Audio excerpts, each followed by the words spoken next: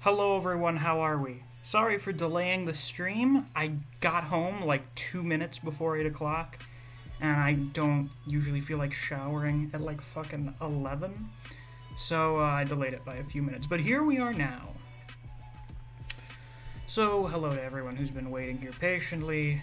Hello to everyone who's just joined. I'm going to join the stream VC now so people recognize that we are indeed streaming. Hello everyone. Miscellaneous content. Welcome to YouTube channel. Hello. Welcome to your own YouTube channel. I'm your host, and these are my cohorts: Ace, Tenryu, Van, and Neve. Excellent. Excellent. Let's see, how many people do we have in the chat now? I assume a few left. Because... How are we listening to a recording of you while you're talking? Just mute the stream. Yeah, just mute the stream. That's what we all do. Yeah. You keep I mean, you're saying open. completely different things. Yeah. It's because there's stream delay. Because there's stream delay. The stream's delayed by like 30 seconds. That's how streams work. Or sometimes I did not know that. Yeah, there's always a stream delay. Like, when I first sit down and hit live, I'm usually not even in my chair. That's also usually why when you send a message in stream chat and then realize there's a typo, you're like, fuck. You're like rushing to delete it before they read it. Because there's like a 60-second delay in addition to like a 10-second delay between you sending the message and it showing up in their chat. Speaking of, I should switch to live chat. I don't know why it doesn't have live chat as the basic form. Isn't there a rule against saying the F word in the first 60 seconds? Yeah, that's actually why in my Ragnarok review from yesterday, I was like, oh boy, I didn't say fuck until exactly 60 seconds in. Yeah, that's only for monetization. Yeah, I'm sure there's no point in this video where we're going to get sidetracked and talk about another series that we like. Right. Not at all. By the way, for those of you in the chat who may be interested, I don't know if Skin's here. I don't think Skin's here, but Sun Eater usually asks. Sun Eater, I finally fucking ordered a PS5. I got it because of Sony Direct. It'll be showing up tomorrow or Thursday, so I finally fucking got it. There we go. By the way, my neighbor got one. He just went down to the store and bought one. I heard a story about that happening to someone a few months ago where they were like going to GameStop to see if they could find something, and it just had a PS5 there. Yeah, that's basically exactly what happened. He just walked in. He was like, "Oh no, sorry, I lied." He called up the place and he fucking just said, "Hey, do you have any PS5s in stock?" They were like, "Yeah, we got one more." He goes, "I'll be down there in 2 minutes." And then he just drove there and got it. Were it so easy? Yeah. So anyway, we got 9 viewers, only 6 likes. If you're in here and you haven't already, drop a like on the stream. And thanks to YouTube's stupid new change to the like and dislike system, I don't see your dislikes anymore. So there is literally zero reason to leave them anymore. Yeah, but you know. Okay. I still have not actually seen that get removed. On mobile, you don't see it, at least. I know on mobile I don't see the dislikes anymore. I'll tell you one thing, just to make Misc's life more difficult. Technically, though, us YouTubers, we still get to see the perspective. We still see it, but if you want to try and, like, fuck with me, because I have the stream up on my phone to make sure, like, nothing's going wrong with it or anything. We can't see that, no. Yeah, I don't see it on here. Yeah. I mean, I still see a dislike button, and I can click it. I thought that was going to be gone. Kanye asked, what magical store of Narnia just has a PS5 on stock that you can just walk in and get? Yeah, the Walmart Black Friday sale had a I don't know where the other PlayStation one was, 5. but... The life of where everyone aspires to be. Canada. So... Anyway, One Piece. We're here today to do a little bit of a One Piece discussion. It's going to be the second to last One Piece discussion, because after this, I'll be able to finally read all the way up to the most recent chapter, whatever that will be by the time I catch up. Because today we're going to be talking about Fishman Island, Punk Hazard, Dressrosa, and Zoe. Is it pronounced Zoe? Sadly, I wasn't able to be here for the last stream, which was some of the most hype part of the story. Yeah, neither was I.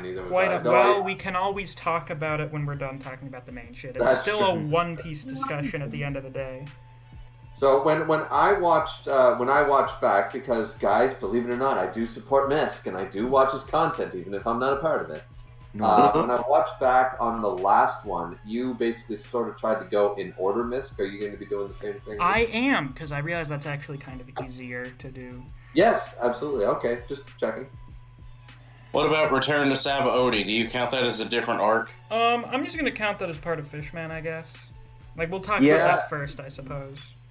Who in the world are? Because theoretically, everything that happens after Sabaody is a detour to them going to Fishman Island. But I would say there are, just like some shorter arcs, there are some very important things, though, that do happen in Return. Yeah, so we're going to be going over that anyway. So. Kanye says I don't know where they spent longer trying to get to. Fishman Island or the arc they're currently in now? Fishman. Well, let's see. We started going. The goal was to go to Fishman as soon as Ennie's lobby ended. So that was about. Actually, that was only like what, 200 chapters? Yeah, a couple hundred chapters. Whereas, because people think like Impel Down is like its own arc and stuff, and it's like 30 chapters. Like Marineford arc is literally the Summit War, Amazon Lily, Impel Down. Yeah, the Marineford saga, because everything that happens in there is part of Marineford. I mean, it's over like 100 chapters or something. Yeah, you got to use the word saga for a lot of this stuff. Yeah. Saga include if there's something. Okay, basically every time they go to an island, that is an arc.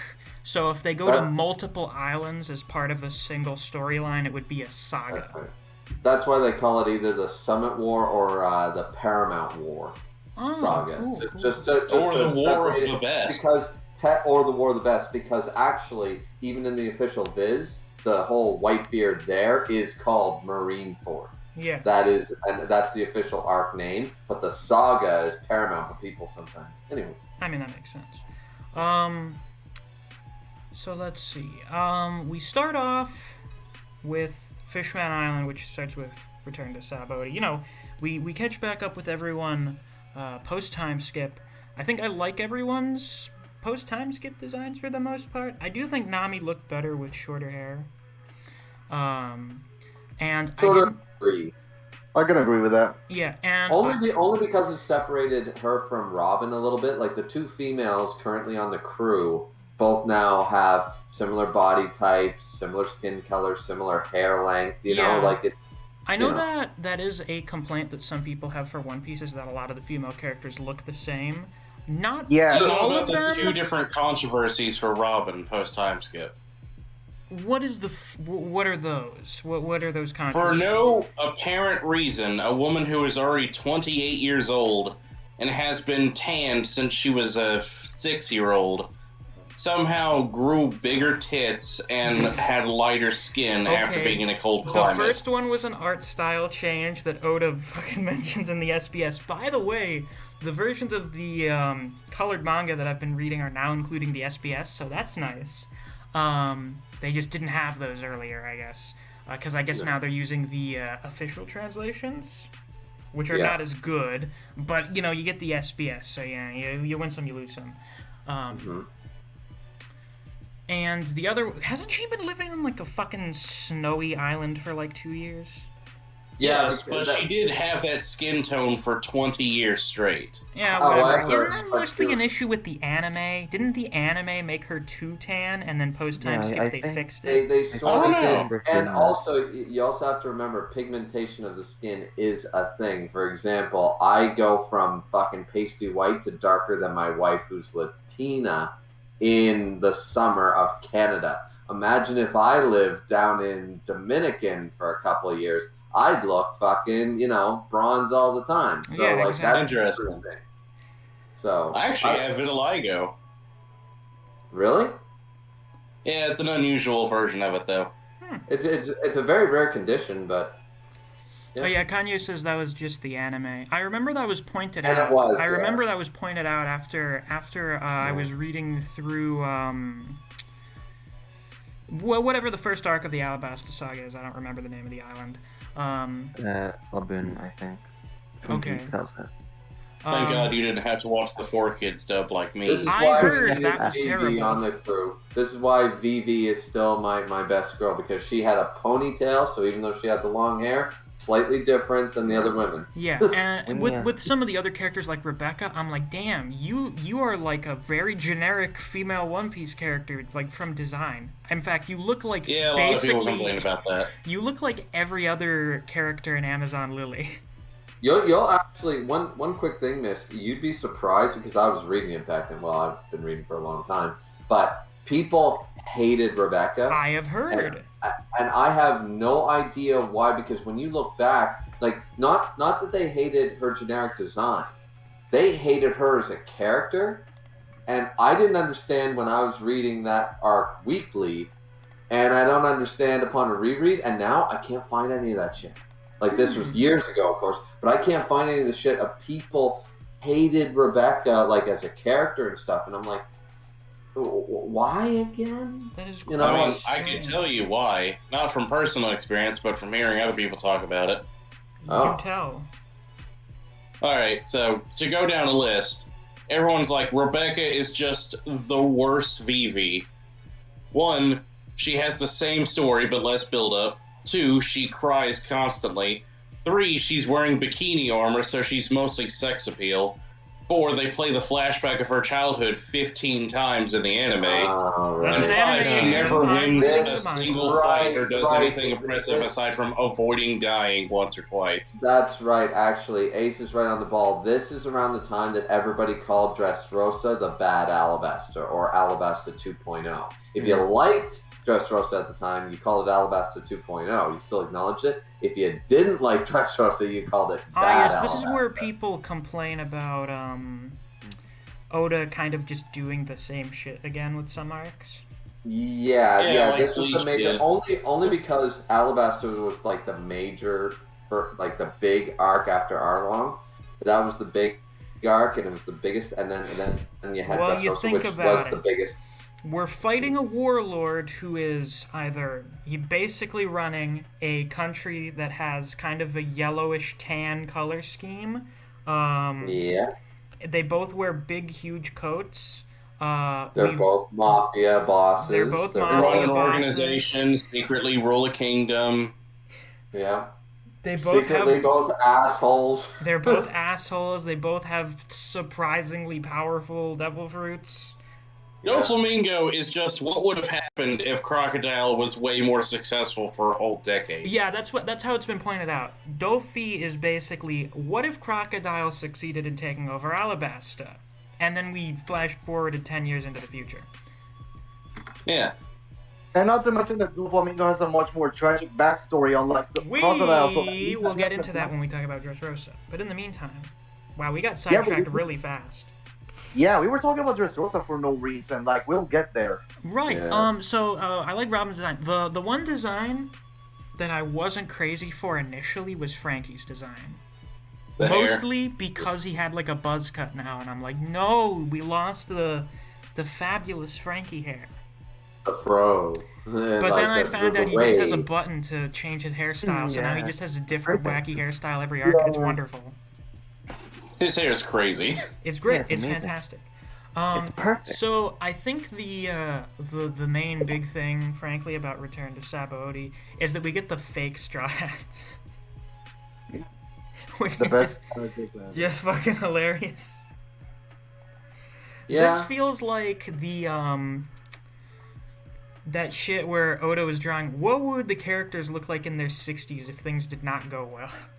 Yeah. Oh, you seen those? I think I was shown them a few months ago. We sent I missed think them when we they were- weren't as long as he was caught up enough. Yeah. They drew them in their 40s and 60s, both Yeah. if things went well and if they didn't. Yeah.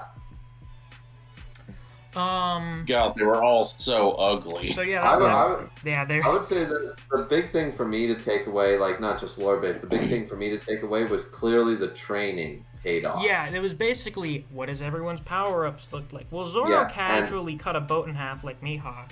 Yeah, but Zoro also the PX models, which everyone was struggling against. He was just like, get the fuck out of here. Get the shit out of here. And how based is Zoro that he got on the wrong ship, started to submerge, on the wrong and then boat cut the ship in half because he was on the wrong ship and said, "That's just your all's bad luck. I ruined your dreams." That's a dick move. That's such a Mihawk thing to do. Like Don Krieg, the only reason he failed is because Mihawk happened to be there. Like, and then he chased him all the way to the East Blue just to fuck him up even more. I was just like, fuck you, I guess. Yeah. They got like that's fucking impressive. He just randomly decided to fuck with this character who was straight up like an ant compared to him because why not? Yeah. I'm bored. Well, it's because it got in his way. Because Don Krieg, when he entered the Grand Line, it was stated in the manga, when he entered the Grand Line, he just so happened to cross paths. If Mihawk had decided to go on a bender with Shanks, Don Krieg might have gone a little further. Who knows? Like, why was Mihawk at the start of the Grand Line? I don't know, he was just sailing around. Because he likes to sail around. That's how he kills time. He's just bored. Yeah, he's bored. For remember, his rival now lost an arm. The way they describe, the way we kind of see the adventure through Grand Line, it seems like you just kind of keep going forward and don't go back. But for people like Mihawk or a lot of the other important characters, they just fuck around in the Grand Line. They just go wherever. Look at Rayleigh. His boat smashed, and he's like, "Oh, I swam the calm belt." Yeah, you mean that place that no ship is supposed to go? You swam it?" And he goes, "Well, that's literally a Beowulf reference, I think. Yeah, he just. I remember the Beowulf movie. He actually did something similar. Yeah, he swam in a race in armor and fought a sea monster on the way there. Very impressive. That's Silver's Chadley. So Zoro, basically everyone's way stronger, and also Luffy can use Conqueror's Haki basically whenever he wants now. At will. At will. It's not like an emotional outburst thing anymore. He just uses Conqueror's Haki when he feels like it. And he can use Gear Second on specific body parts, not even just his whole body. He can use it on different body parts. He's gotten and notice real good. that he doesn't need to necessarily bite or do all that power-up pumping stuff. I don't think he's using it on one body part, because for it to work, you have to cycle blow through the whole body. He's just doing it before he had to take the horse stance and pump up his legs. And now he can just do it with like a swing of his arm and then turn it off in 2 seconds. Yeah, which is good because I think it was at Ivanka, somebody said like Gear Second, or Bruno or something, Rob Lucci, somebody said like Gear Second and Third, that's impressive, but you are shortening, like your organs and your heart hate you right now. Yeah, he's saying you're absorbing nutrients and possibly shortening your lifespan by using this for so long. But now that he's able to quickly bang with it, it's actually okay, but he was shortening. I don't know why he stopped shrinking though. I guess Oda just got tired of that real fast. Neve says Rayleigh stays in Sabaody because he knows he's an anime old man and would be killed if he went to the New World. As in, like, he's the old anime mentor, so if he goes to where the later parts of the story happens, he's gonna get killed at some point. That's laughable because he is the one living man who conquered the New World. Yeah, but you know, from like a narrative perspective, if your old mentor character goes Crocus, too far Crocus into the is still alive. Crocus is still alive. Yeah, but we know that no matter how contrived it has to be, there's a good chance that if Rayleigh met up with Luffy, then Blackbeard or Akinu would show up and find a way to kill him to motivate Luffy. Find a way to do it. See, that's the crazy thing. That's possible. Speaking of Rayleigh, I love the line. Like, Rayleigh is always a treat to see on. He has 2 great moments before they start the journey. Number one is he cuts the line in the ground and he goes, "All right, my disciple," and so it's like, holy shit, the Straw Hat Luffy is officially leaving. And by the way, you guys can chase him. But if you cross this line, You're dealing with me. Yeah, listen, we're gonna have a problem if you try and pass this line. Cross this line, I dare you. And then the whole thing when he yells, "Thanks, old man Rayleigh. I'm gonna do it. I'm gonna be the pirate king." And Rayleigh gets tears in his eyes. Because he remembers Roger. He remembers me and Roger. And he talks to his wife and he just says, "Hey, you know what? I think I want to live a little longer," because Rayleigh wants to see it happen. And that's why I don't believe Rayleigh's not going to die until Luffy actually becomes the pirate. There you go. One of the characters in this series that I just don't know how to feel about more than most others is Sentomaru. Oh, he just kind of exists for the purpose of making the Kuma robots. Is he naked? He's wearing like the Kentucky bib, but is he actually naked? He's very comfortable. I think. Isn't he Vegapunk? Yeah, I think like he called he's your uncle, so he has some connection there. So like, and like he's probably he was the literal nephew. Yeah. Let's see, he's like he has an incredibly high-pitched voice. You would know that from the manga. At the moment, he sounds like a 13-year-old. That's kind of funny.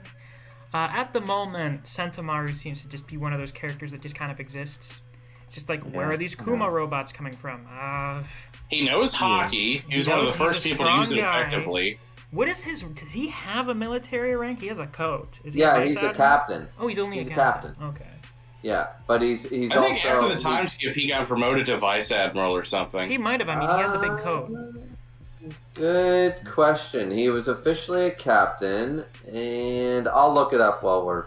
Okay. Yeah. He's a fat baby man wearing a bib with girlish hair and a high-pitched voice who controls robots and works for a scientist. And he has a big axe. Yeah, and he uses hockey, like one of the first people to use it against the Straw Hats. Yeah. Yeah, and he has, pretty strong hockey. So he's just a forgettable character. He's whatever. Anyway, that was Return to Sabaody. That's basically... And everyone gets back together, and it's nice. Alright, and... also, Perona is reformed, yay! Okay. Fishman Island, my biggest problem with Fishman probably... Well, for starters, for me, the beginning sections of Fishman Island were just really fucking boring. Like, I was just not interested at all. All he did was get fat and do drugs. Oh, right, I did pin that comment from Ace. It's like, Horty, all you did since the fucking flashback was get fat and do drugs. That is still in the back. You're like a college pothead. All you did was get fat and do drugs. Yeah, like the central theme of Fishman Island, it actually isn't racism. It's actually drug abuse. Yeah, that's it's drug abuse. Well, actually, if that's the case, drug abuse occasionally makes you stronger because he ate a bunch of drugs, his hair turned white, and then he was able to beat the shit out of a few people. Also, he grew abs because he did drugs. Remember, kids, he instantly had abs. If you Sherlock Holmes is on drugs. I mean, let's be real. Sherlock Holmes does drugs. Everyone did drugs back then. Yeah. Nobody liked Sherlock Holmes on a personal level, though. No, that's true too. But still, it doesn't take away the genius. It's so funny because nowadays. Let's be real here. If you knew a guy who was like a hyper analytical genius, you would probably think he was an annoying prick. I mean, the author tried to kill him. Because they would be. They would be. They would absolutely just be like, I'm smarter than you and my way's the best way. Even when it doesn't work out, I still wasn't wrong. Yes, I've taken a look at that chip bag and I've calculated its salt content. Shut the fuck up. Yep. So I think the first part of Fishman Island is basically just, look at how awesome this place is. You waited 200 chapters to see. Fish people, anime nosebleeds are no. plot And points. also look at Zoro beat a fishman on drugs underwater. Oh, right. Yeah, that's important, too. Don't forget that. Zoro beat the main antagonist in one hit underwater. Remember, Misk, way back when we talked about this. Zoro had to be nerfed for half of the pre-time skip so that he didn't beat up the main villain before Luffy could. Right, and in this case, we're just like, oh yeah, Zoro just basically one-shots the main villain in his ideal environment. Up until the point where you are at the end of Dressrosa and Zoe, Zoro has not been injured one time. He has not had the struggle. The most struggle he did was hold back Dofi's awakened birdcage. Fujitora. Yeah, and he held back Fujitora. But they clashed. They didn't really fight. They clashed. Yeah. Yeah, actually, it's basically just been Zoro showing up to either hold off various characters or just no, actually, because he had a whole fight with Pika. Okay, we'll get into that later. Yeah, Yeah, yeah, like we'll get into that later. But the point is, yeah. So yeah, back the to Fishman villains. Island. I guess The issue with- Caribou is technically a villain. Yeah, the he- next straw hat, of The course. He's a villains guy that were exists. trash. They Yeah, suck. he's the We got Horty and I can't remember his name. like You the need to. And we Vanderdecken. have the Vanderdecken, the pedophile? the ethno-nationalist Sharkman, and the pedophile. Yeah. That is Stellar Fishman. cast for our The first villain fishman trio. with the devil fruit. Oh yes, the first fishman with the devil fruit, which sounds like a fucking awful idea. Yep. That's There's so literally- goddamn stupid unless you're a Yonko commander. I Yeah, want to I was give going to say, the second one is a Yonko commander. We go from pedophile to Yonko commander in terms of our fishmen with devil fruits. That's a big jump. Although, at least in his defense, he wasn't attracted to her. He just wanted to manipulate her power to control We sea don't. kings. Well, listen, we don't care that much. we got. Hey, we gotta mention that fishman that's named Zeo, like as in Power Rangers Zeo. Oh yeah, that What guy the- was interesting. I do like that basically all of Horty's lackeys just got the shit kicked out of them because I didn't really care about any of them. Yeah, Forty issue with the hires Alan. argument that they're weak is just that they're not even interesting. Like, Yeah, okay, they're we just kind of like a couple of them have good designs. I mean, Zeo has a good design, but that's like it. By the way, Neo, One are had, you like, here one watching character the stream trait, right like, now? Or are you Oh putting no, I'm together going to more become a character fried traits? squid.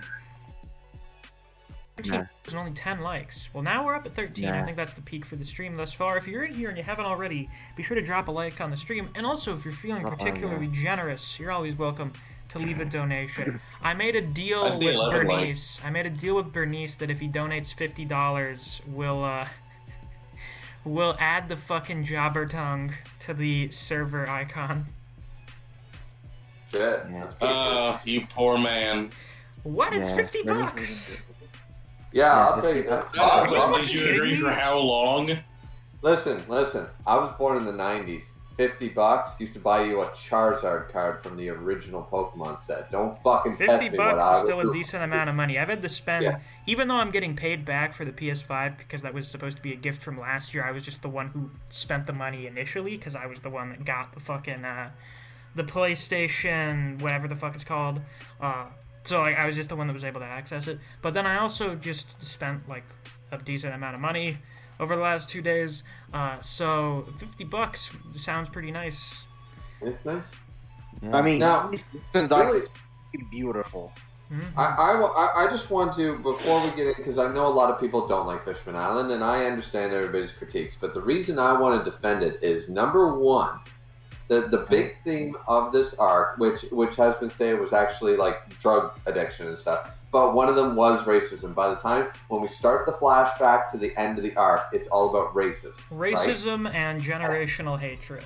Right. Now, remember, this is Oda calling all the way back to the first, in my opinion, the first moment where One Piece became serious, which was our long part. Right. And then, that was also kind of about racism a little. right, but it was racism against humans. We were like, all right, fishmen are bad people. Fishmen are bad. Like they're Fishmen are Nazis. supremacists. Like yeah, they're supremacists. They're Nazis. They're people.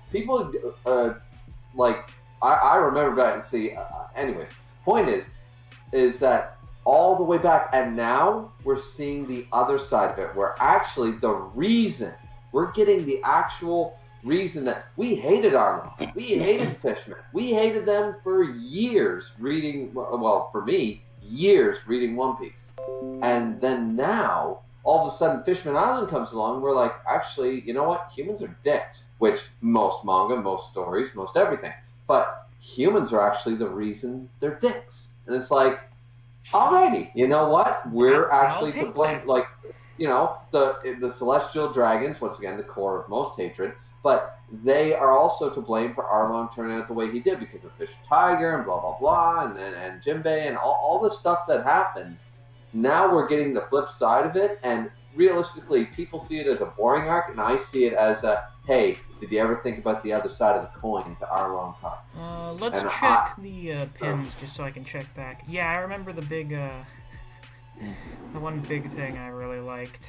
Yeah, there were a couple things I pinned from Fishman Island, but anyway, we'll go over those later as we get through things. But yeah, once we get through the flashback, that's when things start to get quite a bit more interesting. Did you like the flashback? Because a lot of people love Fisher. I thought the flashback was very good. I initially was like, Otahime, stop being fucking stupid. But then I was like, okay, I guess you're right, because it did kind of work out. It did. You'll see later how much it worked out. Yeah. Well, I mean, No, but there's a moment in the flashback that I think is not appreciated. It's one of those things, Miss. That's what I'm saying. Appreciate the callback, because we're calling back from Arlong Park all the way to Fishman Island. Now, what is what Fishman Island told us going to call back in another? What I like, I think people are mistaken. A lot of people think that Oda plans out like literally everything hundreds of chapters in advance. And while he does set things up, I think what he does more so is that he introduces things into the story. He does arcs and stuff. And then he's like, this is interesting. I'm going to use this later. And then he saves it to use a few hundred chapters later. Yeah, that's what he does. And people are... There is a moment. That's what... Like, Fisherman Island is like Skypiea in that one of the best aspects of it is the flashback. Between two thing on your video. Wait, OBS is successfully reconnected. Oh, you're back. Perfect. Also, I think it's interesting they introduced Arlong's sister, Tom's brother. Oh, they introduced so many people. Like that's what I don't like. Once again, you can hate on Fishman Island for its pacing and a few other things, but the amount of lore, world building, ancient weapon, Jimbei. Yeah, that's enough of a reason. I like Fishman Island more. The more I think about it, it was just the initial read through, like getting into it. I was like, this ain't hitting. I'll tell you. I read it. I remember almost dropping One Piece because I was reading that back in the day when it was weekly. Trust me, Fishman Island was hard to read through the first time when it was weekly. Similar, once again, as you've heard, Whole Cake. Yeah. Rereading Whole Cake, people have a much better opinion. Though, from what I understand, it seemed like Vib really liked Whole Cake. I didn't really see any of his posts from it, but from the messages that didn't have images, I gathered that he seemed to really like it. Overall, Whole Cake is not a bad arc. Oh, reading Whole Cake in one sitting, that was a great experience. I can't wait for you to see Whole Cake. I want to actually, because I haven't done it, I've just heard this, but I read Whole Cake week to week, and that was fucking painful. Okay, I think Whole Cake in one sitting is eventually. Also, I'm going to be reading most of Wano in one sitting, so we're going to see how that goes. Or, not one sitting, but I'm going to be binging it. You're going to have a much better appreciation for Wano then. I bet. I mean, I see the build-up for it. We've kind of been building up to it since Punk Hazard. Yeah. Like, introducing characters that are going to lead us into Wano. We brought up Wano back in Thriller Bark. Because didn't get Moria's words, Thriller Bark alone has been the first seeds of build of Wano ever since Gekko Moria talked about Kaido. Yeah, but then... And Ryuma. But then with Punk Hazard, it's like, hey guys, we're going to Wano relatively soon. Get ready.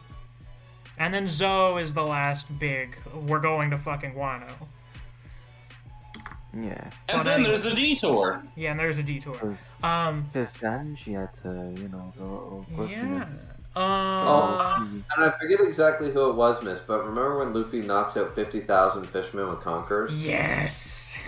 So, really epic. I forget what SBS it was in, but I think they were talking either about Rayleigh or Shanks, and they asked Shanks, how many would he have knocked out? And he said, and Oda said all of them.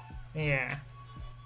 So, but yeah, very, very, still awesome moment, because now we're seeing Luffy in a controlled Conquerors hockey manner. Another great moment. Very fucking strong. So Jinbei is great. Jinbei is probably the highlight character of the arc for me because it's Jinbei and Jinbei is wonderful. Yes. Just 100%. the best. He's outstanding. I love that guy. Probably in terms of actual character, probably my favorite, Straw Hat. Yes. Yes. Can I mention how Shirahoshi basically has a similar character journey to Ariel from Little Mermaid? The mermaid character is a similar journey to another mermaid character. It's a Little Mermaid. Like the most famous mermaid character ever. Like Oda watched Disney. But the thing is that she has a single father and she wants to experience the outside world, and she has brothers that can sing to her under the sea. Down here where it's better, down where it's wetter. Take it from me. Oda even acknowledges he watches so much Western shit. You know that's where he got it from. Yeah. He's even acknowledged he watched all the old like Alfred Hitchcock movies for Thriller Bark and stuff, the old Nosferatus and stuff. He's acknowledged that he draws so much inspiration from Western influences. So yeah, hey man. He's actually referenced so many different movies. Like, he's a huge nerd, and we can see it. I know. I love him, and I love him for it. I love that every arc is like, hey, here's a reference to Hercules. What the fuck? Kanye says One Piece is a story that I feel is much worse reading weekly because it's a story that works in the long term. Mm-hmm. Also, there's a break every 2 or 3 chapters. Yeah.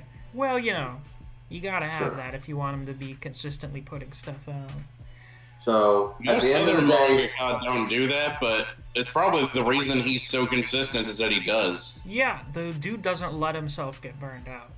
So at the end of the day, we have, at the very end of Fishman Island, we have Jinbei basically willing to do the one thing that was outlawed for a very good reason, but he does what his not foster father, but his captain. Could not bring himself to do, and he gave his blood to Luffy, and then Luffy's all join my crew. I shit you not, you could not think of a better symbolic conclusion to the conflict and themes of Fishman Island than having the two people of different races that have been at war with each other literally sharing blood. Sharing blood, and then there's Koala, the embodiment of Fisher Tiger's will. Yeah. And we meet her again later, but I just gotta love the fact that, and I love the fact that Misk enjoys Jinbei, because I find Jinbei, and then even right after that, he goes, listen, I love, Jinbei is humble, Jinbei could be, the fuck you talking about, boy? I'm a warlord, remember, I saved your ass, I'm top shit, not you. But Jinbei is not an unreasonable asshole. He's actually I would love nothing more than for you to be my captain and sail the seas. But I got shit to do here. I'm busy. I have honor and responsibilities and discipline and shit. And he goes, and when I settle all that, which I'm going to go do, when I settle all that, and if you still want me on your crew, he's that humble that he doesn't say, I'll come find you and then we'll be square. He goes, no. I'll find you again. And when I do, if you want to ask me one more time, I'll join your crew. It's the way he says things just makes you like him more, He's so good. God, I love Jinbei. He's so good. Yeah. Jinbei. He's an MVP for being the one to comfort Luffy after he lost Ace. He deserves so much. Listen, Jinbei was an absolute fucking champ in Marineford, and aftermath of Ace's death. Jinbei was an absolute fucking champ. Akainu, I don't give a shit if you kill me. I am not gonna let you touch Luffy. No. I want to point out that the giant scar on Luffy's chest came from a fist that went through Jinbei's entire body. Yeah. And Jinbei doesn't even seem to have a scar from it. Yeah. He's just that cool. And don't forget that Jinbei also, when he was doing all that, he's just he was actually the one. Wasn't Rayleigh, wasn't Law, wasn't Bo, wasn't any of his crew. He was the one to stop Luffy's rampage. Because Luffy had a mental breakdown. He could have been in a wheelchair. He could have been a vegetable in a mental hospital if not for fucking Jinbei going, that's enough. You sit down, and he beat his ass and said, listen, You have to do this. You have to think about the things that you're worth. Jinbei Stop. saved. You've lost a lot, but stop thinking about all the things that you've lost and think about the things that you still have. Yep. What do you still have? I have my crew. I have a my lot friends. of people said they would have preferred to see the childhood flashback before Marineford instead of after it. I disagree. Because it would have given them a much deeper connection to Ace before he died. I don't know. I just think that Jinbei is actually, and this was a long time coming, but also since Nami, we haven't had a character been asked to join the crew, and they don't join that arc since Nami. Technically, Robin wasn't initiated until Enies Lobby, sort of. Robin stowed away on the crew. Luffy didn't actually. Yeah, she technically joined the crew, but wasn't. It was like, hello, I am inviting myself into your crew. Yeah. And it turns out she's the most vital member. Robin has been like the most useful, normal person in the crew. That's right. Also, Hachi gets fucked up again. Hachi gets the shit kicked out of him every time that he shows up. Getting beaten, shot, beaten again. Luffy, don't fight them, don't do it! Like, bitch, did you not see me punch the dragon? Did you, listen, you know what I, come on, man. Speaking of Luffy punching people, these panels of him kicking the shit out of Horty are so good. Yep.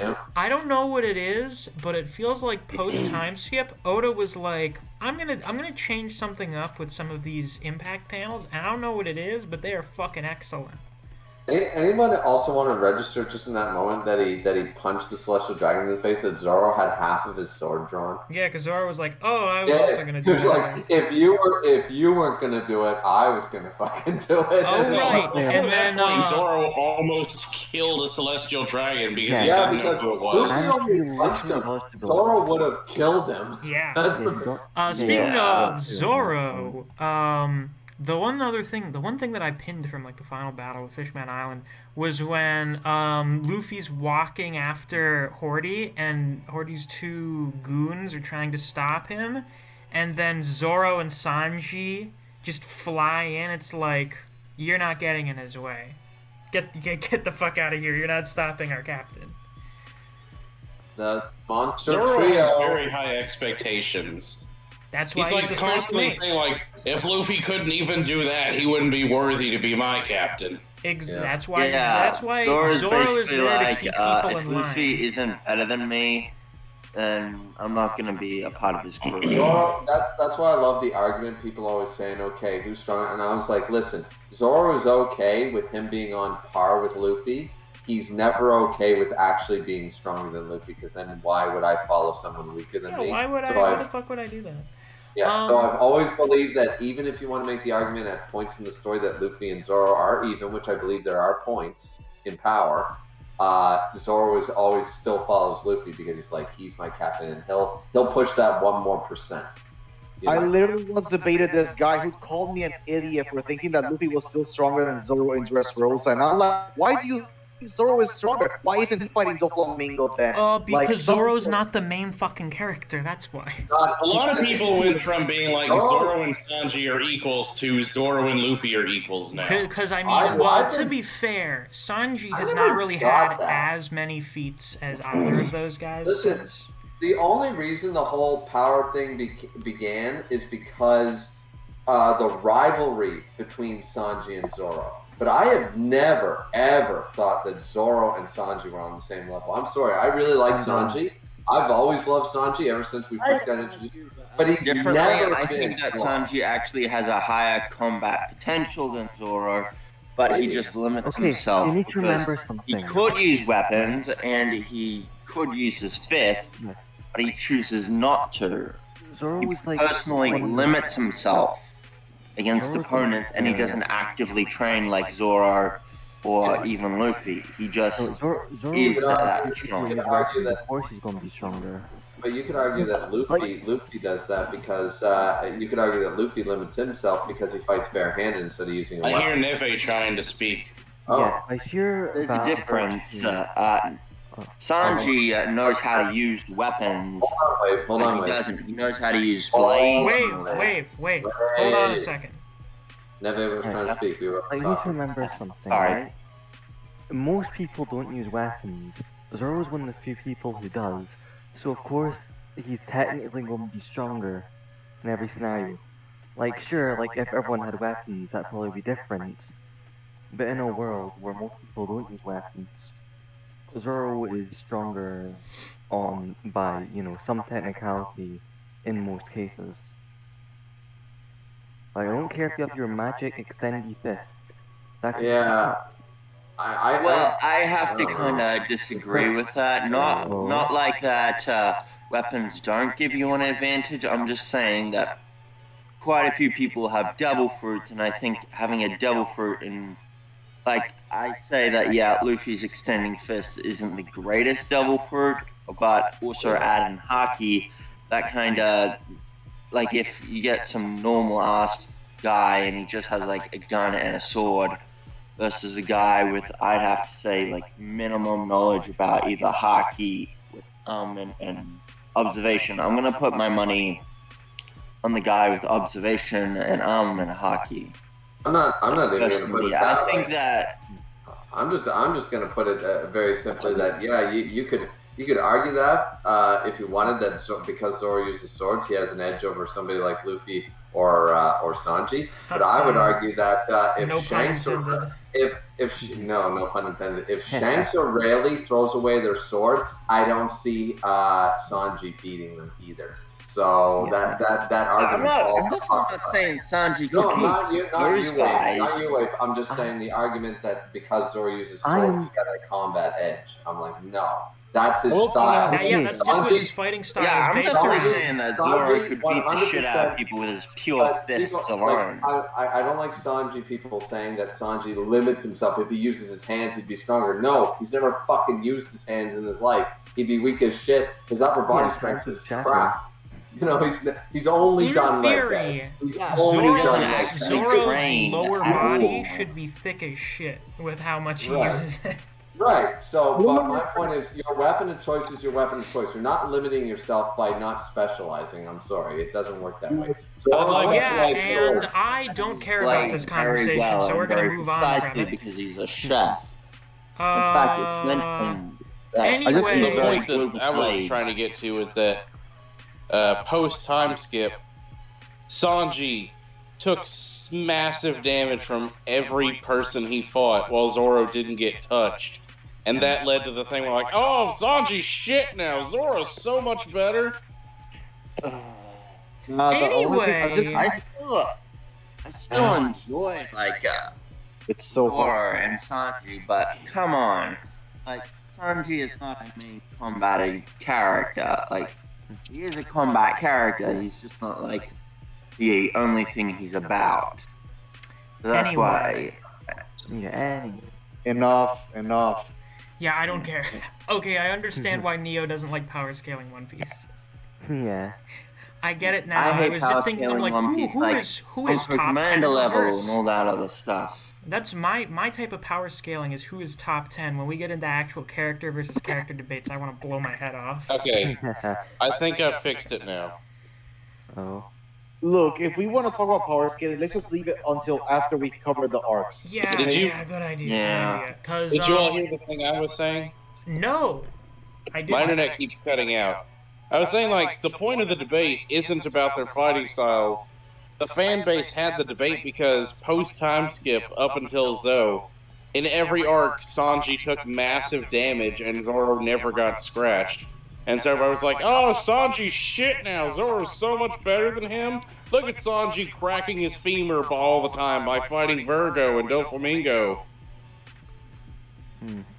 Yeah, but The I think strongest that, guys in each arc who Zoro never encountered. Yeah. So I think Zoro take. Oh, right. And I also just liked the idea with the Noah was supposed to be this big relic from the past that Fishman Island was meant to protect until fucking, I don't know, the end times or something. And they chose to destroy that for the sake of preserving Fishman Island's future. Don't stay latched on to these things from the past if it's going to cost you your future. You should move on from things if you need to. Yeah, and this. But then the Sea King saved it and said, "Wait, don't break it. We need it." Well, it's like, okay, don't worry, that's not necessary. We'll fix this or something. I don't know. Bye. Oh, the Sea Kings. I always wonder how are they going to fix it? Oh, they're taking it to some guy that'll fix it. I don't know. They just dropped it next to Tom's brother, the expert. No, there's the theory that Tom's still alive. They're gonna take advantage of that. Well, I believe Tom could fix the big boat. Tom could be alive. I mean, we didn't see. I doubt it. We didn't have a dramatic scene of him being shot off screen and then his body falling onto the ground like every other character that gets shot to death in a flashback. So, like Tom there. I think he would have been like executed. He was probably decapitated or something. But anyway. Have you gone over all the differences with the 4Kids dub and how hilarious some of them were? No, because I don't like subjecting myself to lethal dosages of cringe. I would like to tell you about some of them, and they'll drastically change your opinion on things. At some point, we need to have a server watch. Oh yeah, what arcs did they skip in the 4Kids dub? I understand they skipped a lot. They skipped Little Garden completely. Why? Because it was about two dudes cutting each other up and shit? And they skipped Reverse Mountain. Why? They replaced the whale with an iceberg, and Crocus never showed up. What the fuck? Why? It's so they can get a chopper quicker. Yeah, they was emphasizing self-harm by showing the whale. Why would they do that? Also, Robin had a thick cowgirl accent. Okay, and but listen. When they introduced her with the cowboy hat, I was kind of reading it with that accent. And Sanji spoke like he was from Brooklyn. What the fuck? Also, none of the backstory characters died in that version except Usopp Small. They got sent to the dungeon. Kuina, instead of falling down the stairs and breaking her neck, they say, "Oh, some dudes came to the dojo and beat the shit out of her in a duel, so she's lost the will to ever fight again. Here, have her sword." Thanks, I guess. God. Jesus, fuck. Yeah, that's their censorship. This is how we have to... I don't even... Why the fuck would they even bother trying to censor One Piece so that, like, 5-year-olds can watch it? They gave them water guns. Water guns! Why? Okay. What's the point? A hammer gun. Okay, it was a hammer gun. But I have to ask, why? What is the purpose of the 4Kids dub? It's so that, like, 5-year-old children can watch One Piece? Why are you trying to make One Piece watchable for 5-year-olds? I started watching One Piece when I was 8. Hold on, here's what I think happened, right? So they saw, like, the first few episodes and thought, this is a wacky, cute character with cartoony powers that people will like? Yeah, that's what happened. And then they got to Arlong Park. And they're like, oh, no, this is kind of dark. What do we do here? How did they censor Zoro's fight with Mihawk? Did he still fight Mihawk? Oh. Remember fucking Don Krieg did a terrorist gas bomb attack? Yes. How did 4Kids censor that? I think they said it was like mustard gas or something, but I don't remember. Oh boy, what do we have here? I've apparently received a donation in the super chat. Wave of Manga has sent $5 Australian and he's told me to sing. Don't do this to me, Wave. No, all you gotta do, Miss, it's all about the 4Kids. So all you gotta do is dreaming. Don't give it up, Luke. Dreaming. Don't give it up, Zoro. Dreaming. The greatest English anime opening theme song ever made. I remember years ago, before I was even into anime, there was a friend of mine who was into anime, and we were watching the One Piece abridged. Oh no, now he sent me 10 Australian... Oh, Jesus fucking Christ, Wave. Wave, why are you doing this to me? We're losing trying to go up to 50. Are you fucking serious? Oh, you gotta sing Whitney Houston. I mean, $10 Australian. Oh no, I should not be hitting high notes, please. We should not be doing this. None of us should, but That's what you're being paid Wave is for. just being irresponsible You're with a his money. whore for the super chat. No, I'm not. Okay, I'm trying to get a good. I can't. Please don't tell me you're trying to send me $50. I'm gonna add super chat to my shit. I'll be a whore. You need to for get all that monetized for it. As soon as you get monetized, Griever's just gonna start doing a bunch of wacky shit whenever someone donates asking for something. YouTube's gonna hate me, but the chat is gonna love me. Well, the issue is you shouldn't do anything that would then proceed in you getting demonetized. I won't do anything that's not PG-13. Oh my fucking god. What? Now he sent 20 Australian dollars with no message. Well, I appreciate the donations, Wave. It's been a little bit of a slow month in terms of views, sub gain, income. So, I appreciate the boost for the last day of the month. Why have we dropped down to 4 viewers now? I mean, December. Oh yeah, it's my brother's birthday, actually. Oh, happy birthday. It's also Five's birthday. That's why I was late. Oh, that's cool. Oh, nice. And I like how the viewer count dropped as soon as we started talking about me singing. Yeah. Well, that's understandable. Really. That is Yeah, I completely understand that. That's like watching white people dance. It's what do awful. we get? Post Fishman. The biggest thing from Post Fishman is finding out that, oh yeah, remember how Sengoku was like, yeah, I want Aokiji to replace me? Well, apparently Absolute Justice Man is not like, yeah, the Marines represent justice. It's no, whatever I think is justice. I don't like Aokiji being made Fleet Admiral, so I'm against it. It's not justice. I won't stand for it. So, in theory, if he hadn't stepped down yet, couldn't Sengoku just be like, Akainu, shut the fuck up? Yeah, I actually have a question, actually, that's been burning a hole in my head. The Kong. Now, to be fair, Akainu being made Fleet Admiral did seem to result in a certain other person becoming Admiral, so I guess it worked out in the end. He brings up the numbers is what he does. But I have a real question is that, so Sengoku basically says, alright, Aokiji, alright Kong, you good to go? And then Akainu goes, fuck no, I'm not letting him lead me. This begs the question, did Akainu ever question Sengoku's rule? Or was he going to vie for that position anyways? That's a good question. Well, because I guess we never saw it, but Sengoku was Fleet Admiral, and it was like Akainu did not step out of line by the looks of it. So it's curious that he never stepped out of line because Sengoku's not exactly Akainu either. He's not Absolute Justice. Because I think the deal is that lazy justice is almost the opposite of absolute justice. So he lets people go. He was like, "Are you fucking kidding me?" And he was probably like, "Are you fucking serious? A guy who just lets people get away is gonna be Fleet Admiral? Hell no." Yes. Yep. Do you think Kong will ever see action in the series? No. I doubt it. He's the former Fleet Admiral, and he has arms the size of tree trunks, and his name is Kong. No.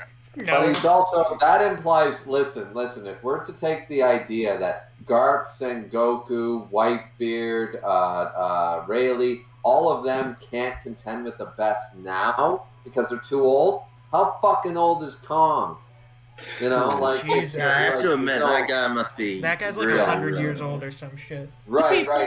If he was Fleet Admiral when Garp and fucking Sengoku were admirals, well, Garp wasn't, but you know what I mean. So, He's never been an admiral. Oh, the World Nobles wanted Akainu to be Fleet Admiral? Sun Eater says it was the World Nobles. Did they? Yeah, I remember that. The way I understood it was Aokiji was being...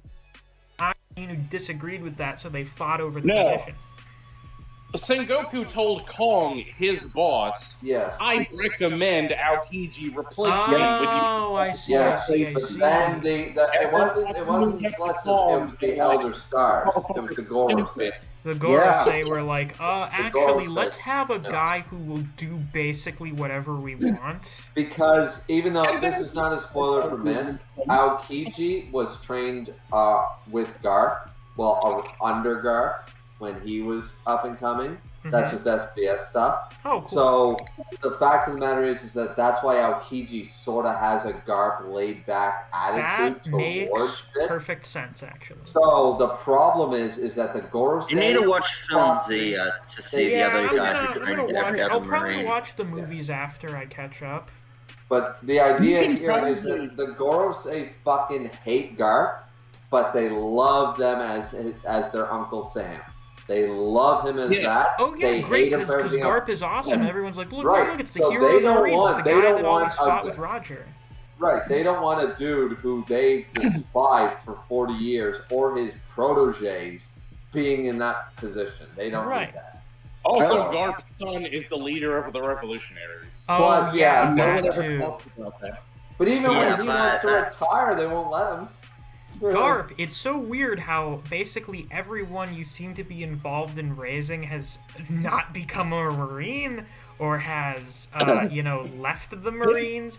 It's But almost then he as if your raises up- ideology of being a decent person isn't that compatible with the Marines anymore.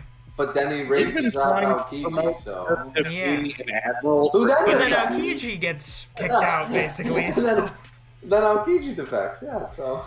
so great track record for Garp. They've been trying to make Garp an admiral for like 30 years, but he keeps refusing because he would lose freedoms. Yeah, And he'd have to because work when you more think directly about it, with it's the like Celestial vice Dragon. admirals are going out like every other fucking day to do shit. How Yeah. often do vice admirals are going out doing shit all the time? How often do we have admirals going out doing stuff? When there's a buster call or someone decides to punch a fucking Tenryubito, that's about it. I saw a guy one time, not to get back to Power Island, but I saw a guy one time actually put Garp in Vice Admiral tier because he's a Vice Admiral. That's and I was fucking like, hilarious. Oh, you poor unfortunate soul. Now here's the thing. At the point I'm at in the story, I don't think Garp has actually done anything like fucking ridiculous beyond what the admirals have done. But Most like, of his feats are we like- haven't seen Garp in his prime yet, and everyone's like, "Holy shit, it's Garp." You're going to see a flashback. I know I'm going to see it. I know there's Well, there's a Roger don't forget flashback. Marineford. Don't forget Marineford. When Garp showed up, even Whitebeard yelled at him, and everyone's like, the hero of the Marines, the fist, Garp. And Whitebeard shouted, don't worry, he's just an old man now. And Garp yelled back, look who's talking. Yeah, look And who's talking, buddy. We're both old as shit what now. Whitebeard did as a dying old man. Yeah. So, Literally on his deathbed, old A lot of man. people forget Whitebeard had like 5 IVs and a breathing tube before that And it fight. still took And like he's several still- hundred people, including multiple admirals, and then the entirety of Blackbeard's crew to kill him. yeah. I want to point out probably the So, best let's exemplification. just remember... Just remember that Garp fought Whitebeard before that, both in their prime, and they're still alive. Yeah, so yeah. let's use that. But anyway, because what That's happened showing originally different. was I was like really excited for Aokiji to be Fleet Admiral, because I'm like, yeah, Aokiji's a cool guy. He'll send us in a good direction. And then it's like, oh yeah, the fucking dickhead who killed Ace is now Fleet Admiral. Yeah, we can't. Well, technically And they did Aokiji is out of the Marines, so I'm like, oh god, oh shit. I mean, Kizaru's cool and all, but he doesn't let people leave. You know? I want to Well, he mention. sometimes I want to does. mention this. Kizaru did not capture or kill a single supernova. Well, that's That's true, but All he did was capture all the small fries. Bring a single one. because Kizaru's just kind of He like, was trying well, to kill Hulk, you know? yeah. Cool, because I It's guess so- Kizaru's just kind of like, oh, I'm here and I'm kind of stoned, so I guess I'll just fight some people. I wanna point out- He is the black man didn't technically, wish you to he talk also- to I people. didn't get a chance to look around here, apparently. Yeah. Don't forget, he technically surrendered to the Ben Red Hair Pirates, Beckman. too. Ben Yeah, Beckman. so that technically that's a surrender right there. Yeah, Kizaru's like, oh shit. Oh shit, Ben look Beckman. Fuck. Before Akinu was properly introduced, I want you to look back at Robin's flashback of Ohara for the difference between Akainu and Aokiji. Aokiji kills the Vice Admiral who defected, but then lets Robin go because she hasn't done anything wrong. Akainu, on the other side of the island... Let's blow up this evacuee ship just in case. Because one of them might be Robin. I wanna say this about Akainu and Aokiji's fight. Okay, so Sengoku recommends Aokiji to be the fleet admiral, right? The thing is that Akainu disagrees, and he defeats Aokiji in a fight, and he's elected as a fleet admiral. Like Doflamingo said, history is decided by the winners. Might makes right, bitches. So yeah, Akainu literally got the title because he defeated Aokiji.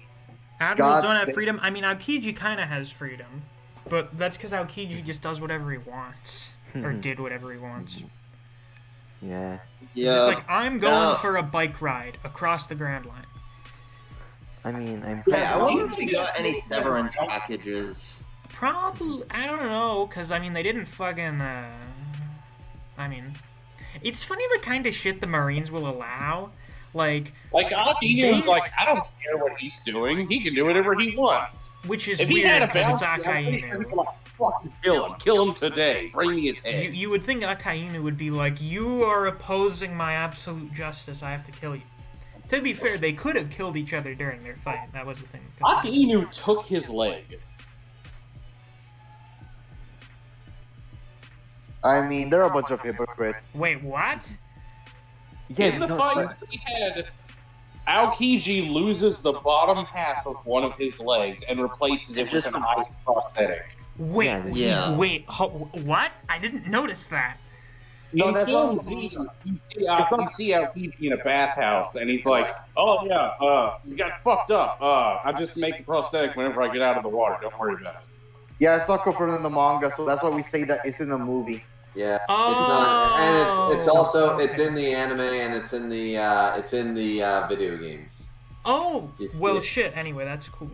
It's yeah, very everywhere impressive. but the manga. It's very impressive, as we already know from the lead up to Marineford. All the best fights in One Piece happen off screen.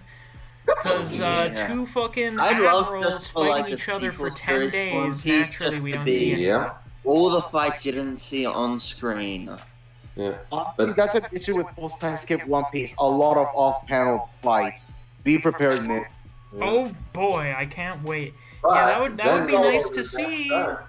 It's also very fucking impressive that Aokiji had like a high diff fight, like a super high diff fight with Akainu, considering he's ice. It lasted 5 days. Oh, was it 5 days? I thought it was 10. I don't know. I thought it was 10. One of them was your favorite. Okay, a 10-day battle with a guy who, in my opinion, straight up hard counters his Devil Fruit.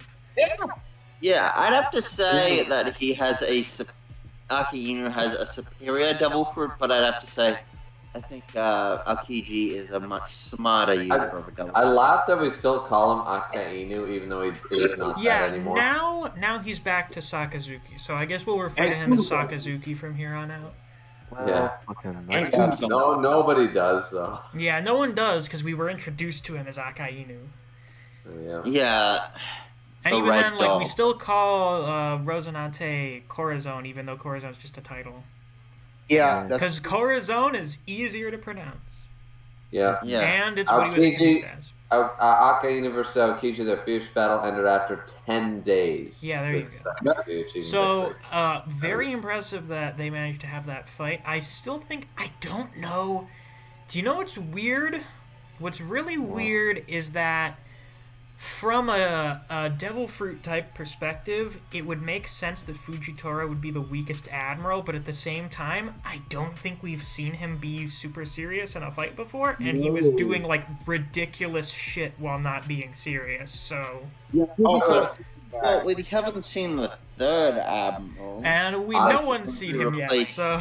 God. Something I want to point out. I just want to say this... I want to say this about Green Bull. He was the silhouette was shown like 3 years ago, and we still don't know what he looks like. Well, how long after time skip was it until we saw Fujitora? It was what, like 3 or 4 years? In 2013. I think his first appearance was in 2013. Fujitora. Okay, and then we didn't see Green Bull's silhouette until what, like 2016, 2017? 2018.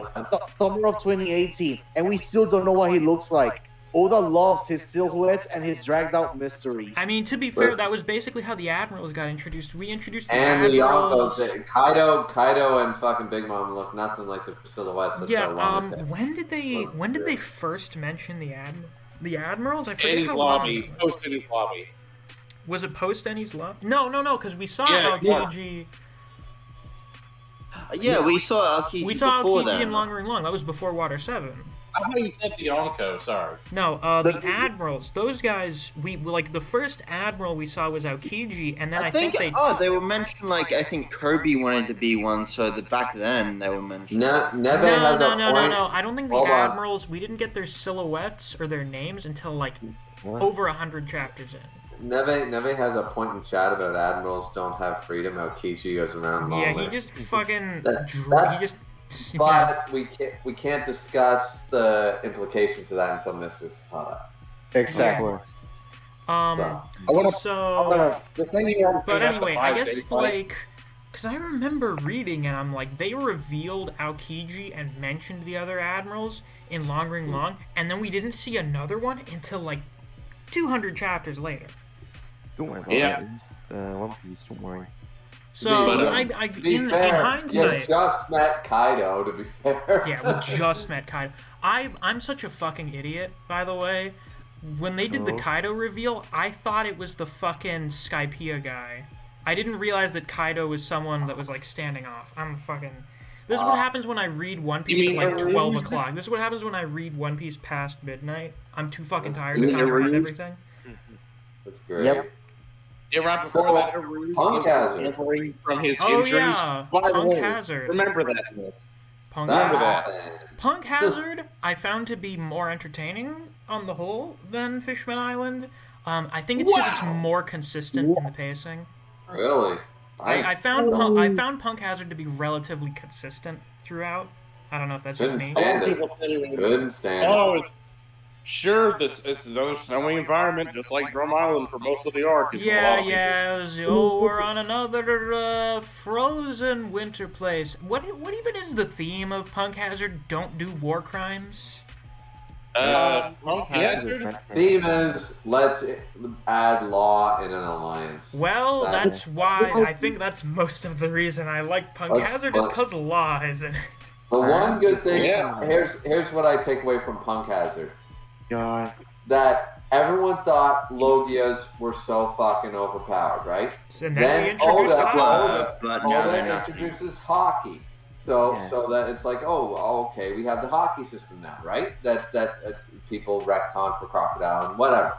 Or plot holes, whatever.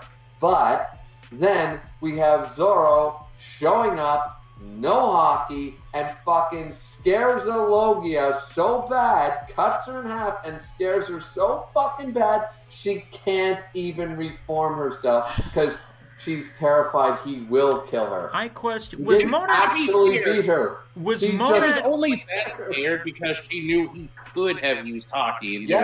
But she doesn't. She never saw Zoro use hockey. We know Zoro can use hockey. She probably expected him to use hockey. It was still her brain was like, oh my god, this guy is so much stronger than me that he's gonna kill me. She was so petrified by his aura, by his stance, by whatever you want to call it, that she believed that it didn't matter what he had, she wouldn't be able to win, and she couldn't reform herself. Talk about getting fucking blue-balled. I thought Zoro straight up cut someone in half. Yeah, that's something I mentioned last night. Zoro, aspect of in half, has never once cut off a body part or killed a person. Despite being the anime swordsman, Zoro has never cut someone into a billion pieces.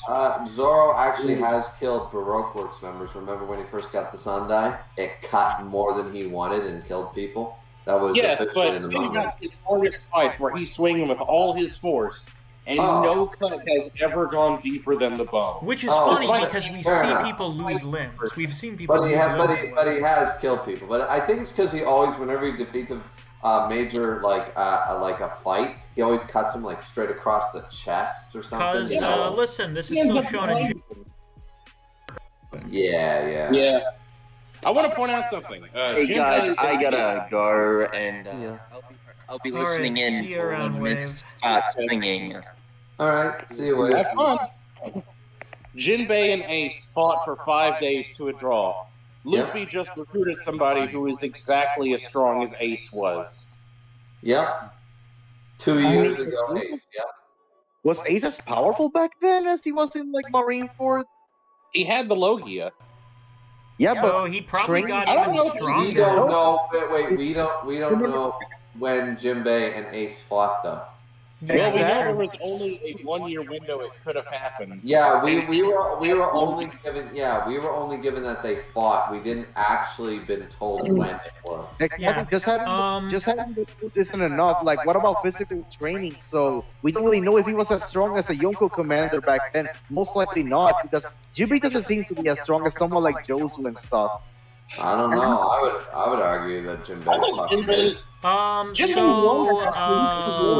I think the reasons that I generally enjoyed Punk Hazard was because Law and Smoker. I like. I I like- get to see Smoker do stuff, which is good, because I was kind of... When we got to Marineford and Smoker was there, I'm like, Smoker, aren't you only like a captain? We've been fighting fucking vice admirals and admirals for like a couple hundred chapters now. You seem a little low tier. And then he gets promoted to vice admiral post time skip. And I'm like, hell yeah. Actually, Like, my favorite aspects of Encounter will be, well, like you said, Law, and the fact that the setting of the arc is an island that where served as a battlefield for Aokiji and Oh Akainu. yeah, we have the Toriko Hype Island. Exactly. They They were like, also. they changed the weather for like the entire year. They altered the fucking weather. That's something you see in Toriko. hold on. Look, the best example I can think of in Toriko is like Area 6 in like the sea part, where they mention that there are tornadoes around because this is a result of the fight between the Mother Snake and the Whale King. Okay, so that's the kind of fight that then we see in One That's Piece. true. That So we got big Zoro moment, and then you know, frankly, I thought. Nevis trying to talk. Oh no, what do you got? Heroic Spirit in chat has said something that Money did know that Zoro has Haki because, you know, Zoro cut her cheek, remember?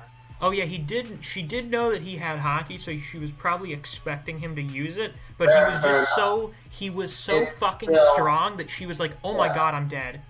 It's still the fact that she was so petrified to think that she, like, basically at the end of the day, he didn't use hockey, cut her in half, and she was so scared that he did kill her that she couldn't reform and use her Logia powers. That's still pretty nuts. That's still pretty regardless. crazy. It's still a kill moment. That's It's a big. still a feat regardless. That's still pretty. That's still pretty fucking good. That you can scare a Logia into believing that you killed them. Oh yeah, Monet's Like- design is pretty good. Is Monet dead? Because Monet got stabbed in the heart by Caesar. Yeah. Yeah, she is dead. Oh my The island god, someone exploded. actually died again. Holy shit. Dead too, by the I'm way. not gonna believe it until I see it. That's how One Piece operates. Because I've just Virgo's been sitting dead here, too. I'm like, alright, where's the Punk Hazard cover story where we find out none of them are dead? Yeah, Virgo and Monet are just dead. Yeah, Cool. they were straight up. I'm straight up completely dead. fine with that because I liked the scene towards the end where they were gonna blow up the island, where Virgo was talking to Dofi. I liked that scene, and I was like, please don't rob me of another good death scene. This isn't like the How best nice death of scene, it but I was- liked it, and I'm like, don't fucking retcon this out in a chapter or two, please. How nice of it was Law to just leave the line open so Dofi could talk to Virgo while That's he fucking died. hilarious. That's I great. want to see this. By the I wanna way, see Law's speech. First off, Virgo's really cool. Virgo had. Oh yeah, he Whenever is cool. people get into kicking fights in One Piece, that seems to be when Oda does the best choreography. He had Yeah. bamboo. The really cool thing about Virgo is that he has no devil fruits and he still defeated a Logia user. He's That's just really- that good of a hockey user. He had bamboo. He's that's got something- bamboo, he's got hockey, and he knows that martial art that the fucking world government teaches people. Yeah, Rokushiki. Yeah. Yeah. Rokushiki powers. Rokushiki. Yeah, which is strong. It's really fucking strong, and that's why Sanji knows it now.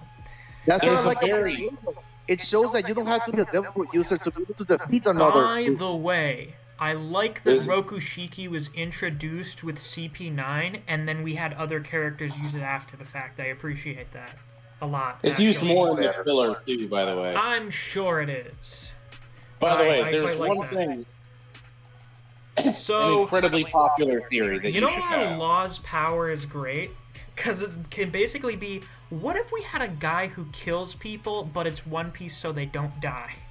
Oh yeah, he can just make people into centaurs or decapitated heads. This fucking spread where Law cuts Virgo in half is fucking awesome. It's so good. And then I didn't realize until like I went to the next page that, oh shit, he cut the whole fucking island in half. Oh, yeah, that mountain? I don't know.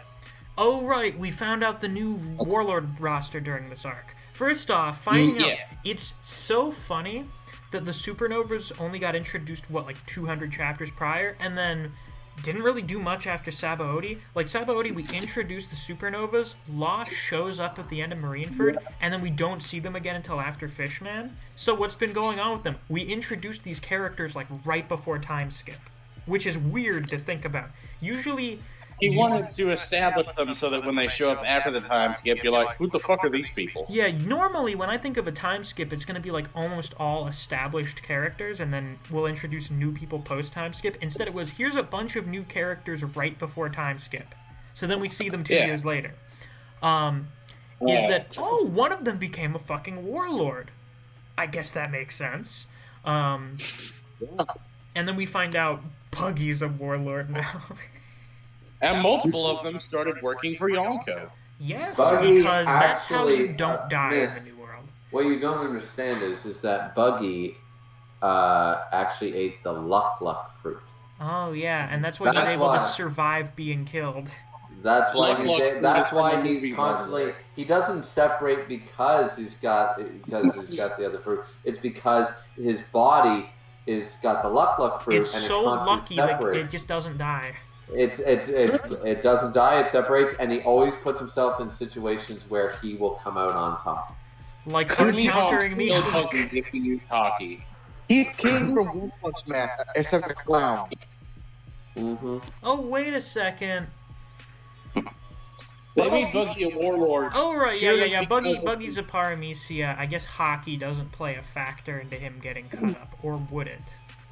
Well, yeah, because Garp can punch Luffy because he uses hockey, and he doesn't just bounce. Yeah, okay, so... people had this debate for the longest time that said, "Oh, Mihawk can't actually kill Buggy," and then we're like, "Hey, look at this new thing I'm adding to counter various Devil Fruit powers."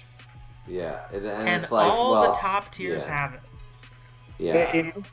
In all fairness, you just have to be strong enough to hurt Luffy even without Haki. Lucci, without Haki, was able to hurt Luffy with physical Luffy was doing internal damage. Not anymore, he won't.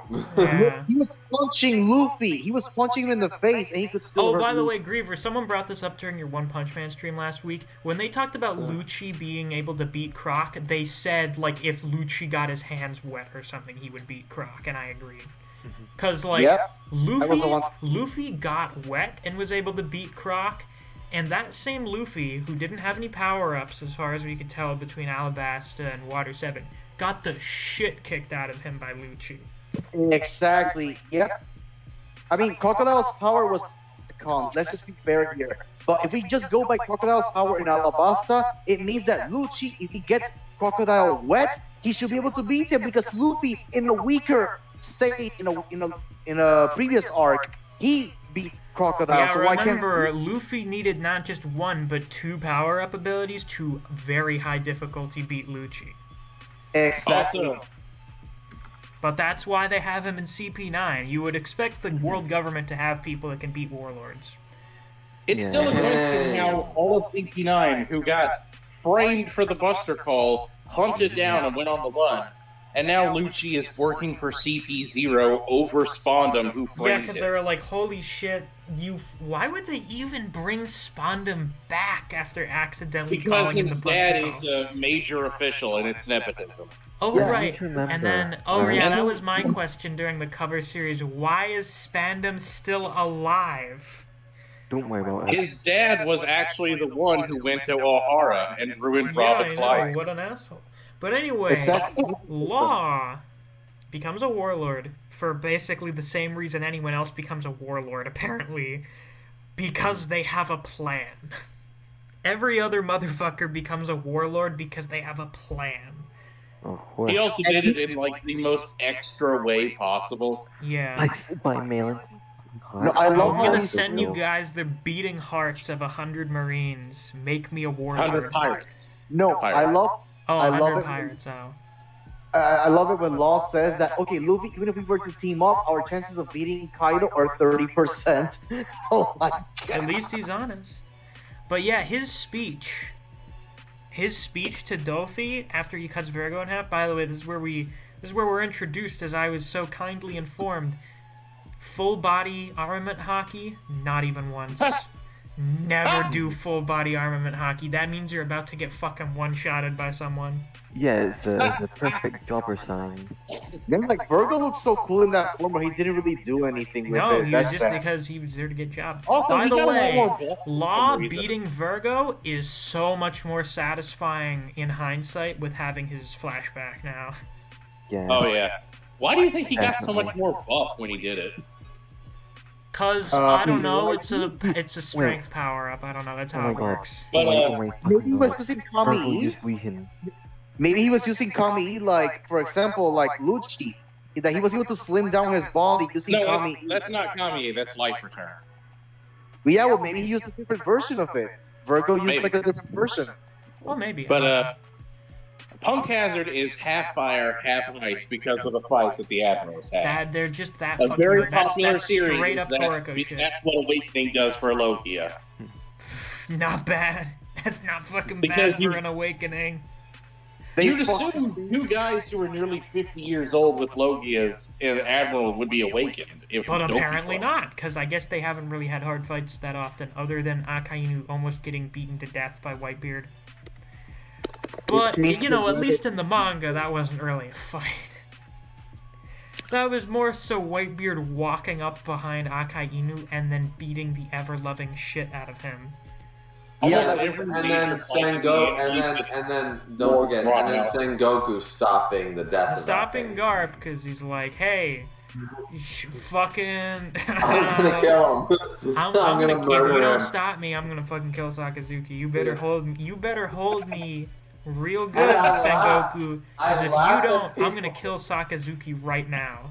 And to this day, I still laugh at people that say, no, he couldn't have done it. I was like, first off, if Sengoku did not believe that threat, he would have let up. And second of all, the half-dead, dying Whitebeard on IVs was kicking the shit out of Akainu at this time, and you're going to tell me that the dude who fought on par with this man back in the day is not also capable of still kicking the shit in the same... Unless you want to take the anime version of the fight, in which Akainu actually kind of does fight Whitebeard for like a minute. I'm not taking the anime for shit. Manga's The canon. anime- This anime- is true. This is true because we had to censor out Whitebeard getting half of his face melted off, and also anime pacing. So we have to make this one Yeah. double By page that spread logic, last like 5 but minutes. you know what? You know what? By anime logic, I'm taking the 4-kid dub for everything. So, Oh, God. Jesus Christ. Anyway, Law's Every- speech here is really good. It's been 2 fucking years since the war. What have you been doing? You haven't done shit. You haven't done shit, though, for you've just been sitting around preparing things for 2 years. Which, You by the didn't do way, anything. Dofi and Croc were fighting in the background of Marineford, just saying, and Croc still alive. Just That's Like, let's Anyways. Oda did So not anyway, force- wait, hold. The speech here is really good. All Whitebeard did was end the era. Marine headquarters has been building up their forces, but they haven't been challenging any big players, almost as if they're preparing for something.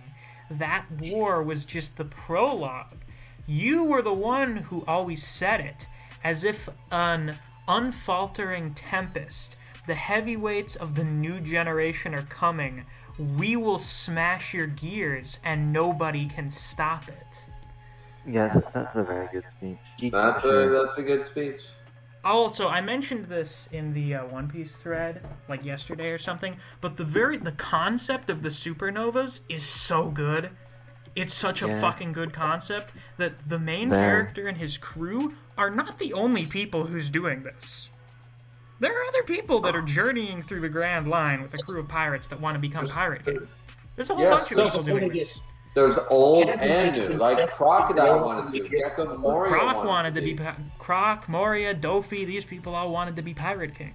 Yeah. Everybody wants to be Pirate King. Even people who were around before the Pirate Age started. Everyone assumes that Whitebeard wanted to be the Pirate King. But apparently he didn't seem to be interested. No, Whitebeard never wanted to be the Pirate King. Did you see Chapter 0 yet? I have. Or is that a movie or is that a chapter that I have to read? It's a canon prequel chapter that takes place like right at the time Roger dies, and also a clip to like when he's in his prime. And it shows a ton of characters 20 years ago, including a bunch of guys who watched Roger get executed in Lowtown, including Moria, Mihawk, Shanks, Smoker, Crocodile. Wow. Crocodile. Everybody was there. Yeah. Smoker may have only been in the anime, though. It's not clear. Huh, Yeah. interesting. But they were there, and that's what inspired them. It was the execution. Yeah. Fascinating. All those guys you just mentioned watched Roger get his head cut off, and they're like, I'm going to be him. I want to be like that guy who got his head cut off. But you know what? Wait. No, we don't know this. Never mind. Well, I don't anyway know. then. I don't know if we know this yet. That's Punk Hazard. No, It's basically... wait, never mind. We do. Sorry, I forgot what information you don't know, Mist. Roger knew he was dying, and everybody knew he was dying. How much did the people in the crowd know he was dying? Like, Shanks knew, and because he was Buggy in his knew. crew. Right, but did some of the other, Shanks and Mihawk are best buds? Did Mihawk know? So by then that extension, who else knew? Did the other Yonko know? Whitebeard knew, right? Garp knew. So what my question is how many people were standing there and being inspired by this man, but also knowing that he went out his way? Like, that's what I argue. Some of these people, maybe somehow Crocodile and Dofi and Gekamora found out through the grapevine that this man knew he was dying, and he went out like a fucking boss. And so they were like, that man, it might get his head cut off, but he did it like by choice, not by, and that's, so. Yeah, so... The last day of Roger's life is hilarious. He's like, alright, I've got a terminal illness, Crocus can't keep me alive much longer, I'm gonna disband the crew, find a woman, knock her up. Alright, I knocked up a woman. Hey, Garp, I'm going to turn myself into you. I knocked up a woman. Find the kid. Keep him alive. Alright, I'm out. Peace! Bye!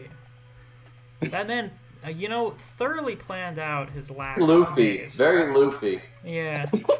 Very Luffy way of doing things. Like, just Though the difference is I don't think Well, Luffy knows what sex is. He doesn't seem to know what the fuck sex is. Well, he didn't. That's not exactly. He was just like, who's gonna find the treasure? My kid. Yeah. But anyways. I guess this is technically still the end of Punk Hazard, but I actually really like Virgo and Monet's death scenes. You like Virgo? Virgo is cool. I like their death scene. Okay. Could you explain why I like Virgo? Just quick. Oh, he has a cool design, and I like his fighting style. All right. He's also very stoic. I'm not particularly interested in him as a character. I just find that he does cool okay. things. Because I like the design. I always got confused with the whole food on his face thing, and I was like, that was weird. I don't know why. Listen, sometimes Oda makes some questionable decisions. Yeah, and I was it's just like, this theory. guy seems really cool, but he doesn't have a weird, quirky character trait. How about he puts shit on his face that he plans on using later? Now, Okay, he doesn't I will say one thing. I will say, like a grain of rice stuck to your lip. He doesn't know what's there. But I will say one funny thing about Virgo is he started the whole trend of going full hockey. Full body armament hockey. You're done. It's over. Don't do it even once. However, I would argue one thing, because this was a theory for a while, is that what if certain characters who have a stupid amount of hockey, let's go, just miss for your telling, let's go Yuta in Jujutsu Kaisen, what if someone with a stupid amount of cursed energy, a stupid amount of hockey did it. Like, Virgo's strong, but he's not fucking Admiral or Yonko, so what if they did it? That's a good He was a question. vice admiral. Maybe that's Yeah. what'll happen when they beat Kaido. Is he'll go full body armament hockey. Full body armament. There you go. Yeah. So I'm not saying, and actually I'm Like, just gonna- in theory, it sounds like it's a really good idea, but apparently right. every time it gets used, it's right before they get one-shot. So, but it's Yeah. never been used, and I don't think this is a spoiler. It's never been used by a top 5. No. So I would argue that if a top 5 used it, it probably would, fucking theory, put into practice, would work. Luffy Yeah. avoids the curse by using 70% body Yeah, hockey. well, there you go. Yeah, you yeah. just cover up the important Gear- bits, yeah, other than your Gear- internal Gear- organs. Yeah. What is Gear Fourth? Gear Fourth is over half his body. Gear Yeah, but fourth not all is, of it. what if I But not did all of all of the other gears to various extents, and then also some armament hockey? Is that basically Gear 4? Now, each gear is stimulating a different system of his body. Yeah. Gear second is his circulatory system. Yeah. Gear third Yeah. is his skeletal system. Uh-huh. Gear fourth is inflating his muscles and then galvanizing them like car tires. That's why Oh, he's I so see, buff, cool. because he managed to blow out his muscle system, but with the inclusion of armament hockey, he doesn't lose the strength. He doesn't lose the hardening. The elastic. Gear Fourth wouldn't work without hockey, because what Gear Gear fourth Fourth is would be. him becoming a giant car tire that can Yeah, redirect his and punches it midway. wouldn't work. He wouldn't be able to do anything. But with armament hockey, he's able to actually bounce back and hit and stuff. This is So- also Yeah, why he can Gear fly. 4 is really good from like a power system perspective, because it's basically the perfect meshing of the original power system of Devil Fruits and then the new adding power in the system of new. hockey. That's right. That's right. Yeah. Realistically, there's There's only a a couple theory. of plot holes with the hockey system, and the biggest one is Crocodile. Yeah, because Croc, well, it's like, how the fuck does Crocodile Croc spent not know all of hockey? his time Yeah, mastering his which movement. actually the Viva Ricard does not actually confirm. Most times when they introduce a Viva Ricard, they go what hockey they have, and they still Oda does not want to say. Crocodile Oh. went out of his way to say, I spent all my time mastering my devil fruit specifically. But you You could argue that child. Dofi did the same thing by awakening his, which is what we're getting Though to. it seemed like, didn't they say Dofi had unlocked Conqueror's hockey before he got his Devil Fruit? They was like, you have Conqueror's Yeah. hockey, kid. True, Here's true. a Devil Fruit. But Yeah. the fact, as you said, like Crocodile also was in the New World, tried to take Whitebeard's head, lost his hand. Like, he's been on journeys before this. There's no way he traveled the New World without hockey. That's true. So, It everyone's- seems like kind of. It's just like, So- why the fuck didn't he use it? Because Oda Right. hadn't thought of hockey yet. That's why. Right. What's That's the basically that's Bartolomeo why. without a navigator in the New World? Yeah. At the end He of the went day, to what I'm gonna chalk this up to is that at the end of the day, Oda's not perfect. Crocodile not having hockey in Alabasta is a plot. There you To go. be It's fair, that in easy. chapter one- Hockey is a result of One Piece being as long as it is. Right. In And that's- chapter 1, Shanks used Conqueror's hockey on the King of the Coast. True, but But- Arm and hockey didn't exist until fucking Marineford, so And in my opinion, from No chapter offense. Well, not one, Marineford, no. in Sentamaru chapter used it. one, Garp okay, used Sabaody, whatever. in my it. Garp opinion, used it on Luffy. Conqueror's hockey in chapter 1 was literally just Shanks doing the anime thing where I'm really Yeah. fucking strong. My aura and willpower is so intimidating that even the Sea King runs away There's from so me. many manga. That is Fist of the straight up, North I'm like, Star, oh, that's a fucking manga Kenshin. thing. That's just a Yeah, thing that yeah. happens in manga. Yeah, like that might have. Oda basically, that's another actual retcon to the hockey system. Shanks basically pulled the Fist of the North Star, Kenshin fucking samurai eye stare, the death stare. That was not Conqueror's hockey at the time. And then It Oda was became- like, well, hockey. Oh, wait a second. Yeah. What if I this I is think the hockey? very There you first go. use. I think the Yeah. first use of hockey in the series was post Engy's lobby. Garp shows up. He punches Luffy in the head. It hurts, and everyone's like, "What? You can't just punch Luffy." That's the first use of armament hockey. The first use other people argue that the mantra from Skypiea is mantra. Yeah, that's I've heard that's like as early as you can get with Oda planning hockey. Go back. Mantra was observation hockey. Yeah, absolutely. So anyway, I like this death scene because this felt like I mean the Dofi's speech on justice with Marineford is really good. That's a fucking great speech. But I like because this is the point where I'm like, oh boy, Dofi's gonna be the next big villain. He's gonna be the big villain for this arc. I guess Punk Hazard and Dressrosa would be the Dressrosa saga since it's like a fucking 150 chapters. And technically more than one arc. I mean, there's this guy about a super saga on right now.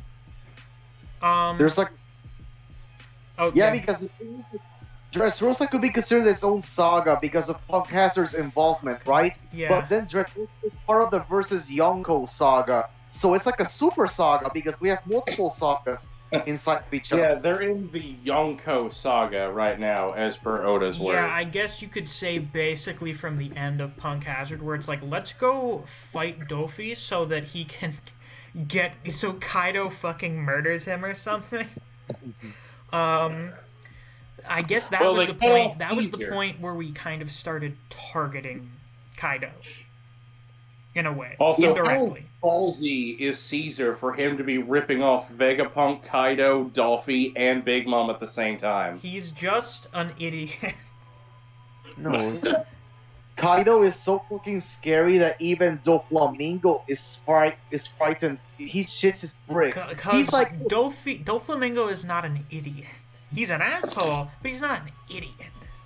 Yeah, but Doflamingo wasn't even scared of Whitebeard. But with Kaido, he's like, oh yeah, I'd rather they send the admirals after me than me facing the breath of that monster. Yeah. Like, that's the massive build-up for Kaido. So, I actually quite like the death scene for Monet and Virgo because the interaction with Dofi I actually really like because I think this is the first time we've gotten like anything like this for a One Piece villain, where he's like, sorry about this, we go back way further than anyone, so thank you for everything you've done up until now.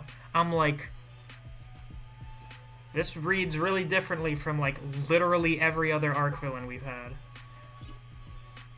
Did you see the backstory of Monet and Sugar? A little bit of it, yeah, I think. Doflamingo saved the pair of sisters from like a terrible environment and took them into his crew. Yeah. One of them became a permanent loli, and the other one became a harpy thanks to Law. Yeah. And then one of them dies. And Sugar never mentions the fact that her sister was just killed by the people she's fighting. Yeah. So Dofi's interesting. We'll get into him very soon. But the next big, huge, important thing that happens is Dofi's like, oh shit, my Smile production factory on Punk Hazard just fucking blew up. I have to go out there and check on the place to see what's going on. And then he encounters Baby 5 and that other dude. And then I also like, okay, Dofi is... The guy's name is Buffalo, man. He's an interesting middle ground between someone who literally doesn't give a shit about their subordinates and someone who is, like, actually friends with their crew. Yeah. And that what Dofi cares about, you must be loyal to me. If you're not loyal to me, I could not give a fuck about you. I'll kill you. It doesn't matter. But if you're loyal to me, we're all good. If you're loyal to me, I care about you. Dofi feels conditional love for people. So when he goes and finds these guys and they're like, oh my god, we fucked up really bad, I'm sorry, you can do whatever you want. And he's like, don't worry, you were just working on my orders, it's fine, I'm gonna go deal with shit on Punk Hazard now. We're good. I like that. That's an interesting kind of difference for a lot of villains for me, even though overall Dofi's an evil sack of shit. I appreciate the kind of nuances with his relationship with his crew. I like it. It kind of distinguishes him from a lot of the other villains. So then he fucking pulls his way over to Punk Hazard. By the clouds, of course. His method of transportation is so fucking wacky when you think about it. He's swinging by clouds. He's fucking Spider-Manning his way through the clouds, but he's not doing like big swings like Spider-Man. He's like pulling his arms underneath himself like a fucking weirdo. Yeah, like he's Spider-Man on steroids. He just insists on being as weird as possible with everything that he does. I mean, look at how the asshole walks around.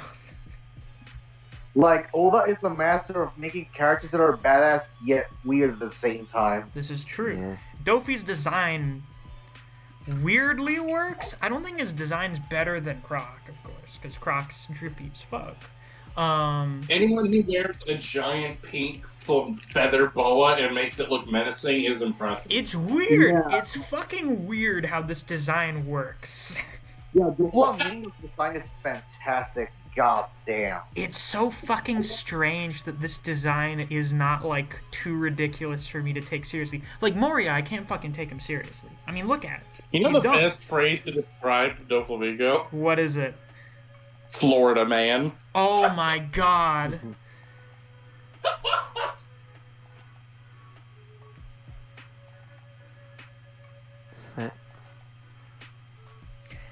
That, oh, fucking Christ. Yeah? That does Was that work. too good? Did I make you Because he just speechless? does, he is such a fucking weirdo. So, Dofi pulls his Croc's way design is over cooler. to Punk Hazard and is like, "Yo, Smoker, what's up? Anyway, I'm gonna kill you now." Cause can't have anyone knowing about what's going on here at Punk Hazard, cause I still got my warlord position to deal with. So, and then fucking Kuzan, I guess we have to call him Kuzan now, though no one does. He shows back up. That's fucking great. That's fucking fantastic. Where he's like, "Hey, oh, sorry, bro. Could you get off my friend? Do you mind?" And then Dofi's like, "No," Like an idiot. like an idiot, and then he gets Yeah. frozen. Doesn't get frozen solid, but he gets frozen by Kuzan. Yeah. And that's just cool to see. Now, he survives this, which is, much better than a decent number of characters who've been frozen by him. I mean, they've survived, but they've been, like, frozen solid. I assume he was protecting his body with hockey or something. I assume Dofi was protecting his body with hockey. That's why he wasn't frozen solid or something. Or, he's Dofi's just been strong. willing to fight two different admirals. Yeah, well, in this case, now we have an interesting situation here, where I point this out when I read it, where Dofi's like, "Haha, I think I might fight you. Actually, I'm kind of busy, so I'm not going to fight you." Usually, the vast majority of the time, this is big cope talk for "I would totally lose if I fought you." Which, you know what, I think Dofi would probably lose to Kuzan. I agree. But He did not want to fight him. But at the same time, man's on a schedule. You can't be out here fighting an ex-admiral when you got shit to do. I think he was weighing his options. No. My hand so But tight yeah, on the I think as a general rule, except for Mihawk, it's probably safe to assume that all the warlords, other than Mihawk, are weaker than all of the admirals. Yeah. Just seems like it would kind of make sense that the world government would want admirals that could keep the warlords in check if they decided to do shit. Mihawk is the only warlord, current and past, stronger than an admiral. Uh-oh, the stream appears to be buffering. That's bad. Uh-oh, that's not good. Not for Wait, us. we're back. Okay. It's Didn't even buffer for me. Oh, that's Do interesting. you know how strong you have to be for a Yonko to lose an arm? And for you to be like, you're not good enough for me to practice with anymore. Yeah, Jesus. Do people say that Mihawk is Yonko level or almost Yonko level? Well, to be fair, a lot of people do, but a lot of people say Mihawk's trash. So apparently Shanks became Yonko. We're waiting. No, Miss. What we're waiting for? Number one, we're waiting for the bounty. Number two, we're waiting for the Conqueror's Hockey reveal. Everybody's just waiting for it. If I'm not mistaken, Shanks became a Yonko 6 years ago or 8 years ago. 4. 6 years ago. He lost his arm. Yeah. When he lost his arm, he was not a Yonko. Yeah. But now he is. Now he is. He became a warlord 6 years ago as of the time skip. So 4 years ago. Because the thing is, it feels like so far a lot of the very powerful characters we have not actually seen go all out. No. It's one of those things. It's the same thing. This is the same thing that happens in Hunter x Hunter. It may be a weird comparison. There are a lot of characters that we know are strong, but we don't really see them like do anything, or not that much. So it's hard to judge how strong they are. That's true because Jing is one of the strongest and we haven't seen him fight yet. That's a good example. As Miss you saw, Kaido. Most people say, and see this, people take this out of context. They say Oda said this, and it's like no. This was most people say if it's Kaido, bet on Kaido. But we know in universe that before Shanks that statement, fought Kaido and then left unscathed. Now we don't know what actually happened in the fight. No, we don't. What could have very easily happened, if you want to really undersell what may have happened, was that they fucking ran into each other, they clashed weapons for like a second, and then Kaido was like, never mind, I don't feel like fighting Shanks, and then left. But if Kaido was so crazy, why would he clash and go, it's not worth the trouble? It's also possible Kaido actually was not in that ship. It might have just been his second in command. That's been stated recently. Yeah, but all right. We're not going to get into the newest stuff. I know since Kaido and his crew are the current villains in Wano, we'll probably get into this. Basically, I think there's some misinformation. It was confirmed, Misk, that both Kaido and his first mate were there when they clashed with the red-haired pirates before Marine. They were both there. There was some clash. There was some sort of conflict. We don't know the exact extent of it. But if if they fought and Shanks still got to Marineford and seemed to be totally fine, seemed to be completely unharmed, then either when Yonko fight each other, I haven't seen a Yonko fight yet, I know at least one happens. I don't know if that's only in the anime or something. Or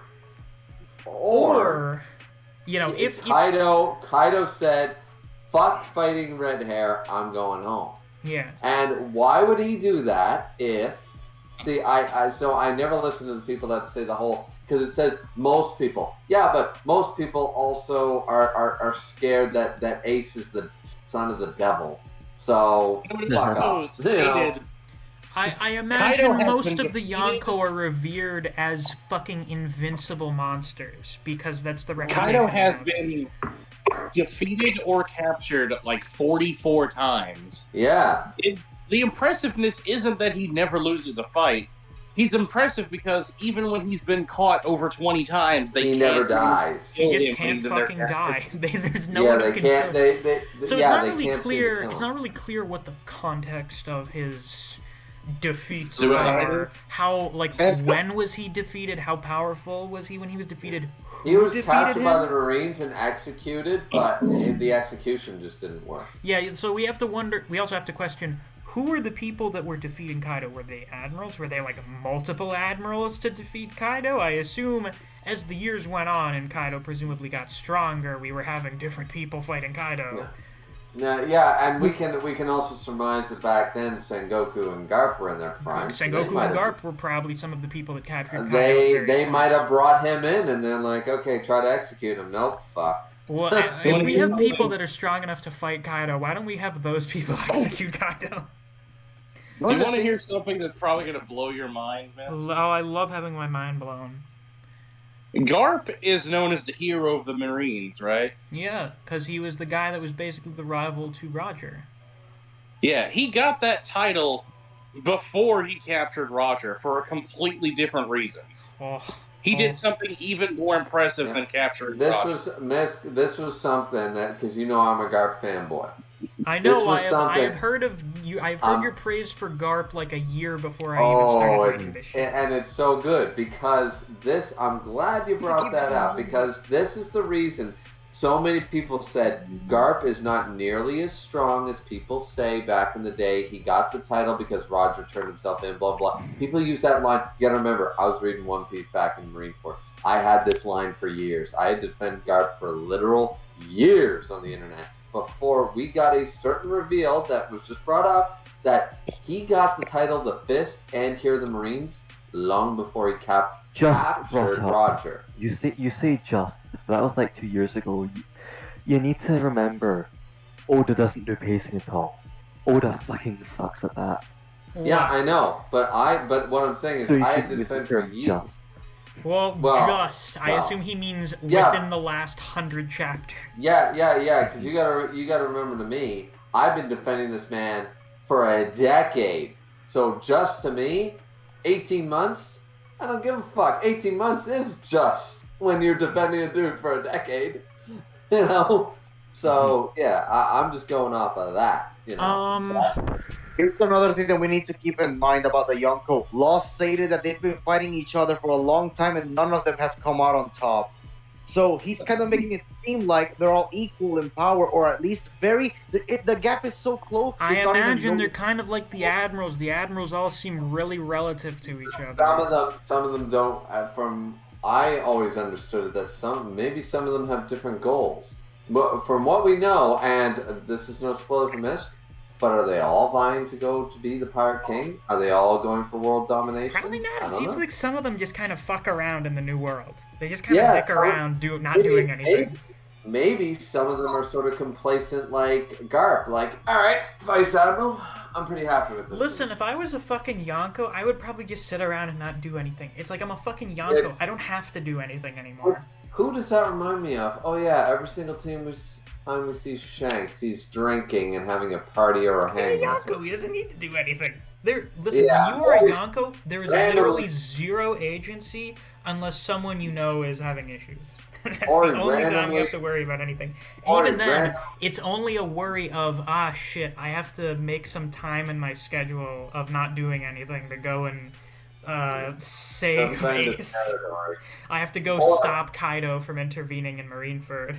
I was gonna say that he just already randomly shows up in the East Blue, but then again, Makino, so I mean, and no wonder Shanks in the East Blue. Yeah, I know. Right? That's the theory that the baby Makino has post time skip. I totally believe that. That's totally Shanks. Sounds pretty believable to me. I'm good with that. Right, where was I? At the end of Punk Hazard. Oh, right, yeah, so Kuzan shows up and Dofi's like, yeah, I'm not fighting Kuzan. I have shit to do other than losing in a fight against a former admiral, so I'm gonna dip out. Also, what's your game? Whose side are you on?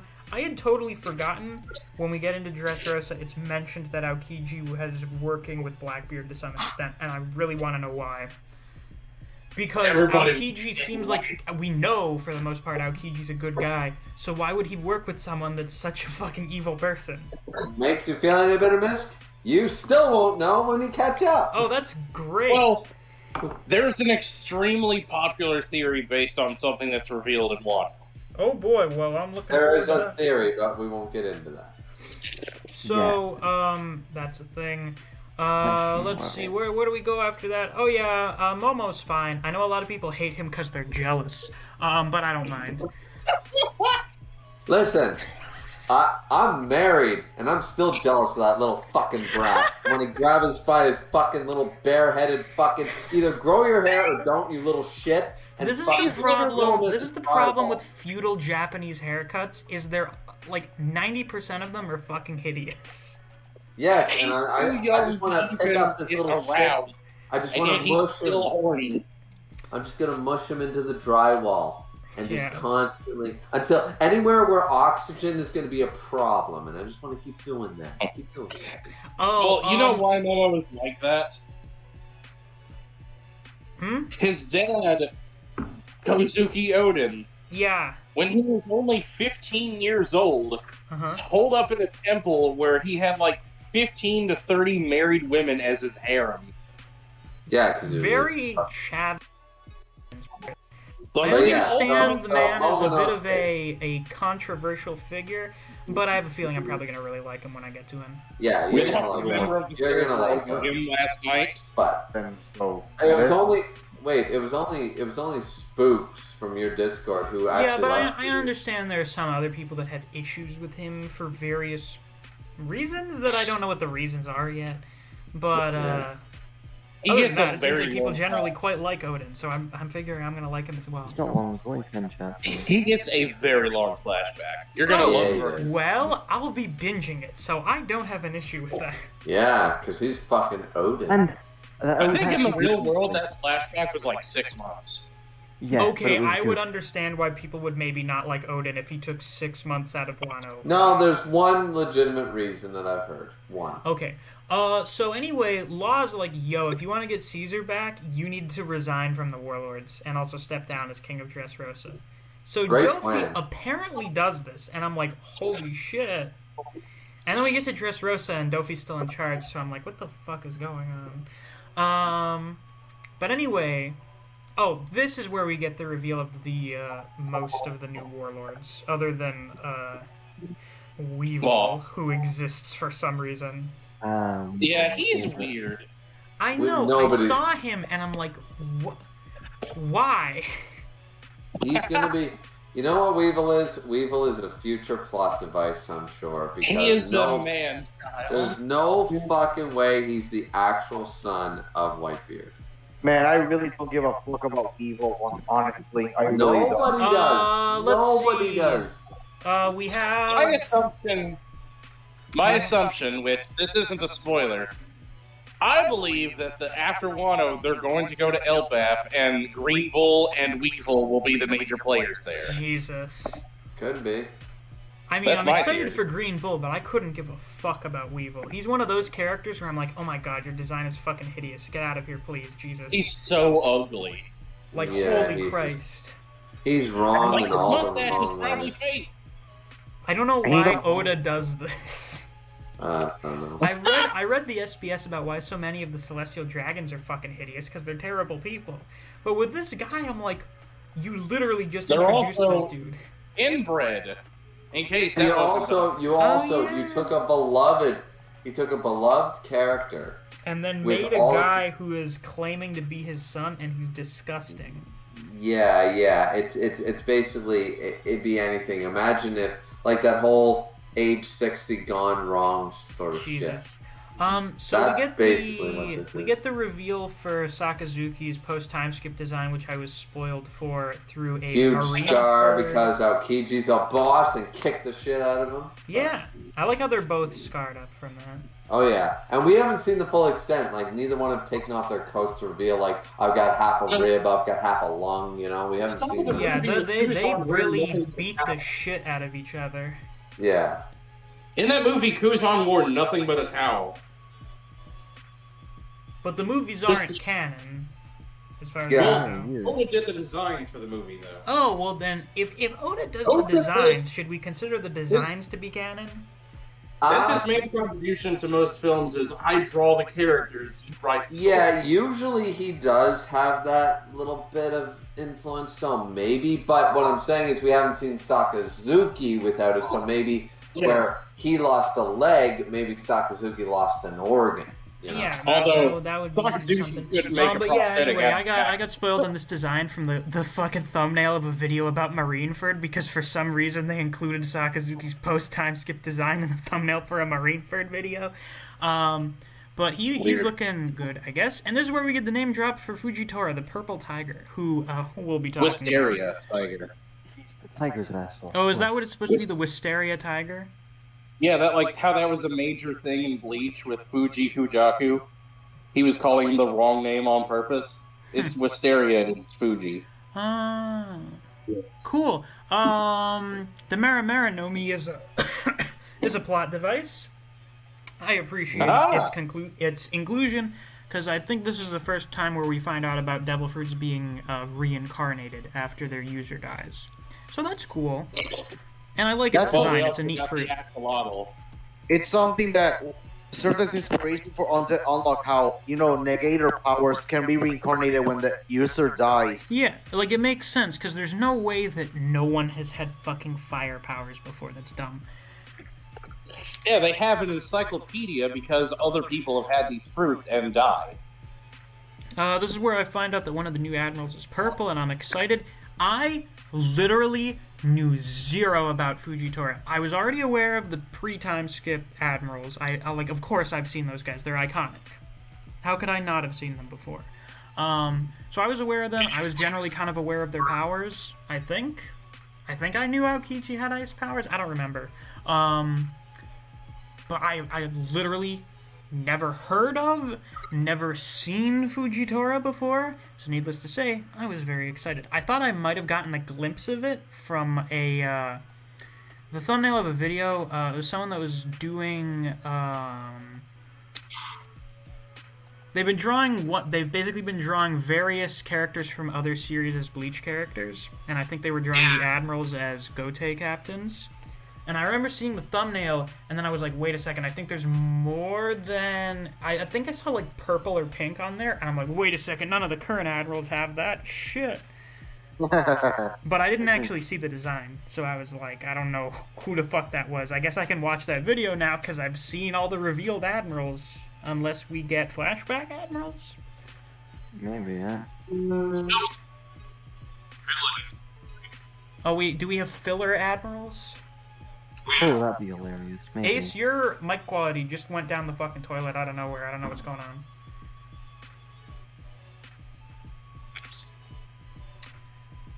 on. Well, I guess I can watch that video safely now. So yeah, that's good. Definitely. But I literally had seen nothing of Fujitora, so I was very excited because I was also told by I think Ace that like, hey, the new admiral is probably going to be your favorite. And I'm like, oh shit. Now the reason that I'm like, oh shit, is because the admirals are very iconic characters. They had been around for a few hundred chapters before the time skip.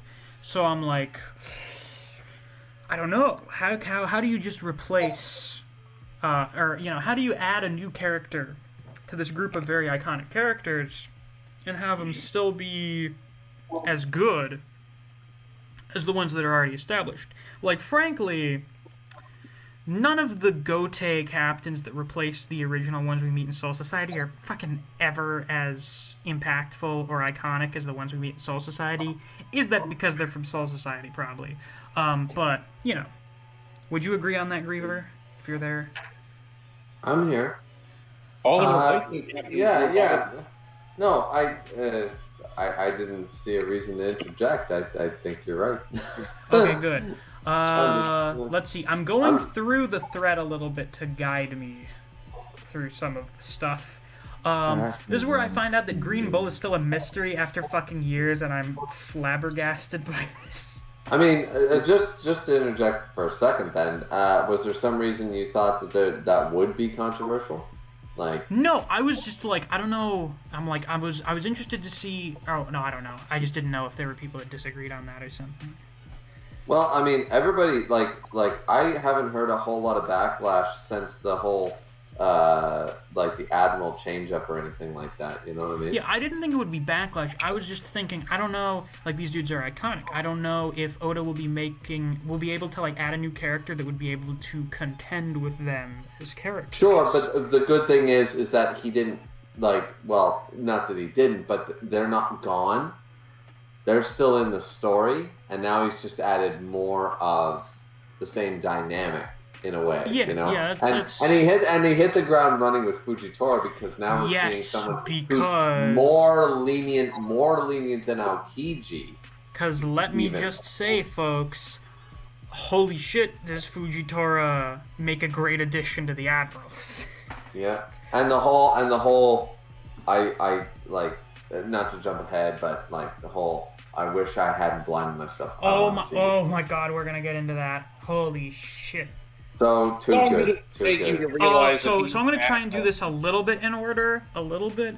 Dressrosa overall is like Skypiea, where there's a lot of, it's way longer than it needs to be. There's a lot of shit that I was frankly skimming over because I'm like, all right, come on, let's move along. This really isn't that important. Big cool. Bellamy's back for some reason. I remember joking. You like kind of him joking. more now. I was kind of joking that Bellamy's hit him a bunch or something instead of killing him like the scene implied, and then he wasn't dead. So that happened. But however, as Oda does, there's the two sides of the coin here, where Oda's allergic to killing characters 99.9% of the time. But when he does decide to bring back characters that were seemingly dead, he usually does it because he wants to do more with their characters, and that usually results in good stuff happening with them, and Bellamy becomes like an actual character. But also, I don't know where it was revealed, but I thought it was implied that actually Bellamy survived, but the rest of his crew was killed. I don't remember. I would have to check that again. Well, they never show up again. Yeah, that's true. It's just Bellamy. Yeah, they haven't shown up again, but I thought that there was an implication in SBS or something. But anyways, maybe I didn't see it. But I could be wrong. Bellamy coming back originally, I was like, but we did it so that Bellamy could become an actual real fucking character, so it's fine. Yeah. He went to the Sky Island. Yeah, he even went to Skypiea, and he was like, holy shit, that really weirdly stupid shit I was saying about the age of pirate dreams being over, I don't believe it anymore. And we're like, yeah, because I was fucking dumb. Even Blackbeard was like, man, those guys are fucking stupid, aren't they? Like, Bellamy is one of those characters I like to use as an example of how there is character development in One Piece. There are people that actually say that there is no character progression in One Piece. Can you believe that? That's fucking absurd. There's not a whole lot of character progression with the main cast. Yeah, the main cast stay relatively the same. They have their moments. Stay stagnant. Actually, that's why the moments of development, like in Zoe, Robin has a good moment that I'm like, holy shit, there's that Enies Lobby character development. Yeah. Exactly. For the most part, the main cast stays the same. Either they have one major moment, like Ace's death for Luffy, you know, for example, or Robin and his lobby, sure. Arlong Park, Nami, sure. But after Arlong Park, has Nami grown, like character progression? No. She became a fighter now. That's not a bad thing, but she hasn't grown. Like that. Right. That's. I don't think a character necessarily needs to be constantly progressing, unless that's what you're setting up a character to do. With One Piece, it's more so how do the characters, with the way that they are, respond to the various situations that they encounter. Right, exactly. The characters are already 3D fleshed out. We want to see how they react to the environment and the situations around them, not necessarily see them grow from every little thing that happens to them. They're not, like, even though their ages might defy this, but they're not the shonen teenager growing into puberty or growing into adulthood. They are already fully fleshed out characters, and we're just seeing them react to situations. Yeah, people also need to realize that you can't just have a character constantly change. They need to, like, get used to certain stages of a character's development. If they just constantly change, you can never get used to, like, one mindset that they adopted or whatever. And the thing is that I can understand people wanting the Straw Hats to progress because we spend so much time in the story because it's too long that you just want something different out of them. I can get that. But, you know, that's just not the kind of story One Piece is. It's more about how the world changes around the Straw Hats as opposed to the world changing the Straw Hats. If you get what I'm saying. Perfect example, Zoro hasn't changed in 1,000 chapters. Exactly. True, he had his fight with Mihawk, and that was it, pretty much. But even that, Zoro's attitude and character didn't progress or change. He still has the same goal and the same drive he had before. Yeah, like, nothing actually changed with the Mihawk fight, nothing changed with the time skip, nothing changed. Zoro has been still the consistent first mate. His morals, his compass, nothing has actually progressed or developed. He has been the same three-dimensional character we've learned more. We, as an audience and readers, have learned more and more about. But he has not actually changed from chapter 1 all the way. Heck, he has stayed the same, and that's not a bad thing.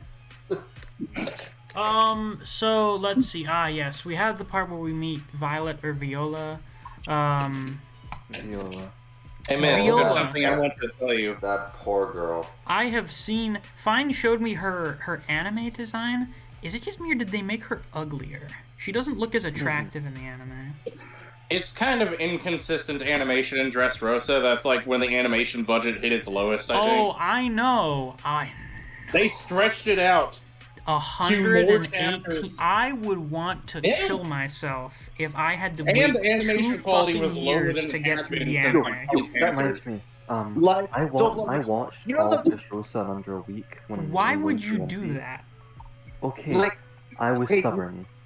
Do you guys remember the panels where Doflamingo punched Luffy in the face with an armament hockey punch? Do you remember how you only need a few panels for that? In the anime, they stretch it out to like several minutes. That one scene that doesn't even it isn't that big of a deal. I got sent the fucking clip of Barto doing the Gomu Gomu pistol with his barrier.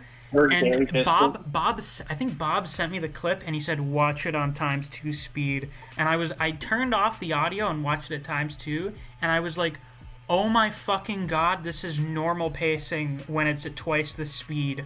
Oh my god! Because the normal speed pacing for a chapter is 2 chapters per episode, but since One Piece takes a break every 3 chapters, and then anime never goes on hiatus much, they can never do that. I'm so glad I never really watched the anime consistently. What I will just be doing when I catch up is I will be watching clips of the anime on YouTube. Exactly. Back in May, they had the first worldwide character popularity poll for One Piece. And some of the surprise results were very shocking. Oh yeah, I remember Neo was fucking infuriated because, what was her name? Carrot was what, like 6th? 8th or 6th? 8. He was fucking... he was going insane. But, for some results you'd be interested in, fucking Rosinante, number 13. Corazon. Good for him. Doflamingo, 20. Well, I mean, Corazon's a more likable guy than Doflamingo, so... And, then, all between 50 and 59 are Fujitora at, like, 50, and right below him was Aki Inu. And then, like, 8 positions lower was Kizaru. I think this is mostly due to, as some people point out, with popularity polls, a lot of the time what happens, usually, is that if a character hasn't shown up in a while, they're going to vote for someone else. Shanks got number 12. Oh, good for him. Boa Hancock got number 7. Yeah. Because boobs. Have I mentioned that I hate anime fans? Just because, kind of like a principle? Yeah. You know, just as sort of like a general concept, I hate anime fans. Mr. 2 Bon Clay got number 22. Base. I mean, good. Yeah. What was the top 10? I assume basically all the Straw Hats are in the top 10, right? No. Brooke got number 26. Well, Brooke... Which makes no goddamn sense. Brooke is amazing. Jinbei was 18. Chopper was 16. Okay, give me the top 10. I assume Luffy was number 1, yes? Or was it Zoro? Yes. Okay. Luffy, Zoro, Nami, Sanji. Easy to guess. That sounds about then right. Law. Law? Law was number 5. That sounds about right. Makes Yeah, sense. yeah. Then Robin at number 6. Yeah. Then Boa. Yeah, Then people the last one will horny. shock you. It was Carrot, 8th, and then Sabo. This is why people hate Carrot. People hate Carrot because fucking... Everybody's a furry. Everybody in the West is a furry. Listen, That's why. folks. Everyone's a furry as soon as you see that one really hot rabbit character. Also, Wait a a character second. who had Listen, only Wait, been in hold the on a book- second. It's as- always a rabbit character. No, it's not. You know why? Because I'm pissed off. Because I'm just letting you know. Before Carrot, we had other characters. So I don't want these fucking fly-by-nighter furries coming out of the woodwork being like, oh, I'm so scared. It's like, no. You need to go through junior high in the fucking 90s and be a furry. You deal with that shit, then come talk to me about being a furry. Get the fuck out of here, you carrot The lovers. 2 Straw Hats I didn't mention, Usopp was at 15 and Frankie was at 28. I don't understand these fucking people. Isn't it weird how usually a lot of the thing about anime and manga popularity polls is like the top 10 almost always consists of just the main cast. Oh, yeah. Grand Line Review managed to make a movement where he got everyone to vote, and it succeeded in the fact that they got, let me find, Whoop Slap at number 37 on the world popularity poll. Are you from Grand fucking Line. kidding me? Yeah. Whoop Slap. I Get the remember, fuck out of here. Do you know who that is? No, I don't even remember who that is. He's the mayor of Luffy's hometown that's like, fucking pirates in my town. Fuck. Oda drew a 3-part color spread. It's really cool, but it's a 3-part of all the top 100 or top 50 characters or whatever it was, and he's on it because that's what people voted for. So he looks terrified too. In Europe, right? Okay, Nothing you know was what? changing every Dressrosa hour. is so fucking long that I can't go over all of the major shit that happens in it. So I'm just gonna talk. How long has this ship been going? We've been in here for almost 2.5 hours already. Yeah, like The number Let's 100 talk is about every hour. the Choo the big, dog from Orange important, standout things in Dressrosa. Which one will I talk about least? Let's start with Corazon, because Corazon is great. Dad. I love Corazon. He's fucking wonderful. He's not around for that long, but my god is he a fucking trooper. He's more popular than half the Straw Hats. Woo! Well, he's got a good design, a fairly unique design. He's part of a really good flashback. And he saves the life of one of the most popular characters. So he keeps him alive for a long time too. yeah. Corazon is just wonderful. I mean, he's what Dolphy could have been. Yes. So I think about it. Corazon means heart. Yeah. The heart trademarked. The dynamic, the difference between Corazon and Doflamingo is love. Different types of love. As I mentioned earlier, Doflamingo only feels conditional love for other people. Yeah. Exactly. He loves his brother because his brother's loyal to him. He loves And he's his also crew sacrificed because his they're brother's loyal life to to him. get him out. One thing that was really clever on Oda's part is that when we see Doflamingo talking to his seat, when he was discussing about the Mermernomi, what he's gonna do with it, the heart seat is empty, meaning that it's symbolic of how Doflamingo has no heart. Damn. It's also because both Corazon and Vergo are dead at that point. Exactly. So his heart seat was missing at all points. It's symbolism. Oda was very clever there. No heart. The Xehanort! Sorry, I had This to. thing in the palm of my hand. He's like Ulquiorra, no heart. His ball. Watch his No. Whereas Corazon feels unconditional love for Law. There is no real reason for him to love Law, but he does. As Sengoku puts it, don't try to rationalize Corazon's love for you. That is correct. Corazon managed to scare away almost every kid who tried to join the Doflamingo family for their own safety. He was sad that he couldn't convince Buffalo and Baby 5 to find a better life. You know, one of the worst things that I heard, a terrible argument done by a member of the community that left this Discord recently, apparently, was that Corazone's only popular because it involves Law's backstory, and I'm just sitting there like, no, Corazone's popular because the man was Corazone's popular because he's a fucking trooper. Yeah, like the man, like, recognized so much about his brother, recognized so much about the evil of the world, recognized so much, like, this kid literally, like, when you look at it, Corazon and Dofi had the exact same childhood, yet one turned out to be the fucking Joker from Batman, and the other one turned out to be fucking Superman. So it's like, wait a minute. It just goes to show not everyone is the same. Yeah. I don't know if I agree with Corazon's assessment that Dofi is inherently evil, because I generally don't believe that anyone is inherently evil. I don't know. I understand that there are various people that have things that are wrong with them, and that makes them more prone to things.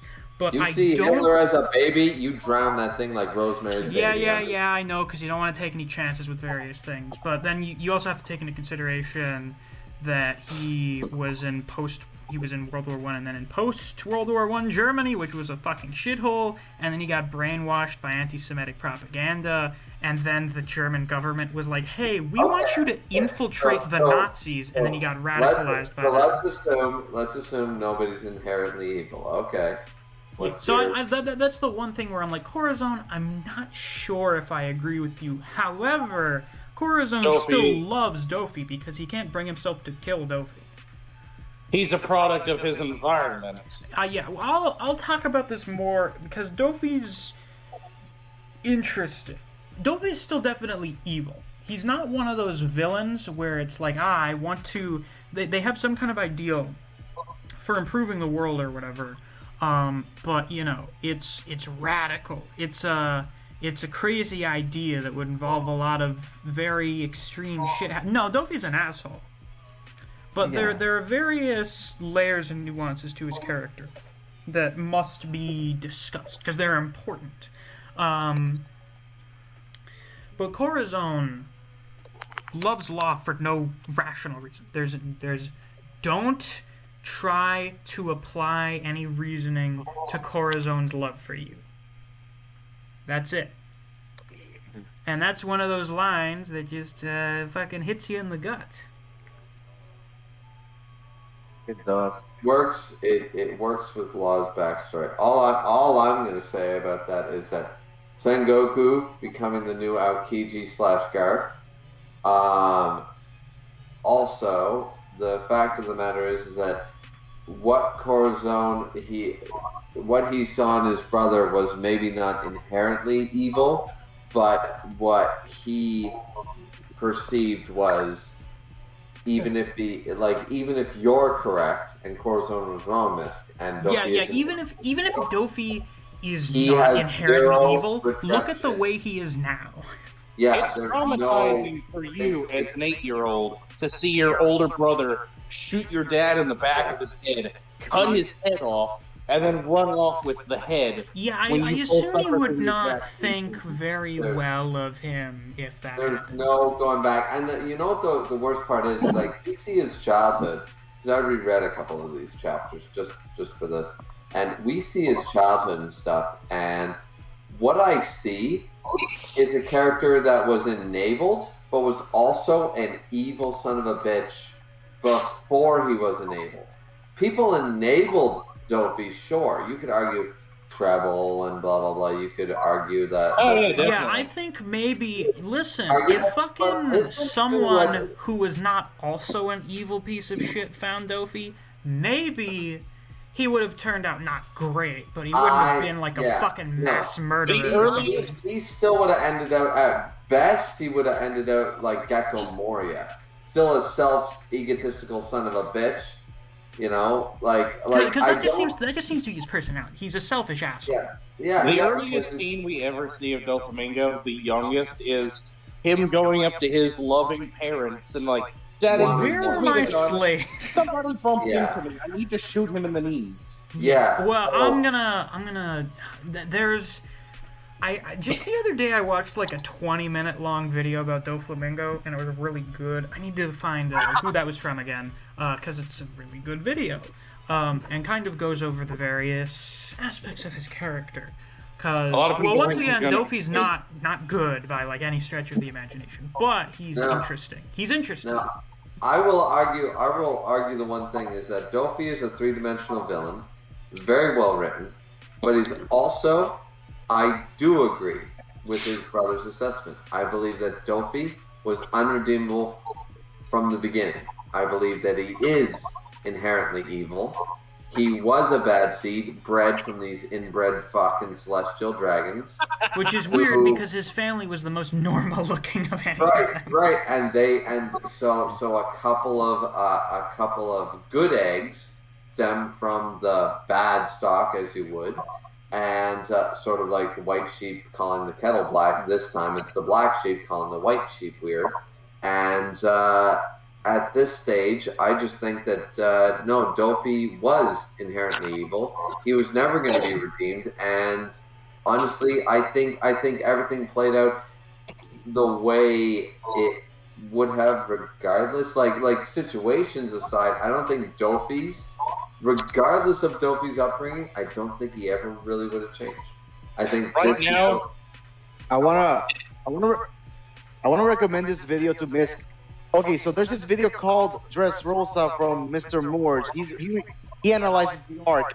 When you get to the Doflamingo segment, you're gonna be surprised at how deep Doflamingo really is. He mentions that Doflamingo embodies like several different concepts that clash against each other, because Doflamingo, for example, is both a demon and a god.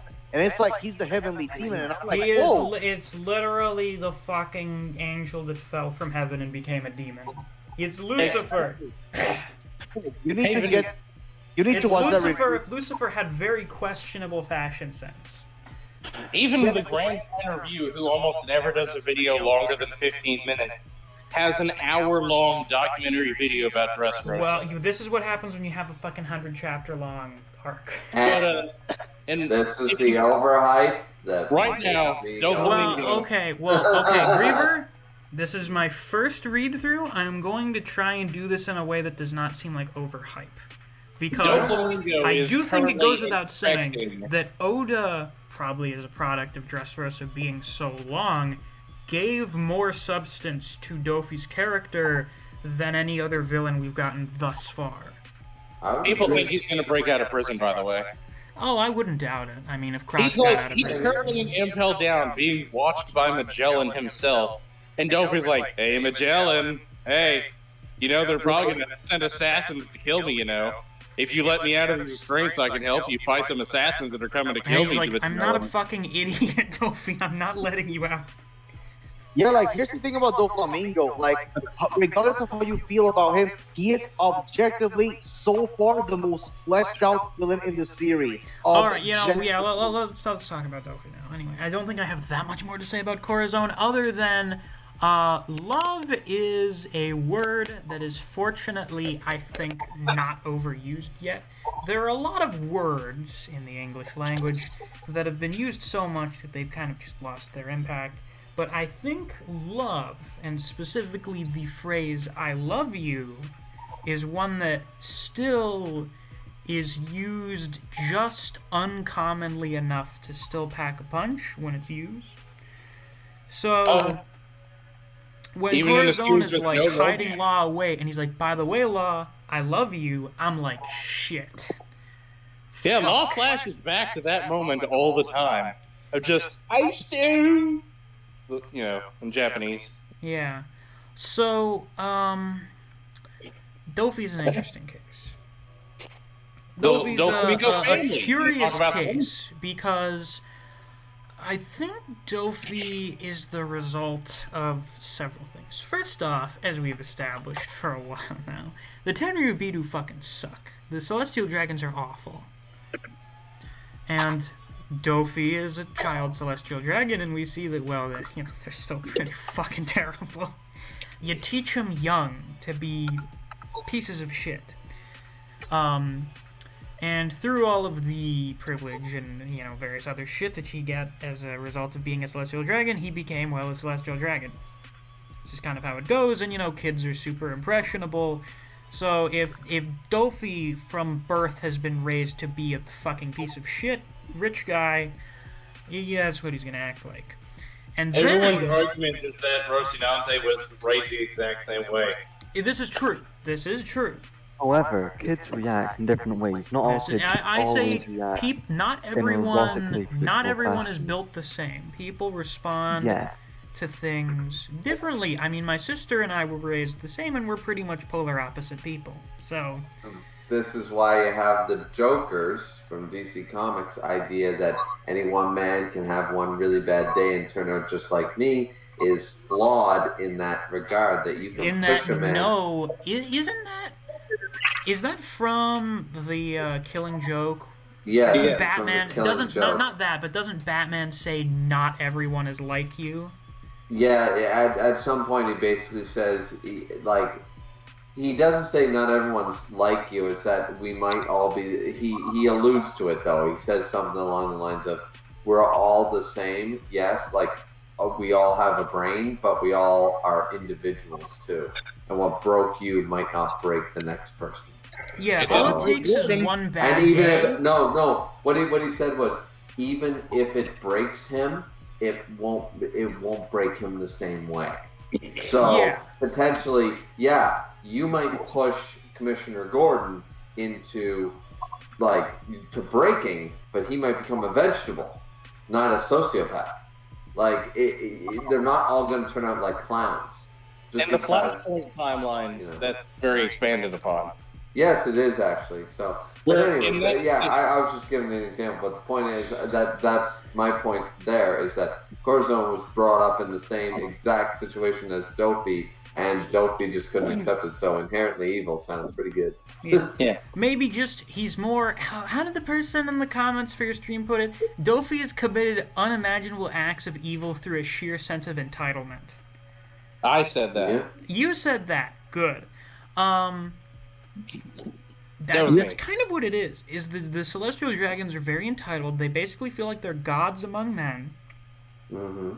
And that carries a massive sense of entitlement that Dofi was pretty much raised to have, and since he's a selfish asshole, he takes that to heart. Him getting back into heaven, he was like, well, I'll just burn down and then the he whole was world. rejected upon... His request to be let back in was rejected. So that's not great. Doflamingo's backstory does the impossible. It makes us hate the Celestial Dragons even more. While also finding a few of them that are actually worth liking. Because people are individuals. This backstory reminds me of a quote from a political commentator that I liked, who unfortunately passed away about a year ago. But he had a quote that I quite like, and the gist of it is basically, be very tough on institutions, be kind to people. The Celestial Dragons, as a group on the whole, are fucking atrocious. They are monsters. But also, individuals... would have been a Yonko but he didn't have a crew. But individuals from the Celestial Dragons can still be good people, like Dofi's dad. Indeed. The people of the world did not give a fuck. Sounds like the age-old "don't hate the Christian, hate the church." Yeah. What unfortunately, if I told you that Doflamingo has more surviving family members you don't know about? Maybe. Unfortunately for Dofi's dad, the regular people of the world don't give a singular shit if he's actually an okay guy, as opposed to the other Celestial Dragons. He's a Celestial Dragon. So, me personally, I don't know about you guys. I understand he's very well-intentioned, but my God, was Dofi's dad a fucking idiot. Holy a fucking moron. shit. Oh my God. No, wait. Even he acknowledges that he was an idiot. So I like the fact that that's fair. However, I don't forgive you for acknowledging that after your wife died and your family got lynched. Yeah, it was a little too late. It's like, hey, could you imagine? Oh, we're past Reconstruction. You know what he is? You know what Dofi's dad is? He's not to call anybody out, but he's basically the dumb Westerner, or the dumb American, or the dumb whatever. Instead of researching, I'm going to go to the middle of Africa, and I'm not going to study a single thing about their culture, climate, the way they live, the food they eat, or anything about it. And I'm going to also, not only that, I'm going to go to a 5-star resort and walk off the goddamn resort in the middle of it. Just to see what the fuck happens. Because natives always love resorts built by foreigners. Right, and I'm going to make sure that I do that. You know what I mean? Like, I'm going to do zero research sort of idea. Basically, the what celestial dragons, to my mind, represent is the dumb white forest. This is the most possibly accurate real-world comparison I could make. Post-American Civil War, former slave owner family. Oh, slavery is illegal now. I've had this realization that slavery is bad, and we live upon a fortune built upon the backs of enslaving our fellow human beings. And then a plantation owner goes, "Hi, Negroes, how you doing? Let's go move into a town inhabited entirely by former slaves." Yeah. That can only go well. I will teach my son, who are part of an oppressive ruling class, that we are indeed human by going and living among the masses who fucking hate us. And then there's the question of, how do you extend an olive branch? They probably should have moved to a wealthier neighborhood.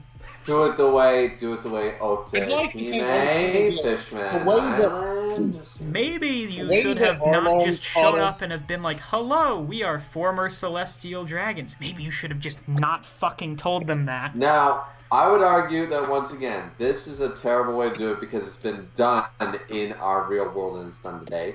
But if he wanted to do this way, he should have done it from a position of power where he's protected. He should have went down, still as a celestial dragon, and tried to help people. Like, holy help shit. people and walk them on the... Like, this sounds really bad because it's what happens today, but you know what? The problem is that if they don't go down with the power... You're gonna get murdered. You're gonna get murdered. And what happened to Dofi's family is what's gonna happen. And I would argue that Dofi's father and Dofi's wife were relatively innocent people. They were, but my God, were they stupid. Yeah, they were stupid. They were naive. Naivete. Listen, folks, the path to hell is paved with good intentions. Yes, I have exactly. two realizations now. Yes. Well, what are those realizations, Ace?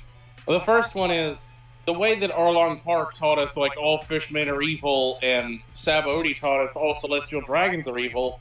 Fishman Island and Dressrosa taught us, no, you're marginalizing a group. You can't do that, right. Even if we've only shown you evil members. It's teaching us that racism is wrong. It's teaching us that generalization is wrong. It's teaching us everything is wrong. And the other one, imagine the smarter decision, like an alternate universe, where Don Quixote family moved back into Dressrosa with the Riku family, not trying to take over, but just coexist with them in the castle, and Doflamingo grew up being raised by, like, Riku and, like, being raised along with, like, Kiros and them. And do you think that would have made him a good person? What a fucking novel idea. I mean, like, that would probably been the best outcome. He just went back to the kingdom that they used to rule and just been like, hey, man, are you okay with us sharing this giant castle with you in our homeland? He's like, you're a cool dude. I like you. I'm understanding. Here, meet my daughter. I wonder if Dofi would have been evil then. What they should have done is they should have... Listen, it is a fucking god-awful idea to take someone who, from birth, was raised in wealth and privilege and have them live in, like, a fucking shack. That's a terrible idea. No. It works. You know what it works? It works in romantic comedies, and that's it. They started out in a mansion. They got chased out of it. And they didn't give... Dofi had zero incentive to be a better person, frankly. Yeah, he had no... He had no reason Yeah. to, because they took away all of his privileges and then put him amongst a populace that fucking hated him. And instead of raising him before that, instead of leaving before he was born, they left after he was born and used to the lifestyle. I wonder when his dad came up. Granted. Oh, sorry. Sorry, I was like, I wonder when and how his dad had the epiphany to do that. We still don't know, and this is not a spoiler, we still don't know what drove actually Dofi's father to all of a sudden have this epiphany. Did he meet someone? Did he have a certain... Maybe he realized, holy shit, this is fucking wrong. That seems very unlikely in the Holy Land because, as you just pointed out, in the environment you're bred in, pretty much, if you're surrounded in mansions, you live the lifestyle. So where in Mary Joa would he have gotten this ideal? So what they I like should to have think done, Dofi met somebody. Dofi's father, sorry, met somebody or saw something or, you know, because I just don't see it. I just don't see how it's like, if we don't believe in inherently evil, as Miss pointed out, and I'm not trying to like do a hypocrisy thing on this, but if we don't believe in inherently evil, then we have to believe that it's the environment. But if the environment creates these people, then there's no possible way that a celestial dragon, without a significant event happening, there's no way that anybody from Mary Joa would ever become like Dofi's father. This is how you can tell One Piece is good writing, because we're having like a fucking 15-minute long discussion about nature versus nurture in regards to a person's development.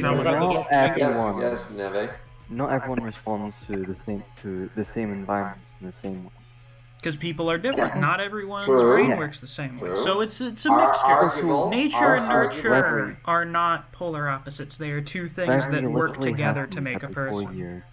But I would argue, just in the same way that the stats show that, for example, the reason a lot of mothers want to have two children is that the age-old wives' tale of an only child is a spoiled brat tends to have, because stereotypes are a thing, but stereotypes are based in truth. It's not 100%, but it's based in truth. So in the same way, I would argue, if we're going to go on a limb here and say that the environment is what created Dofi, you can't have it both ways, is what I'm saying. If the environment and the situation created Dofi, then I would argue the argument stands that the environment and the situation created all the celestial dragons, and that a majority of them were doomed to fail from the beginning. Well, I do think if the celestial dragons have been around for like 800 years. So, if they've been like this, if this is how they've been, and this is how they keep raising then kids... Then it's probably even worse. The percentage is even probably higher with 800 years of this shit. Yeah, that's why, you know... So what I'm arguing is that the rarity that 800 years later, one random blonde dude shows up from one of the 19 There may have been some in the past, I would believe. And goes... Well, potentially, but from what we understand, from what we know, even no spoilers, Miss, but from what we know, with no significant event changing them, Dofi's father is the only one in 800 years to randomly go, you know what? I don't like being king of the world. Also, referee happens, just remember that. Yeah, I was going to say, referee happens every 4 years, and they meet a lot of people when that happens. But you just were not listening to that at all, it seems. So it may have been something due to reverie. But I also like to say that, well, that's what I mean. But yeah, I don't reverie think happens. that. That's what I'm saying. I don't think that his father's reason for doing it is the most important thing. I think the most important thing is just the fact that he did decide to do it. I think it's a combination of Dofi is inherently very egotistical and a selfish asshole, combined with him being born in the most privileged position any person in the world could be born in. Really bad combination. Really terrible combination.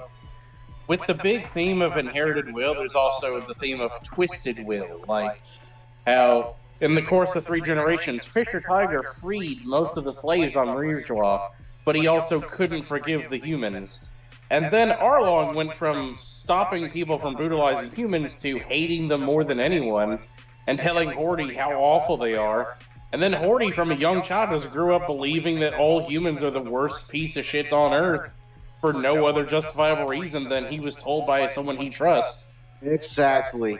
Yeah, I agree 100%. And that showed the change. So as Neve and Ace were pointing out about the Reverie thing, maybe Dofi's father was at the Reverie and some significant, one of the kings, something at Reverie happened to change Dofi's father's mind.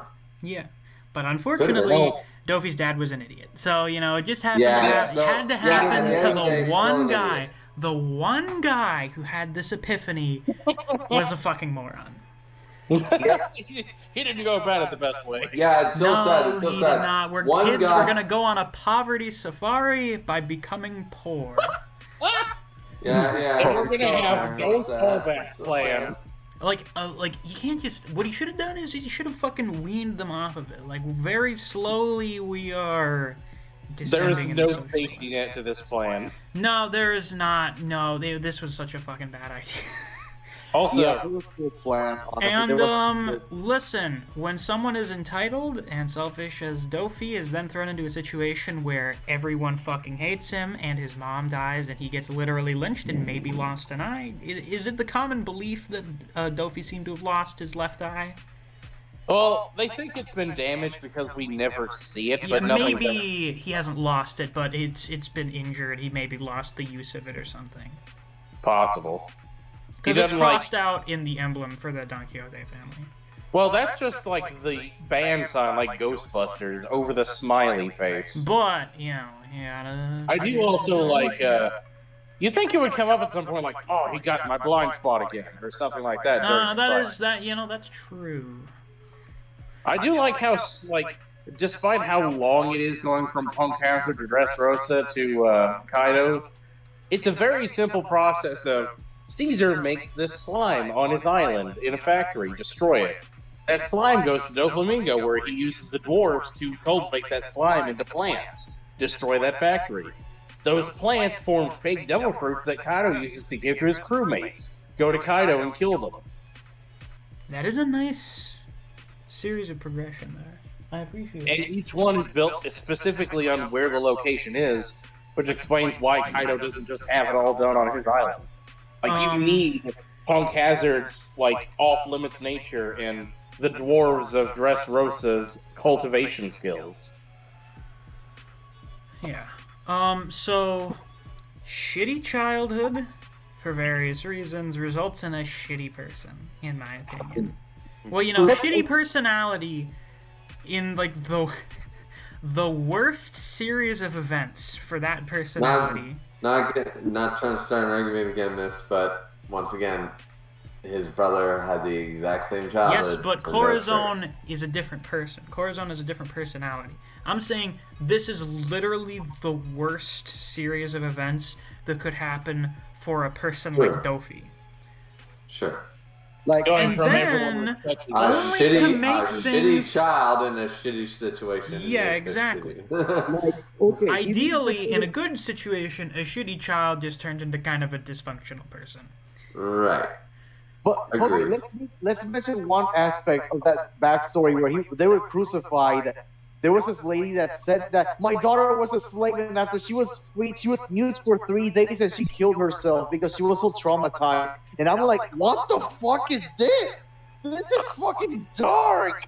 Do you not remember Sabaody, where a guy was forced to walk on all fours with a fat man sitting on him, and then when he fell down, they shot him in the back of the head and said, "Go bring me another dog chair"? Yeah. The Celestial Dragons are so horrible that they traumatize their slaves into killing themselves even after being freed. Like, God, I'm pretty sure being a slave is traumatizing enough. Oh yeah, think about the Boa sisters. Yeah. So, that happens. I think and then thing to talk about from the Dressrosa is the Grand Fleet and the Doflamingo family.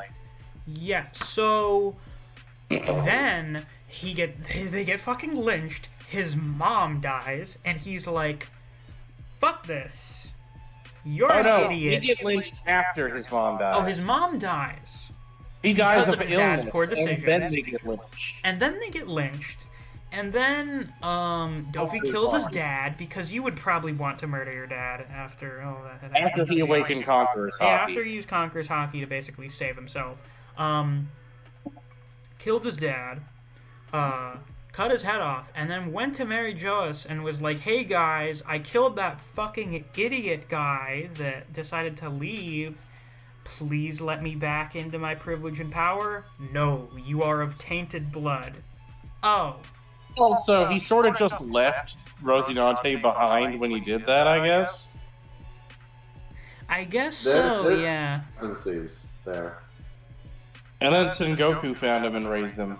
Yeah. Yeah, like how the fuck did he leave his brother behind, but then found his brother again? It was weird. Oh no, it seemed to be that Rosinante was sent to Dofi. Yeah, because like, why would Dofi assume? Oh my God, brother, I haven't seen you for 10 years. And totally not with the Marines. Because it's literally the only thing he has left from his childhood that's not dead or betrayed him. That's true. I mean, in his mind, Corazon did not right. betray him. I think that's giving Dofi a little too much credit, but sure. Dofi was like, if you think about it from Dofi's like perspective, essentially his dad betrayed him by robbing him of his wealth and.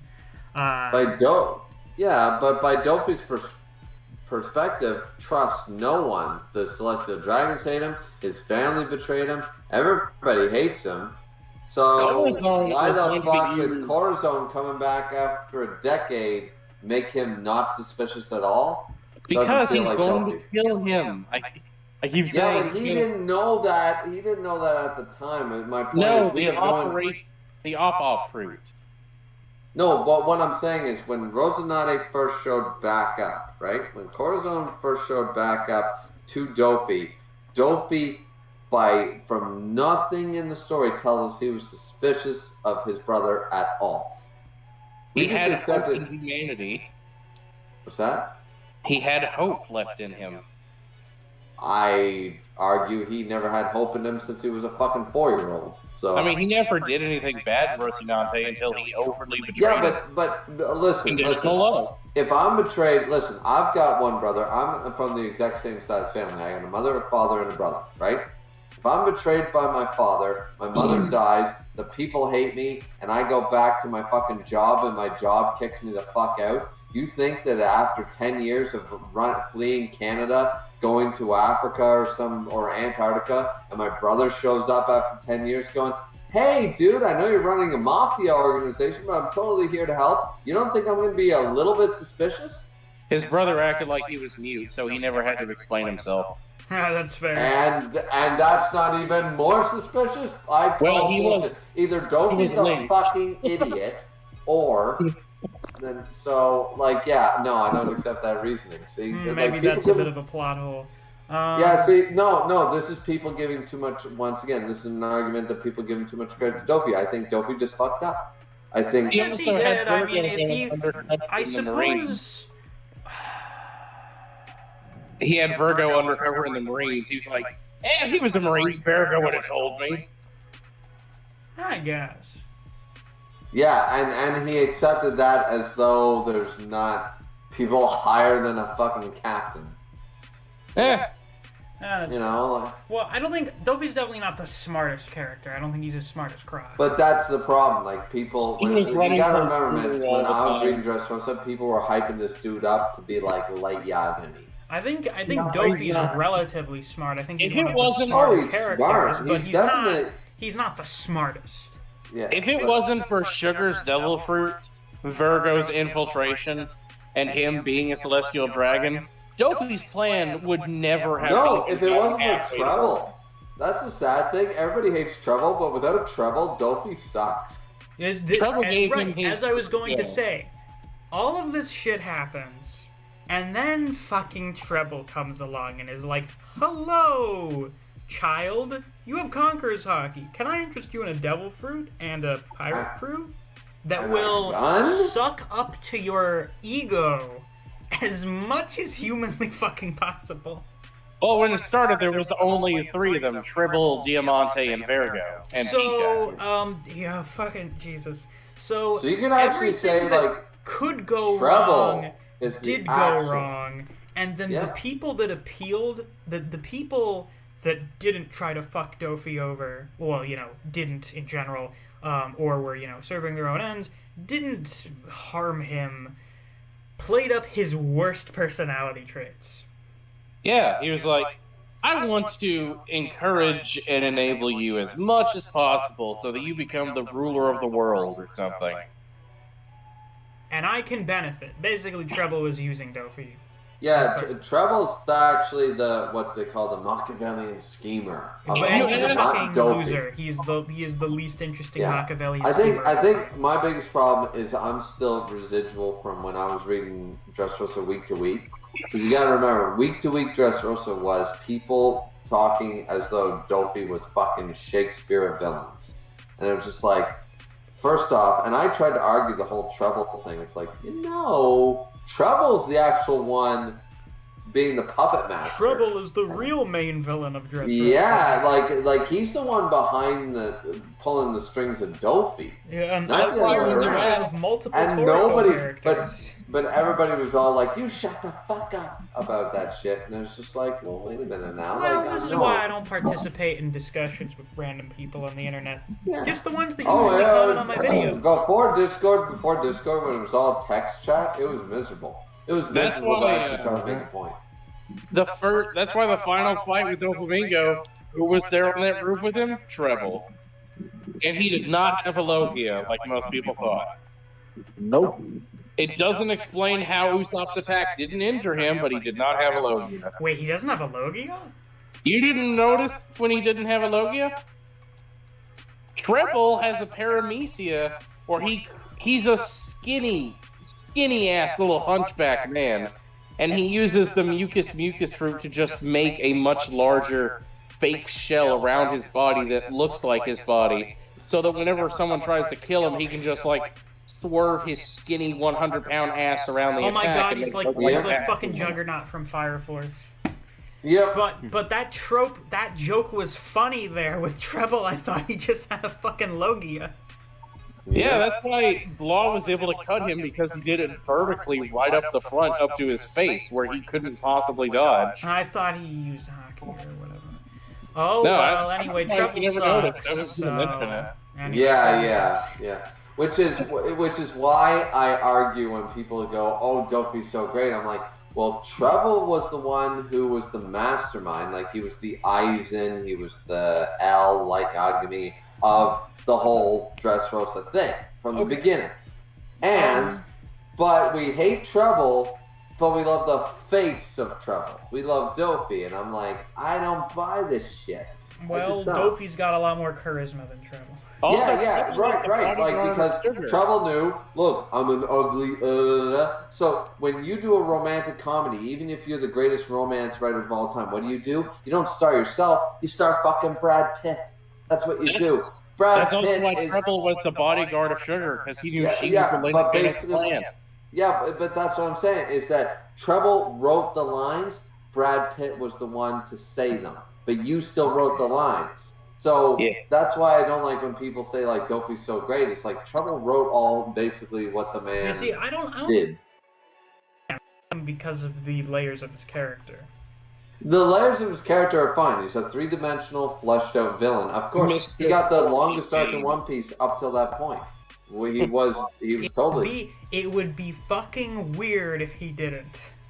Right, exactly. So I like more than Enel. Enel's fairly two-dimensional. I like Enel. I find Enel entertaining, but Enel's nowhere near as good of a character as I would give Dofi probably top 3 villains in One Piece. Yeah. Did you ever hear the sound effect of Dofi's forehead veins in the anime? I don't think I have. I saw the animation for his forehead veins. It's very distinct. What does it sound like? Is it like this fucking crunching sound or something? I don't know what it is. It sounds like a very muffled sound of someone popping their knuckles. That sounds about right, yeah. Every time he's like, more forehead veins appear, that's a sign of his anger. and it's just like his fucking temple is bulging like half of the time. Anyways, so unfortunately, I won't be able to stay for the whole stream, so I gotta go to work in the morning. So thanks, Misk, for inviting me. Thanks to Neve, Ace, and Tenryu, who are still here for a great discussion on One Piece that we all love. Absolutely. Even when we disagree on certain things, or agree on great things. That's right. Frostbite Simulator 1967. Neve, what the fuck? Anyways, Counting down. Sure. 1966 happened a while ago. Even I wasn't born then, but sure. All right. Thanks, everybody. I'll see you guys later. See you. So as Gear Impact mentions in the chat, and something that I wanted to bring up is that Dovey does care about his crew. He cares about various people, but unlike Corazon, who has no rational reason for his love for Law, Doflamingo's love for people is conditional. Doflamingo feels conditional love for people. If you're loyal to him, he's loyal to you. If you're not loyal to him, he doesn't give a shit. But as long as you... Corazon was still loyal to him because he didn't see any signs of otherwise. Right. As long as you are loyal to Dofi and support him in his endeavors, listen, we're family. We are the Don Quixote family. I will be watching out for you. All right? I can't imagine Doflamingo letting someone, like, retire from his family. No, he would probably count that as some act of disloyalty. But, as long as you're part of the crew, part of the ship, part of the crew, we're all good. It's literally ride or die. I really, really like the scene where Pika talks and his voice is really high-pitched and people start laughing and Dofi's like, hey, don't fucking laugh at my crewmates. I won't tolerate that. That was the first time he mentioned this, how his parents died. Yeah. You guys, the Don Quixote family, you guys are all that I have. So, I won't tolerate anyone laughing at them. That's a pretty good character line. That's a pretty good moment, I have to say. Yeah. He also has less respect for people he did not himself save from horrible circumstances like his own as a child. Yeah. Whether that's because he can only empathize people who've gone through hell, or because he finds them much easier to indoctrinate and manipulate is I up think in the that's air. a factor in it, but it's also like, are you fucking kidding me?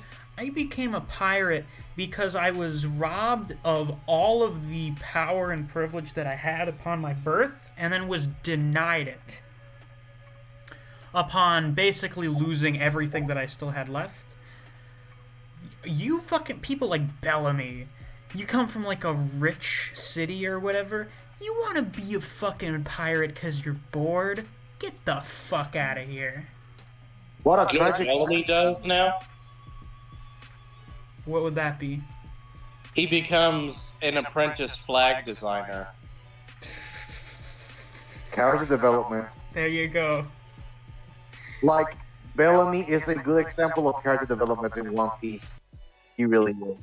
Like, dude, you want to be a fucking pirate because you're bored? Get the fuck out of here. Get the thought it would be cool. fuck out of here. I would not, if I didn't have to be, I would have never been a pirate. I would have just looked down on you people from on high. Mm-hmm. Man, he doesn't want to be a pirate because of he's bored? I mean, that's very complex. Don't you see the layers there? Yeah. I don't even think it was boredom with his life. He just wanted to be cool. Yeah, probably. He admired Doflamingo, not knowing anything about him. In the words of Eisen, admiration is the furthest thing from understanding. And Bellamy sure as shit did not understand Dofi.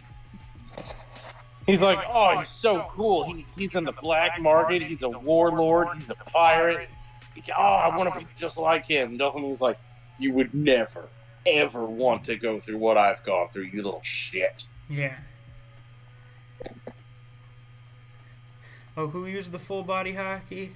Oh yeah, Pika. Pika was the one that used full body hockey the second time. Yeah, and it was Zoro this time with his venom. You have to say the whole thing. He had the Guiha. Ichi Dai Somsen Daisen Sakai. I am never saying that.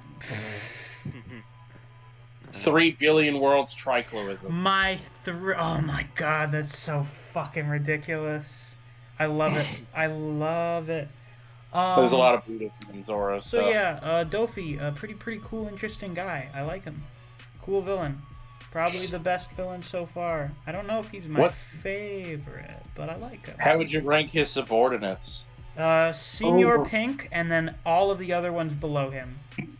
Yep. It's so accurate. So goddamn accurate. That's how it goes. Senior Pink, and then everyone else. I mean, Baby 5 pretty good too. Oh, and then I guess Baby 5 is kind of sad. I thought you were going to say Baby 5. Okay, Senior Pink, then Baby 5, and then everyone beneath them. So no one else really caught your interest of the Doflamingo family? No, I mean, Pika's kind of cool, but that's about it. Like, Senor Pink is the greatest character ever created in the history of fiction. There you go. He dresses up like a baby because his comatose girlfriend? Wife. Yeah. Only emotes when he appears dressed up like their dead child. Yep.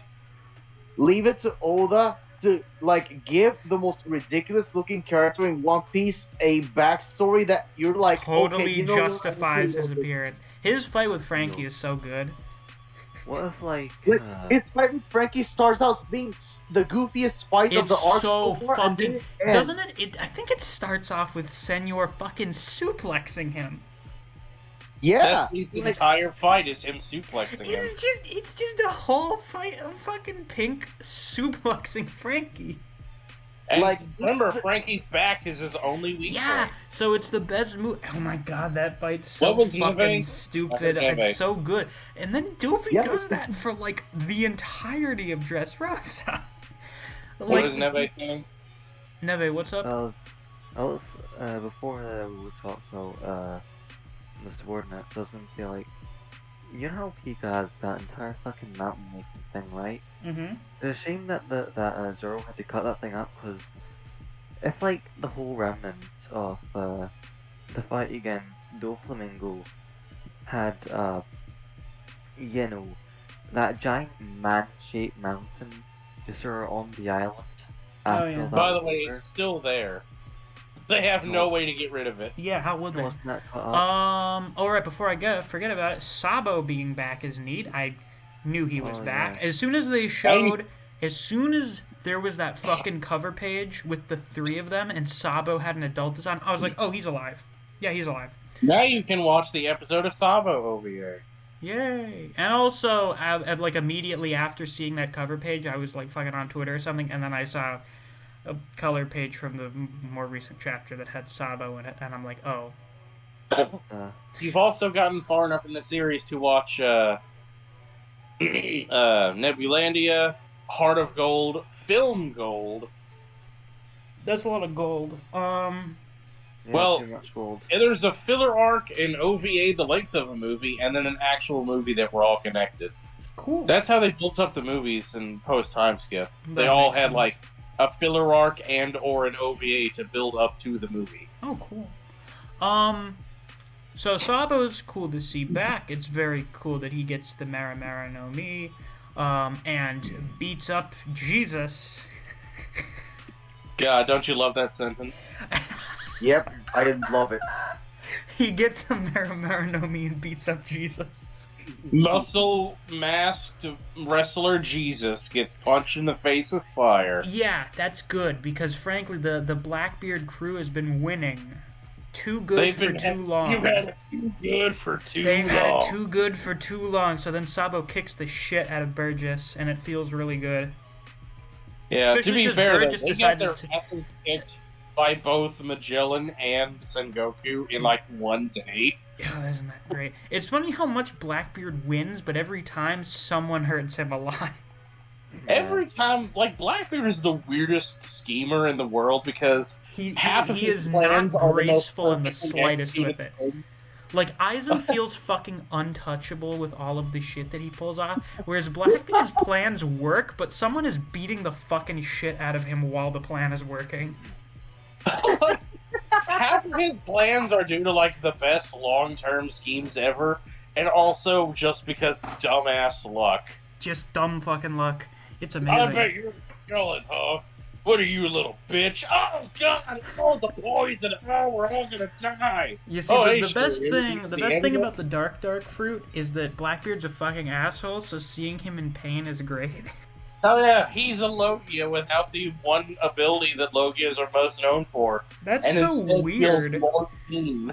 That's so strange. He It's a sucks up Logia? other things. Oh, you want to know another funny thing about Blackbeard? Sure. No one has ever seen him sleep. Yep. What? He apparently doesn't need to sleep, ever. Oh, Remember they Marco are was right. like, His he has a body is weird- fucking weird. Yeah, Marco's like, he has weird biology. I don't know what's up with him. That dude's a fucking freak of nature. That's creepy. Yeah, Shanks and Blackbeard have known each other since they were like 12. And Blackbeard supposedly scarred Shanks. Oh yeah, that was implied. Yeah, he had Wolverine claws back in the day. Yeah, you know, back in the day when I had my Wolverine claws that I don't have anymore, apparently. Yeah, because now I have a devil fruit. Yeah, now I have a devil fruit. So yeah. Or two. Or does he? Ooh. Oh, is that There's from that 16? fucking Cerberus theory, or I don't know. I probably need to catch up before I get And that. the crap. There's also a theory that he's able to trap the devil fruits that are not Zoans within, like, his rings as objects and use them Yeah. mentally. You I see could how see it's that, because I mean, if wise, Whitebeard was it's dead, eight- his devil fruit power should have passed My on to a assumption fruit. for how they steal devil fruits is just everywhere they go, they just carry a basket of apples and then stab a guy in the heart and then look at the apples and then grab the one that changes color and run away. That sounds like a pretty good idea. That's so that literally the happens. most efficient way to do it. So, that happens. Now, Dofi, for many people, is the big main star of Dressrosa, and I can't blame him. He's the main villain. He's the most fleshed out villain we've gotten so far. And it's his arc. However, there's another character that, for me, left just as much, if not more of an impact than Dofi. And that Fujitora? would be the apparently Wisteria Tiger Fujitora. Yeah. Yep. Also known as Oh. Isho, his real name. Or Isho. Man. Oh He's my so good. God, he's so fucking good. He is, Yeah. much like Dofi, per the product of having the longest arc that any of the admirals have been in, is a really good fucking character. He's probably the best character of the admirals. Like, he has the most complexity to his character of any of the admirals we've met thus far. Would you agree with that?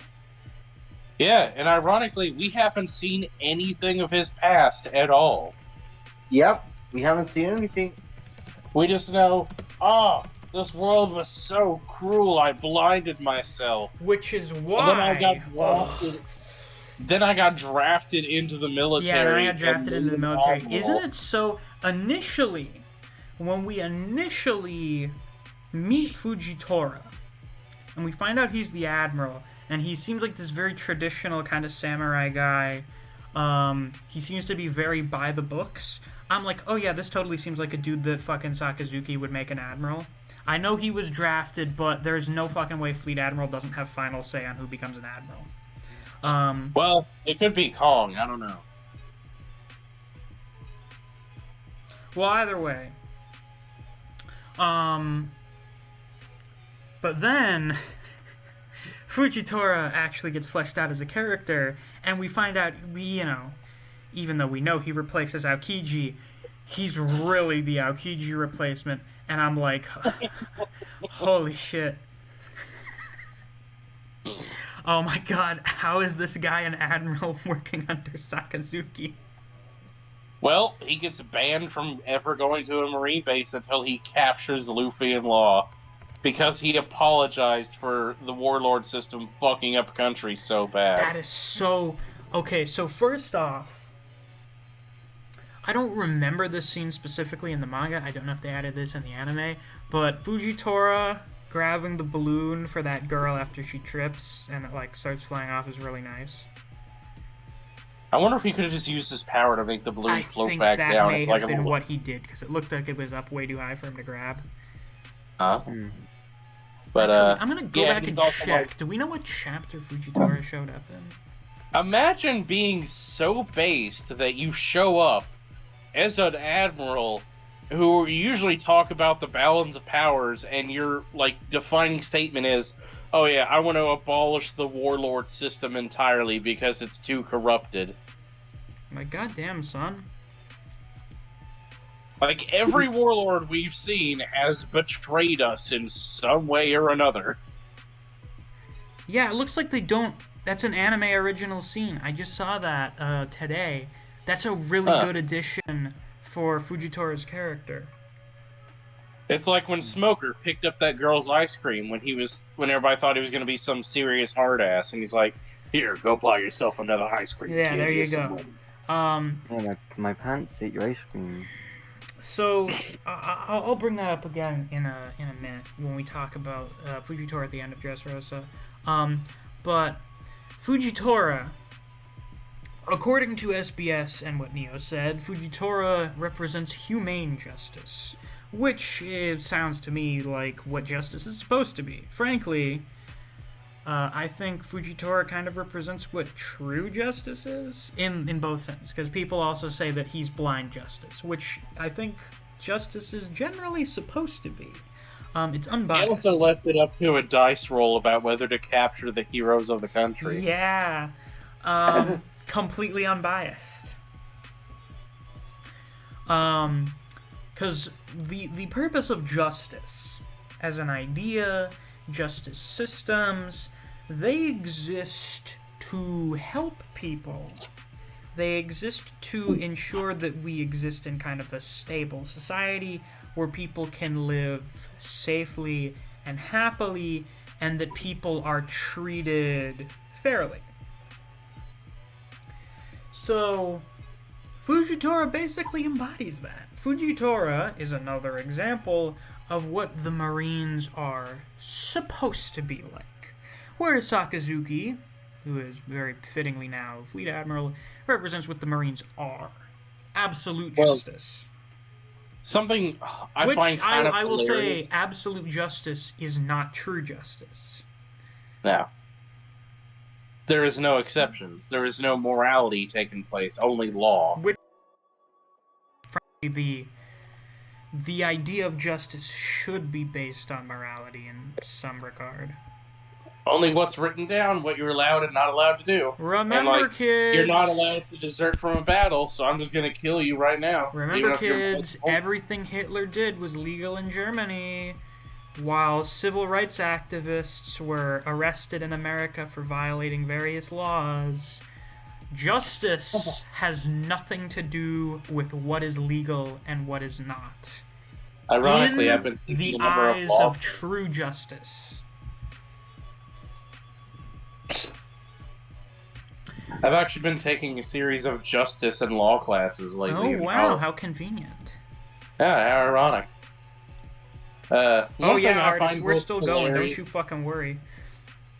Something hilarious and telling that I noticed is after Fujitora apologizes, it's basically like Sakazuki yelling like, "What the fuck is this, man? You're making us look bad.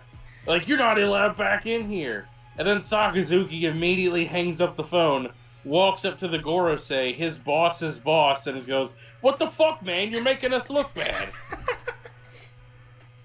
And they're like, "You shut up. You can't come in here and talk to us that way.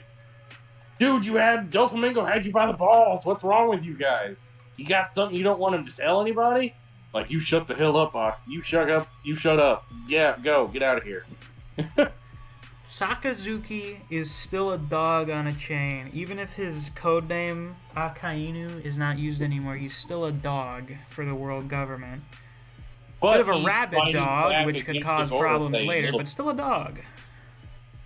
It's nice to see he's actually fighting back against the Gorosei. That is, it's sad, because Akainu is such an asshole, and the Gorosei suck, so it's funny to see them shit on each other. It's nice. Yeah. It was so satisfying to see people basically be like, Sakazuki, shut the fuck up and get out of here. Like, even Sengoku didn't talk back to them. No, because Sengoku was like, whatever the Gorosei say, whatever. He would rather retire than talk shit to them. Yeah, whereas But Sakazuki's such a fucking stubborn ass. That's one of my favorite speeches in the series, though, when Fujitora is arguing with him. It's like, we did these people wrong. They deserve an apology. If saving your face is all you care about and you can only do it by lying, you had no face in the first place. Hell yeah. Oh, man. God damn, did Fujitora let him have it. That was so good. This is why Fujitora... yeah, Fujitora is the best admiral. And then Sengoku thought it was hilarious that he was rolling the dice. Yep. I think I've got... I assemble my little pool of characters that I like the most out of the entire cast that I've met thus far. In that bubble, I have Mihawk, because Mihawk is awesome. I have... Dracula, Mihawk. Of course. I have Jinbei. I've got Law, because Law's fucking cool. I've got Shanks, Whitebeard, and Fujitora. Sweet. What about Zoro? Yeah, Zoro's pretty close. Zoro's mostly cool factor. Yeah. To be fair, that's also Mihawk, but Mihawk is cooler. Sorry, Zoro. Oh, I was gonna say earlier, the only time Luffy was ever afraid to fight somebody is when he was going up against Mihawk. He's like, oh, I'm gonna get my arm cut off. Yeah. How about the Straw Hat Grand Fleet? What do you think about that? Fleet is great. Well, I'm not done talking about Fujitora yet. So Fujitora,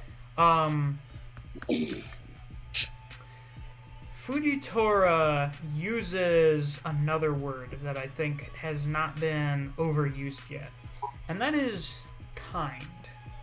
I like the word kind. A very important distinction is between kind and nice.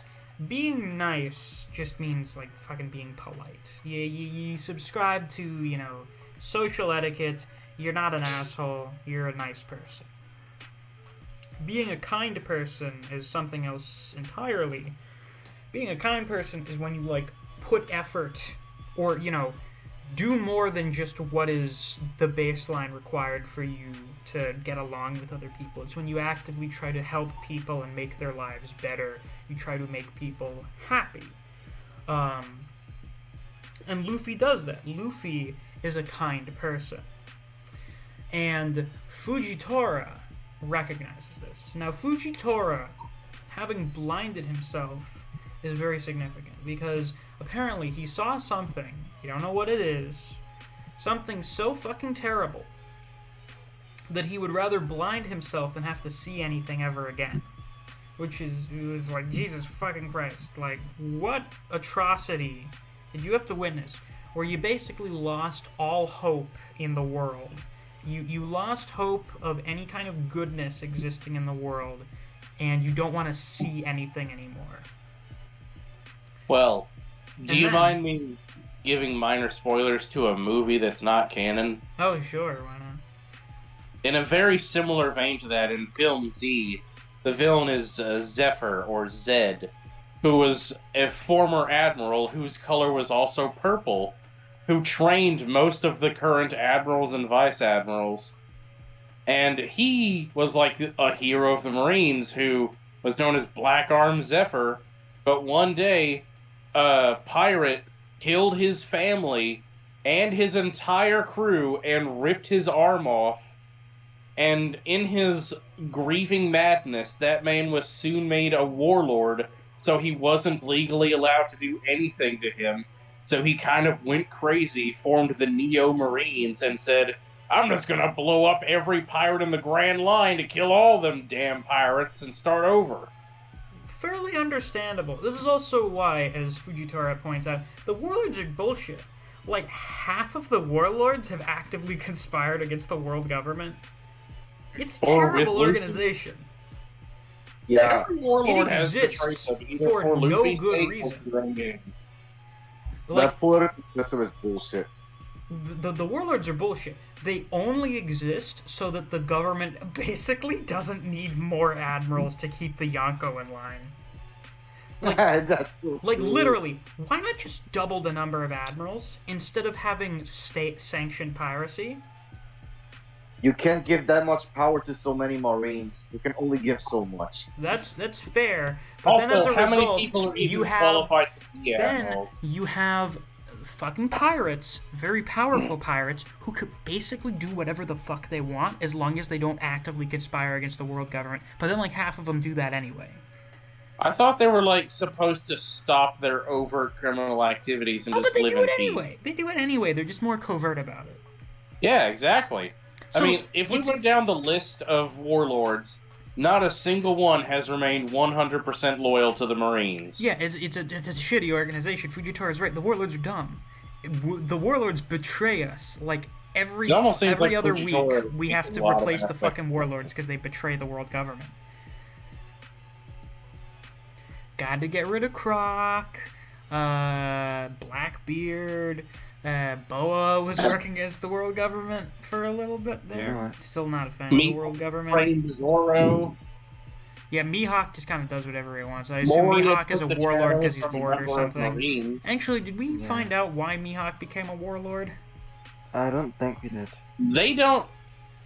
We'll probably learn eventually. I figure Mihawk's reasoning was that he was just bored, and then the world government was like, you may occasionally have to fight a Yonko, and he was like, okay. I find it interesting that the majority of warlords did not have a noteworthy crew. It was mostly just the individuals they cared about. Yeah. Kuma was working against... Kuma was literally part of the fucking Revolutionary Army. Dofi conspired against the world government. Law conspires against the world government. Also, protected the Straw Hats' ship and saved their lives from Kizaru. Yeah, like... Fucking half the warlords have betrayed the world government. It's a dumb organization. Have betrayed the government. Every one of them. It's amazing. It's absolutely fucking incredible. And then they're protected. I can't think of a single one who didn't.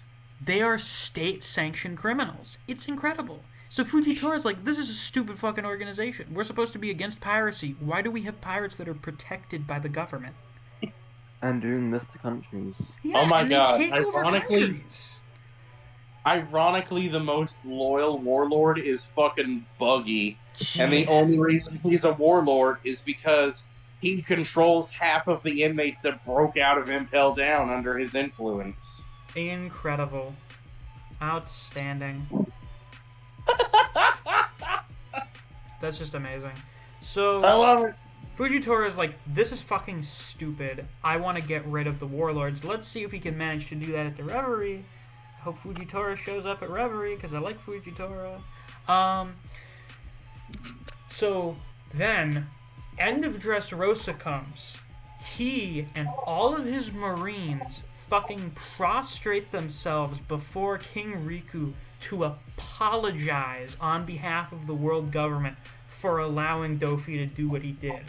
That is... Yes. Oh, hold on.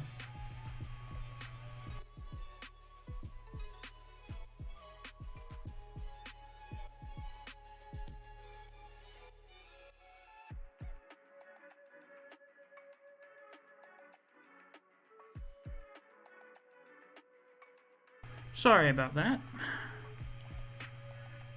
I had to go talk to someone for a second. That is like Smoker has always made it clear he feels bad about the fact that he was given all the credit for taking down Crocodile. Because he didn't do anything. At this point, he's helped Luffy more times than he's fought Luffy. Yeah, like basically the world government fucked up by enabling Crocodile. Pirates cleaned up their mess, and then the world government was like, oh my god, look, we defeated the guy who was betraying the world government, conspiring against the people of Alabasta. Oh my god. Fujitora, with the knowledge of what happened in Alabasta, was like, no, that's bullshit. That's fucking bullshit. Oh yeah, Smoker told Fujitora about it. Yeah, so he's like, that's fucking, that is straight up bullshit. We're not having that here. Alabasta 2.0, on behalf of the world government, I humbly apologize for everything that happened to your country. It's on us. It was our mistake, and I'm sorry. If there's one thing that did disappoint me a little bit is how much they built up the royal family for both Dressrosa and Fishman Island. Like Riku and Neptune's sons. And then none of them did literally anything helpful in combat. Sons. Oh yeah, those guys exist. Well, one of them kind of helped out in the fight against Hordy, but... Oh yeah, it's Oda. You shouldn't question it. You should just accept the fact that he does too much. Which is why we have pacing issues now. Yeah. But I almost forgot, after he got crucified and nearly shot in the face, that Fukaboshi did help in that fight. Yeah. So he apologizes on behalf of the world government, which is, you can imagine, a Navy admiral bowing down to someone and, like, taking the blame for something bad happening on behalf of the world government, which I assume never fucking apologizes for anything. I mean... Oh, no. They cover up everything. So everyone is... The whole world sees Fujitora, and by extension the world government, take responsibility for fucking up for something, and it's made very clear that it was pirates who saved the day in Dressrosa.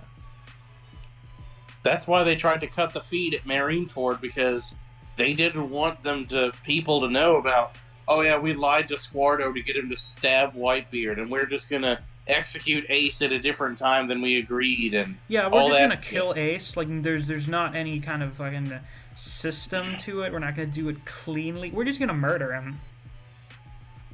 Especially if he gets off this scaffolding. Well, to be fair, I think if someone escaped this state-sanctioned execution, they'd probably just shoot him. Although, to be fair, that fight went on for a long time of Sengoku, Garp, and those two guys with the spears just standing there over Ace. And not at any point did they go, like, grab him by the neck and, like, if you don't stop right now, I'm going to cut his head off this moment. Well, which I could have done at any point. It's just kill him. I guess. Well, Marineford is pretty Kino, so I'm not concerned about minor plot issues like that.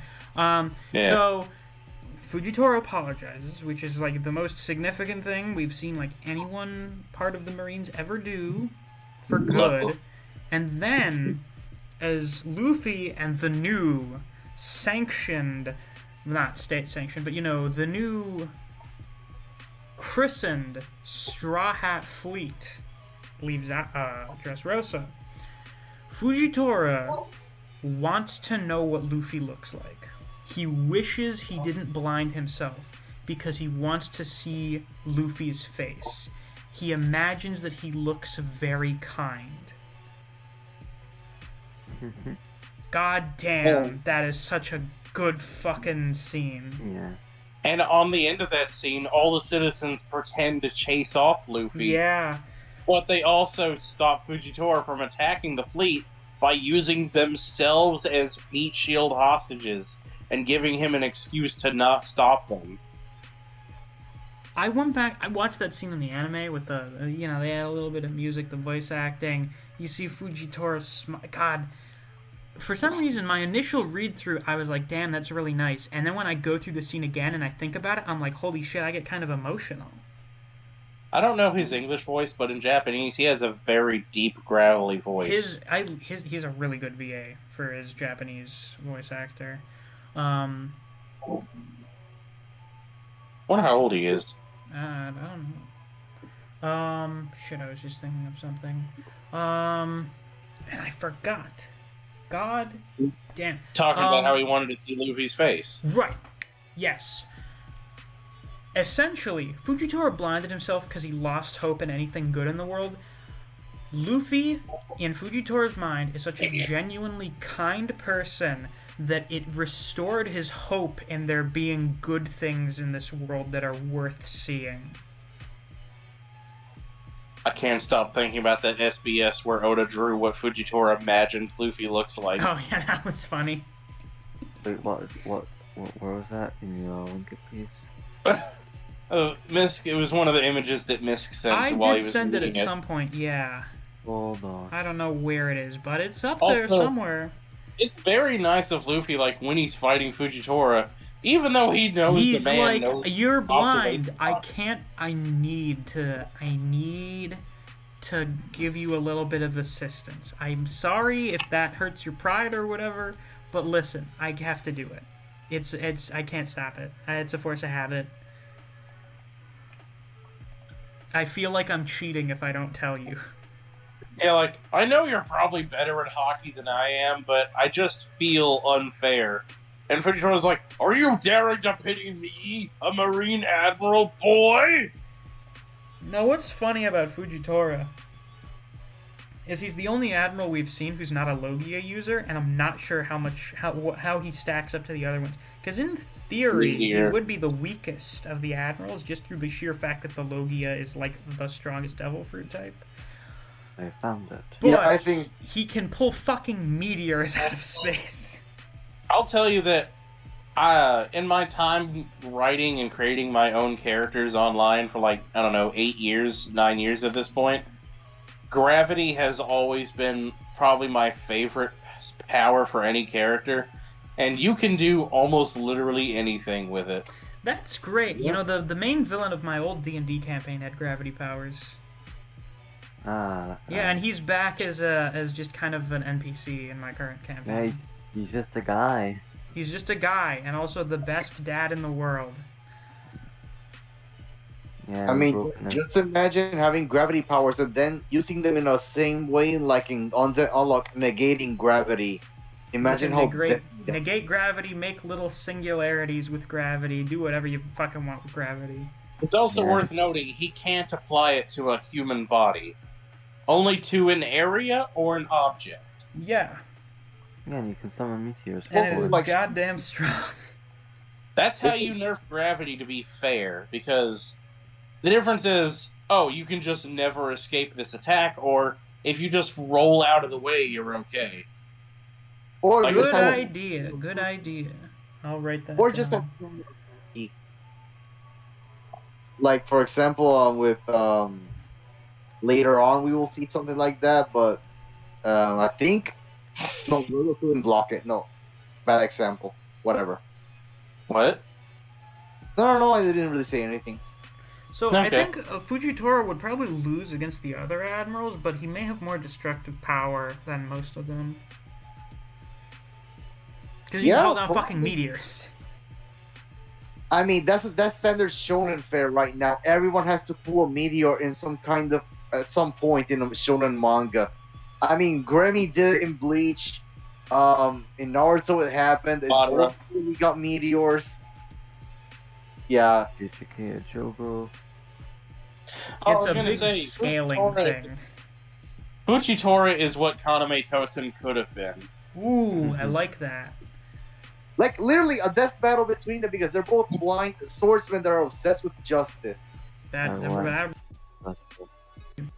they both chose to, like, give up their hope in humanity because of one wrong in their past. Yeah, whatever that... Well, we and to serve a higher power that was objectively corrupt. Yeah, that's true. Come on, get to it. Fujitora tells Sakazuki to fuck off in a very satisfying scene. It's great. Then we get a good speech from Dofi about how, like, hey, how is shit gonna turn out now that I'm out of the picture? Kaido's probably pretty pissed.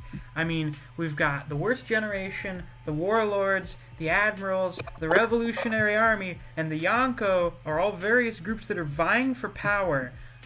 Crazy shit is about to happen. Oh yeah, Suru has been chasing Doflamingo for like 20 years. I imagine and he she's quite treats satisfied. her like a friend almost. Yeah, I would imagine he would. She's like his rival, I guess. She's like the only person he refers to in a respectful way when he addresses her. That's actually pretty neat. And he's like, you're really going to regret arresting me. I was like the linchpin of this entire system. I was the person keeping everything from going to shit. Because I was the guy... Essentially, I kept Kaido from going apeshit. That's how the Kingpin talked in the beginning of Spider-Man and the PS4 game. You're gonna regret arresting me. There's gonna be a power vacuum that I kept all these people in check. You're gonna want me back in 1 month. Yeah. So then we get the introduction of one of those people. Oh yeah, Mr. A man who really wants to die. Which I must say is a very interesting introduction for a character. Literally, one of his first lines is, "God damn it, Whitebeard did it right." Whitebeard knew how to kill himself. Why is this so hard? He walks up to the edge of a sky island where a Rouge is just hanging out covered in bandages. Let's see. Chapter... And then he jumps off. What chapter was it? I think it was 797, 796. Hold on, I'm looking for it right now. And then he lands on his head from 10,000 meters up. And he says, "Oh, fuck, I got a headache. I'm still alive." That fucking hurt, kind of, a little bit. That was the biggest chapter of the series in 795 Suicide. Yep, I remember you sent the title page for the cover page I'm for like, that. That it's seems what? ominous. Suicide. What were you about to say, Tenryu? That was the biggest chapter of One Piece in that whole year of 2015. Kaido's former introduction. I would imagine it's the introduction of a fucking Yonko. Also, my first thought upon seeing Kaido is, oh, Mongolian Yakuza. You know what, I feel like that does somewhat accurately describe him. Also, he looks Mongolian. A little, yeah. Yeah, so I thought fucking Skypiea guy was the dude. Because I was fucking tired. I thought he was the one jumping off the clouds or some shit. I'm a fucking idiot. Yeah, he was trying to stop Kaido from jumping. Yeah, it's like, Kaido, what are you doing? Kaido looks kind of small in his background silhouette. Also, you know why a Rouge is up there covered in bandages? Don't spoil. Oh, wait, is that spoilers? Okay, don't tell me. Yeah. Yeah, it's after Zoe, so don't spoil. Okay, yeah. Cool. I just want you to remember that he's up there for future reference. Okay, I will do this. The man claimed that he was searching for a place to die. To speak more on this man, he had tasted defeat as a pirate on 7 occasions and been caught by the Marines or enemy ships no less than 18 times. He was tortured time and time again and lived as a prisoner. And finally, he attempted suicide. The very rare act of suicide by jumping from a sky island and back to the present. To repeat, this is a man who challenged the Marines and 4 emperors and was caught 18 times and endured over 1,000 tortures. He was sentenced to death 40 times. When he was hanged, the rope snapped. When put under the guillotine, the blade cracked. When skewered, the spear broke. Ultimately, he sank 9 different prison vessels, meaning none of these people were able to kill him, and that included he himself. His hobby is suicide, and his name is Kaido, King of the Beasts. People say in a one-on-one fight, always bet on Kaido. Land, sea, and air, out of every living thing in this world, this pirate is said to be the strongest creature alive. That is one of the best character intros I have read maybe ever. Like that. And now he's the villain of an arc that's probably going to be 150 chapters long. That is literally Record of Ragnarok level. Record of Ragnarok is so good when it comes to character introductions, and this is something you would see from that series with Kaido. Oh, I tried to kill myself by jumping from cruising altitude. 10,000 meters. 30,000 feet. Jesus Straight on fucking his Christ. That is some Face restaurant build up. He jumped from fucking cruising altitude onto an island and was like, damn, that kind of hurt, I guess. And now there's 3 supernovas and their crew standing there. And they're like, terrified. I guess we have to fight him. No, you don't. No, you should not. So it's like we have 3 guys that are supposed to be comparable to Luffy and Zoro. No, don't fight him. No. Do not.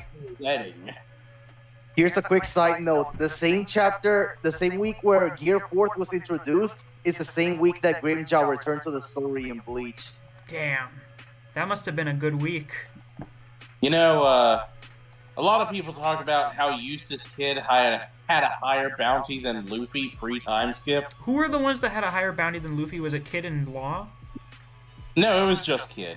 Law's was like on the lower end, honestly. Huh. I don't remember the exact bounties. Well, Eustace seems like a bit of a troublemaker, so... Because he would literally burn down the town anywhere someone insulted him in his dream. He crucified dozens of people and burned down their houses for insulting him, whereas Luffy just walked away from the bar when that happened to him. Yeah. And now he's got a robot arm, presumably because he fucked around with the Yonko. Or, yeah, it was he just... lost an arm and got scars comparable to Akainu and Bikuzan. Presumably, he either was not prepared enough going into the new world, and or he had a bad encounter with a Yonko. I'm thinking probably Big Mom. Well, we know what happened, but it's spoilers. It's spoilers, so you can't tell me. Yeah. Yeah, Kaido's reveal, that this may be the best character introduction I've ever read. Just in terms of how it hypes up a future villain, it's so good. A lot of people were just like, surely it can't be that hard to kill him. Like, can't you just drown him? Come on, it can't be that hard. Really? No, guys, he just jumped from fucking cruising altitude and got a headache. I wonder what would happen if you just tried to drown him, though. Well, I guess it's like, Kaido, you have a devil fruit. Can't you just fucking go underwater or something? If you were to take a guess at Kaido's devil fruit, what would you think he had? I know what it is. I was spoiled on it a while ago. Damn it! It was like a year ago. I was watching a Griever stream. It was like a Ragnarok stream, and someone asked him what he thought about Kaido's devil fruit reveal. And this was like way before I even thought that I was gonna read One Piece, so I'm just aware of it. Damn.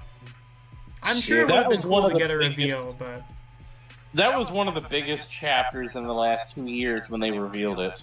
Well, I'm sure it'll still be cool to read. But it was just like, that's Kaido.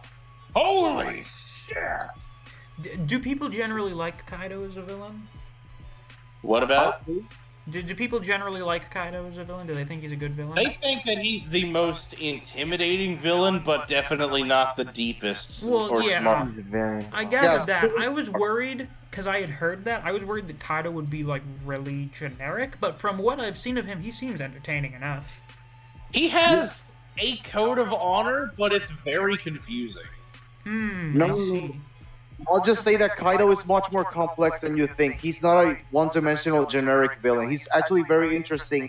And many people are even saying that he's actually shaping up to be one of the best villains of the series. Well, we're gonna find out when I get there. I like what I've seen so far. I mean, the fucking hype for introducing his character was fucking nuts. I need to go back and watch the KOL video for when this chapter came out. Hey, you've only got less than 2 whole arcs left in your read-through. Hell yeah, I'm gonna catch up by the end of the year.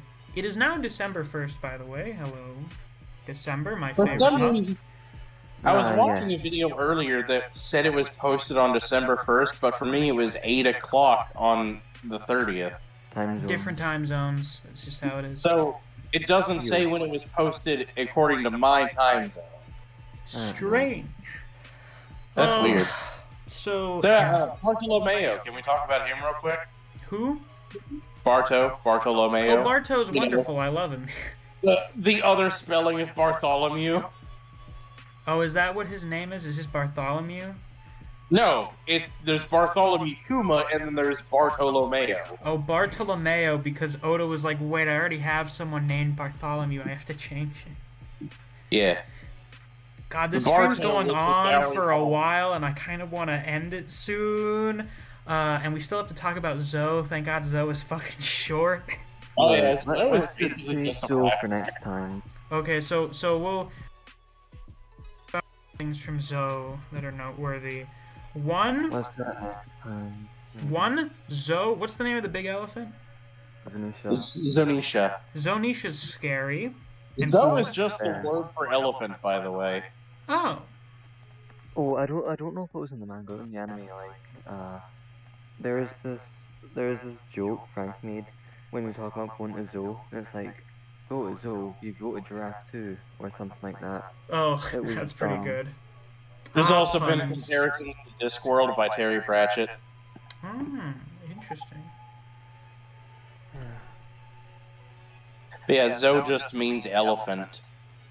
And the elephant's name is Zunisha. And he's like 1,000 years old, apparently. Oh, I've got the final confirmation, final invoice for your complete order. Cool, I assume that means they're shipping my PlayStation now. Oh, yeah, it's been preparing to ship for like the last day and a half. Since I ordered it like yesterday afternoon. So, should be here tomorrow or Thursday. Or I guess technically now today or tomorrow. Nice. So Zoe is a fucking thing that's apparently 35,000 feet tall, or is it 35,000 meters? 35,000 kilometers. 35 kilometers. Fuck. 35 kilometers, even bigger than Heracles, which is nice. I was gonna say, 35 kilometers. The tallest known thing in One Piece that has a given height. Thank God it's fucking in the ocean. On the Earth side? That too, yeah. And it also, was funny because when Jack came back and we're like, shit, Jack has a billion berry bounty. Yep. He's a Yonko commander. He's tough shit. What are we gonna do? Oh, the elephant just smacks his fleet into oblivion. He just got back from fighting Fujitora, Sengoku, and Suru, and being reported as dead, and he was just bandaged up a bit. Yeah. And then the elephant just smacks him into the ocean, and because he's Devil Fruit user, he just kind of has to sit there at the bottom of the ocean. Yeah. Yeah, but also because he's a fish man, he doesn't die. He just waits to be saved. Which makes sense. That did seem like a fucking plot hole when I got there. I'm like, how are you alive? Yeah, it's very weird, but he's a full-blooded fish man. He doesn't look like one other than his teeth. I know, right? That's He should have had web pants at least. Do you think Kaido has like a group of people in his crew that are dedicated to like pulling Jack up from the bottom of the ocean? I'm sure he probably has. They have some kind of system in place for pulling Jack out of the ocean. He very clearly expected someone to come get him quickly. Like he was getting impatient about it. Imagine Zunisha just stepped on him. That'd be kind of funny. So Zunisha does that, and then the other really good scene from Zoe is when the guys from Wano show up. They're like, "Hey, we're from Wano. Where's Raizo?" Raizo is fine. Raizo is okay. God, I love that. Raizo is safe! And, okay, what made the scene was Usopp freaking the fuck out. 1,000-year-old city was fucking, Decimated? Decimated. You almost all died. Do you understand that? Listen. It doesn't matter what may be ruined. We would never sell out a friend. Good fucking shit. Good shit. Neko and Inu lost an arm and a leg, and Inu said he would slice open his belly in suicide. And they were lying. Yeah. Also, here's a question you should probably consider. Why was Jack so adamantly sure that Raizo was there, even after his own subordinates said he wasn't? He just wants an excuse to cause destruction. He said 100% I know Raizo is on that island, and no one is going to convince me otherwise. Why do you think that is? Someone probably told him that Raizo is there. Who? Who could have told him? That's The a Minx? good fucking question. You Think about that. If there's a worm, you'll... Oh, shit, fuck off, Neve. Neve's just gonna start spamming the chat with every meme with their fucking tongue. The tongue. No.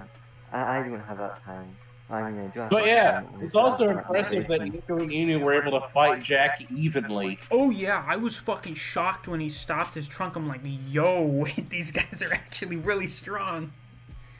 To be fair, they were each getting 12-hour shifts of rest in between taking turns. Well, that just means these dudes in peak condition are able to fight Jack, kind of. Also, fighting for 12 hours straight,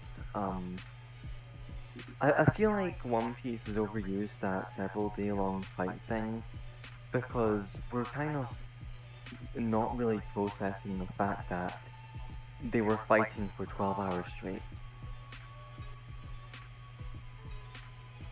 You know, most fights last for like half an hour at most, not 12 hours. I know one fight in the series lasts for at least 12 straight hours that Misk hasn't gotten to yet, and we feel it. That'll be fun. I know what you guys are talking about. Yep, I know. Oh, right, and the last thing I wanted to talk about from Zoe is, oh my god, Sanji's being forced to marry Big Mom's daughter because he's part of the fucking family of assassins? You'll see. Oh, the stole from Hunter x Hunter! Well, what are they called? The Yes, the Vinsmokes of the Germa Kingdom. Germa? Like the sussy imposter guy? Yeah, like that guy. Yeah. So that should be interesting. It seems like we're finally going to get big Sanji backstory. I mean, we got his backstory all the way back in East Blue, but now we're going deep dive backstory. Oh yeah, now we get the last name. Yeah, Sanji And they Vinsmoke. put only alive on his wanted poster. Yeah, because they want to fuck him.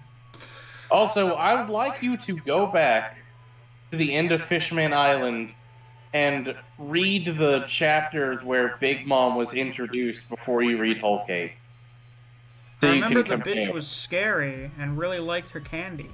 And there was also, like, some of her subordinates with her in that chapter. Oh yeah, that would probably be a good little refresher, just so that I remember what most of them look like. Because they do come up again, those same people. They didn't just get forgotten like in Bleach. Remember that old man who was in the first Arrancar meeting in Bleach and we never hear about him again? There was like an old Arrancar when Ulquiorra first showed up, and he's like, oh, never seen that guy again. That's cool. He was standing right next to Halibel, too. That's kind of funny. Yeah, Scubo changes his mind about stuff. So, Cryptic, I don't even see dislikes anymore. They're meaningless. Just leave a like. Fuck's sake. Well, he did say JK.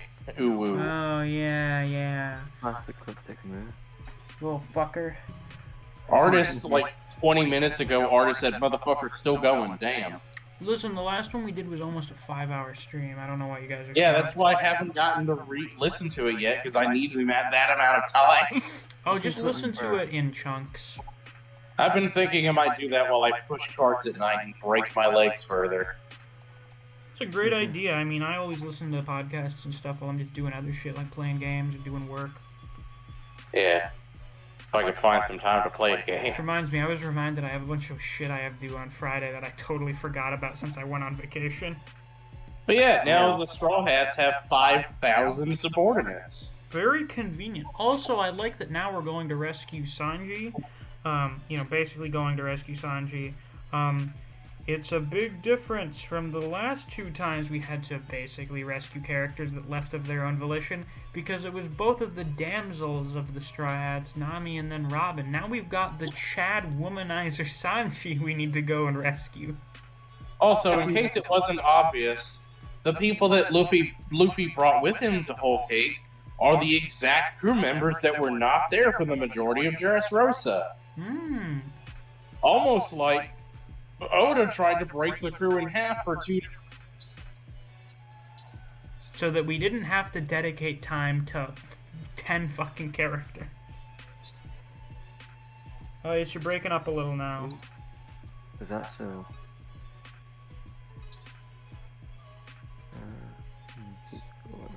Yeah, it's still...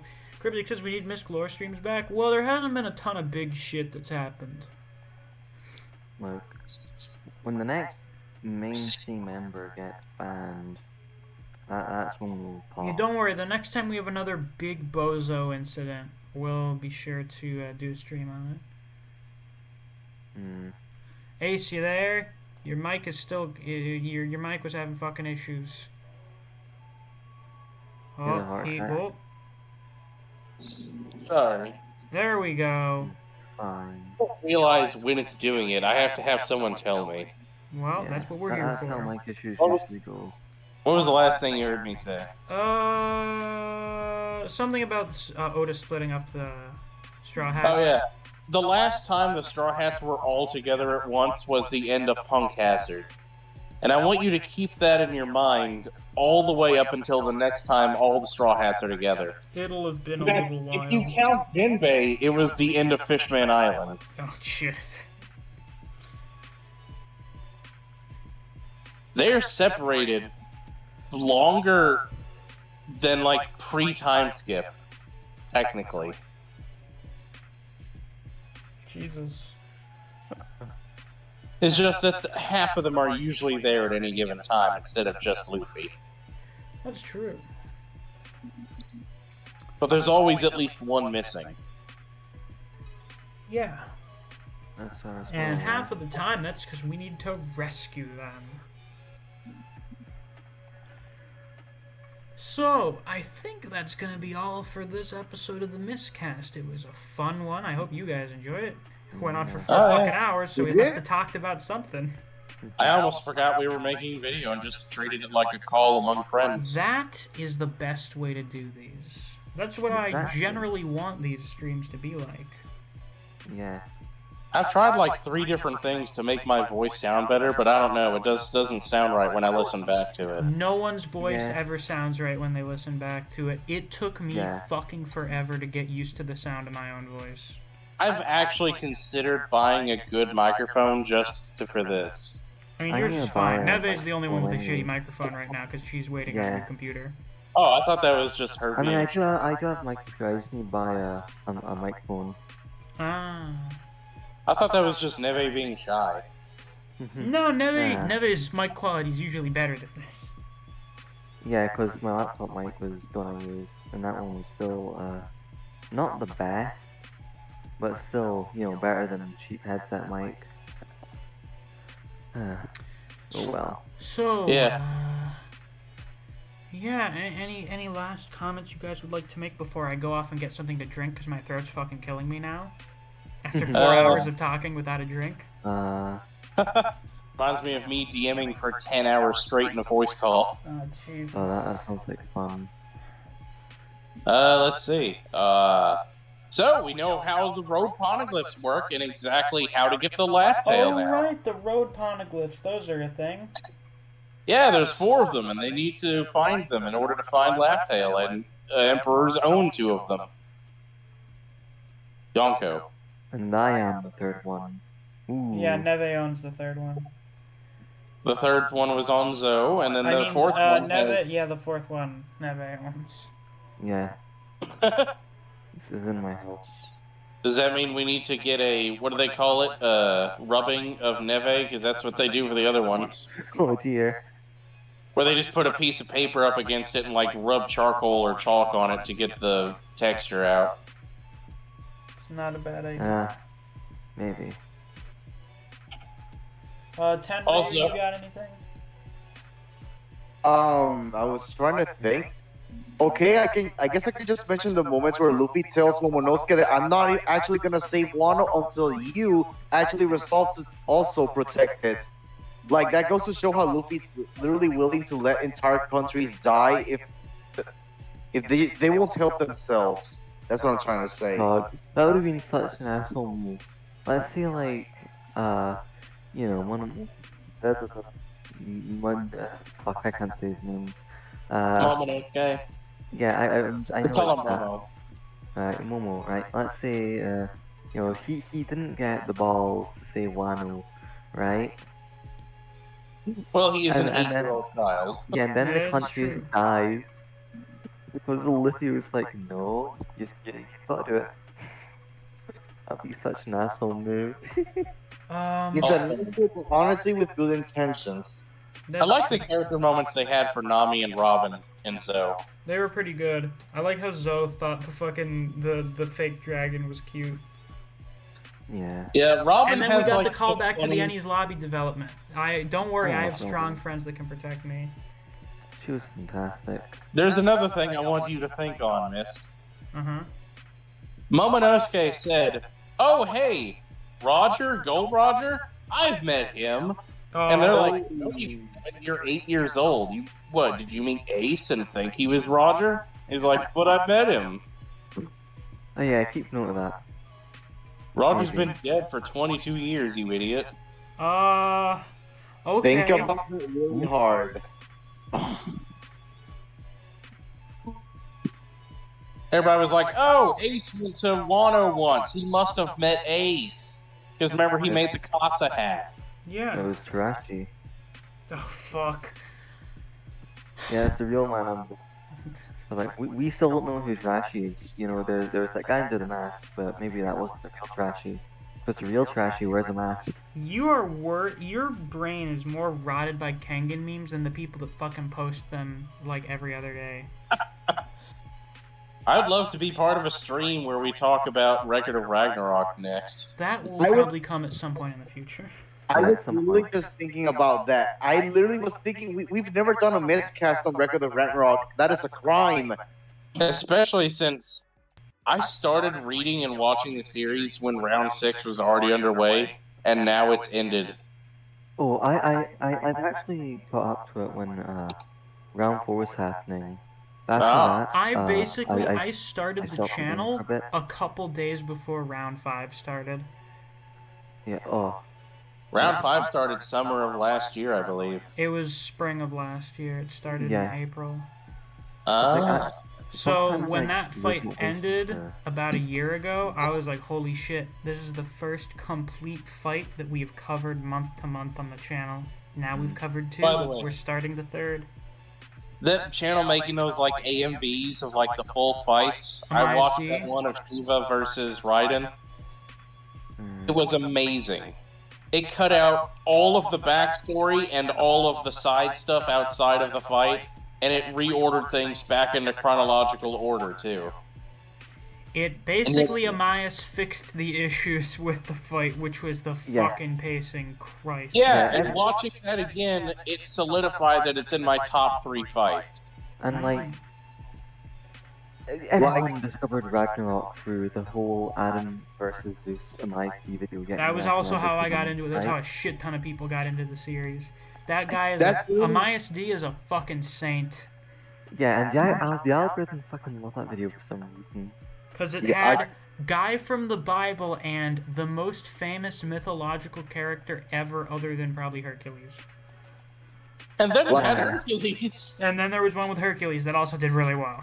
I literally caught up to Record of Ragnarok in that fight, Adam versus Zeus. I caught up very early on, so I can be one of those people who's like, "Oh, I like Record of Ragnarok before it was even popular. Exactly. I'm one of those people, and I hope it does really well in Roger Space's tournament of Best Manga of I 2021. don't know if it will, because all of 2021 was round 6, and round 6 wasn't the best fight.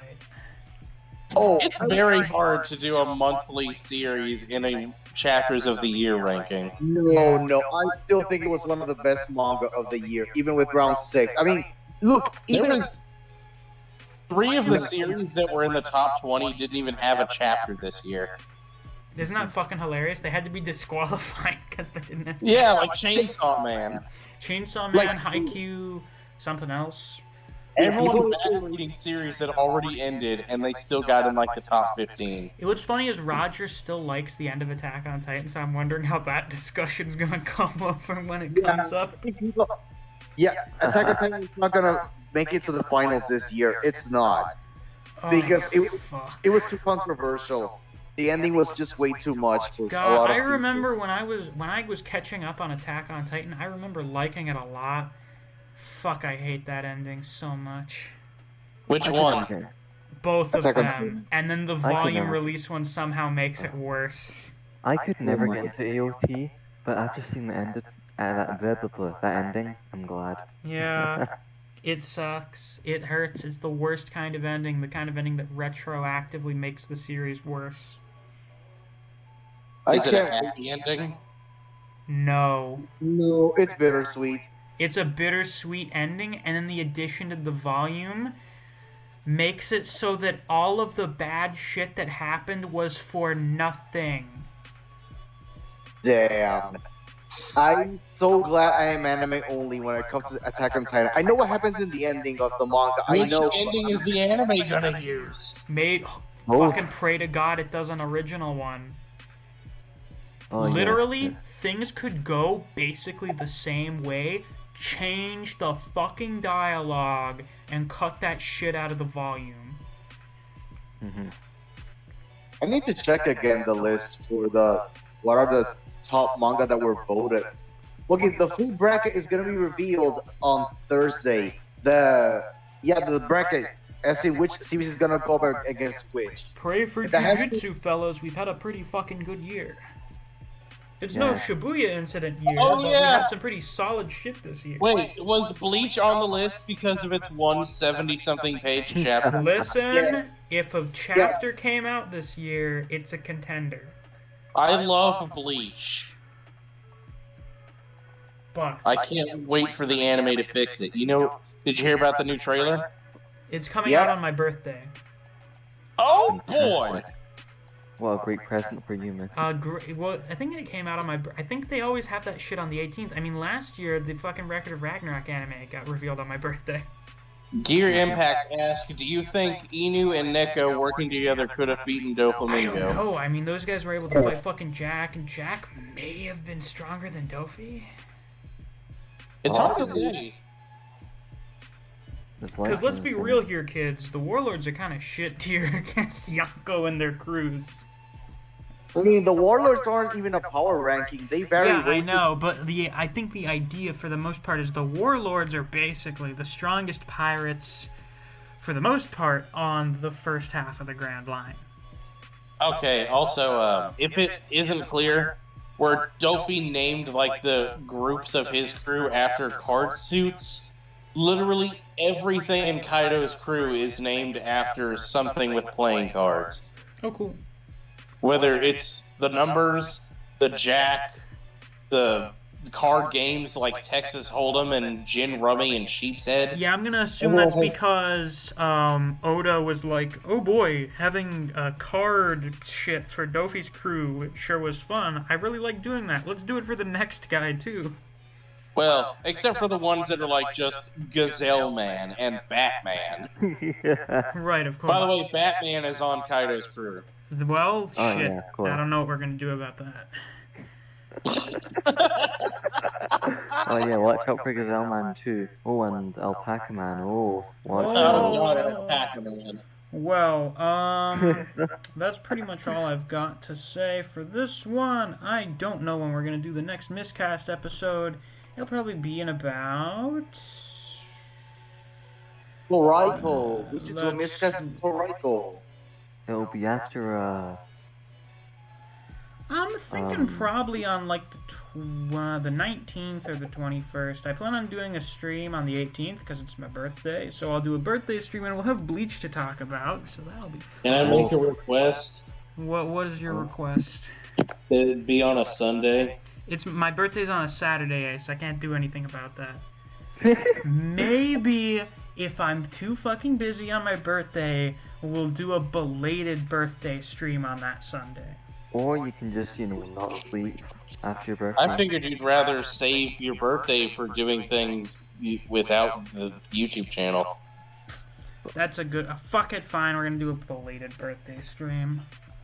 Right. That just means you guys have an extra day to get me something.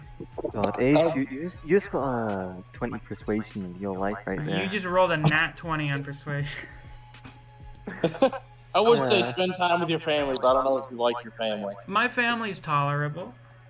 Okay. That's basically as good as most people can get these days. Yeah, kind of. They're nice. I enjoy spending time with them on my birthday. I'll spend time with Clover and Fi, and we'll see if anyone else is showing up.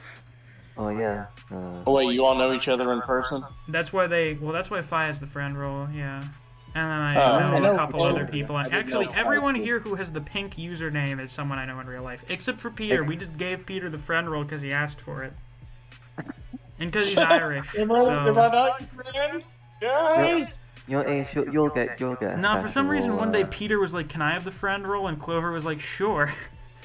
Let's see, what rules should we get? Oh yeah, good point, Nick. What do I have to give you to do the special role? You get the new rule. See? Like your user. New rule. Oh yeah, there you go. Anyway, that's all for tonight, folks. I hope you enjoyed. I look forward to seeing whoever of you care about Kengan tomorrow for this week's Kengan reactions and reviews. Until next time, I'll see you folks around. Take care. Bye-bye. Toodaloo. Arrivederci. There we go. That was a solid.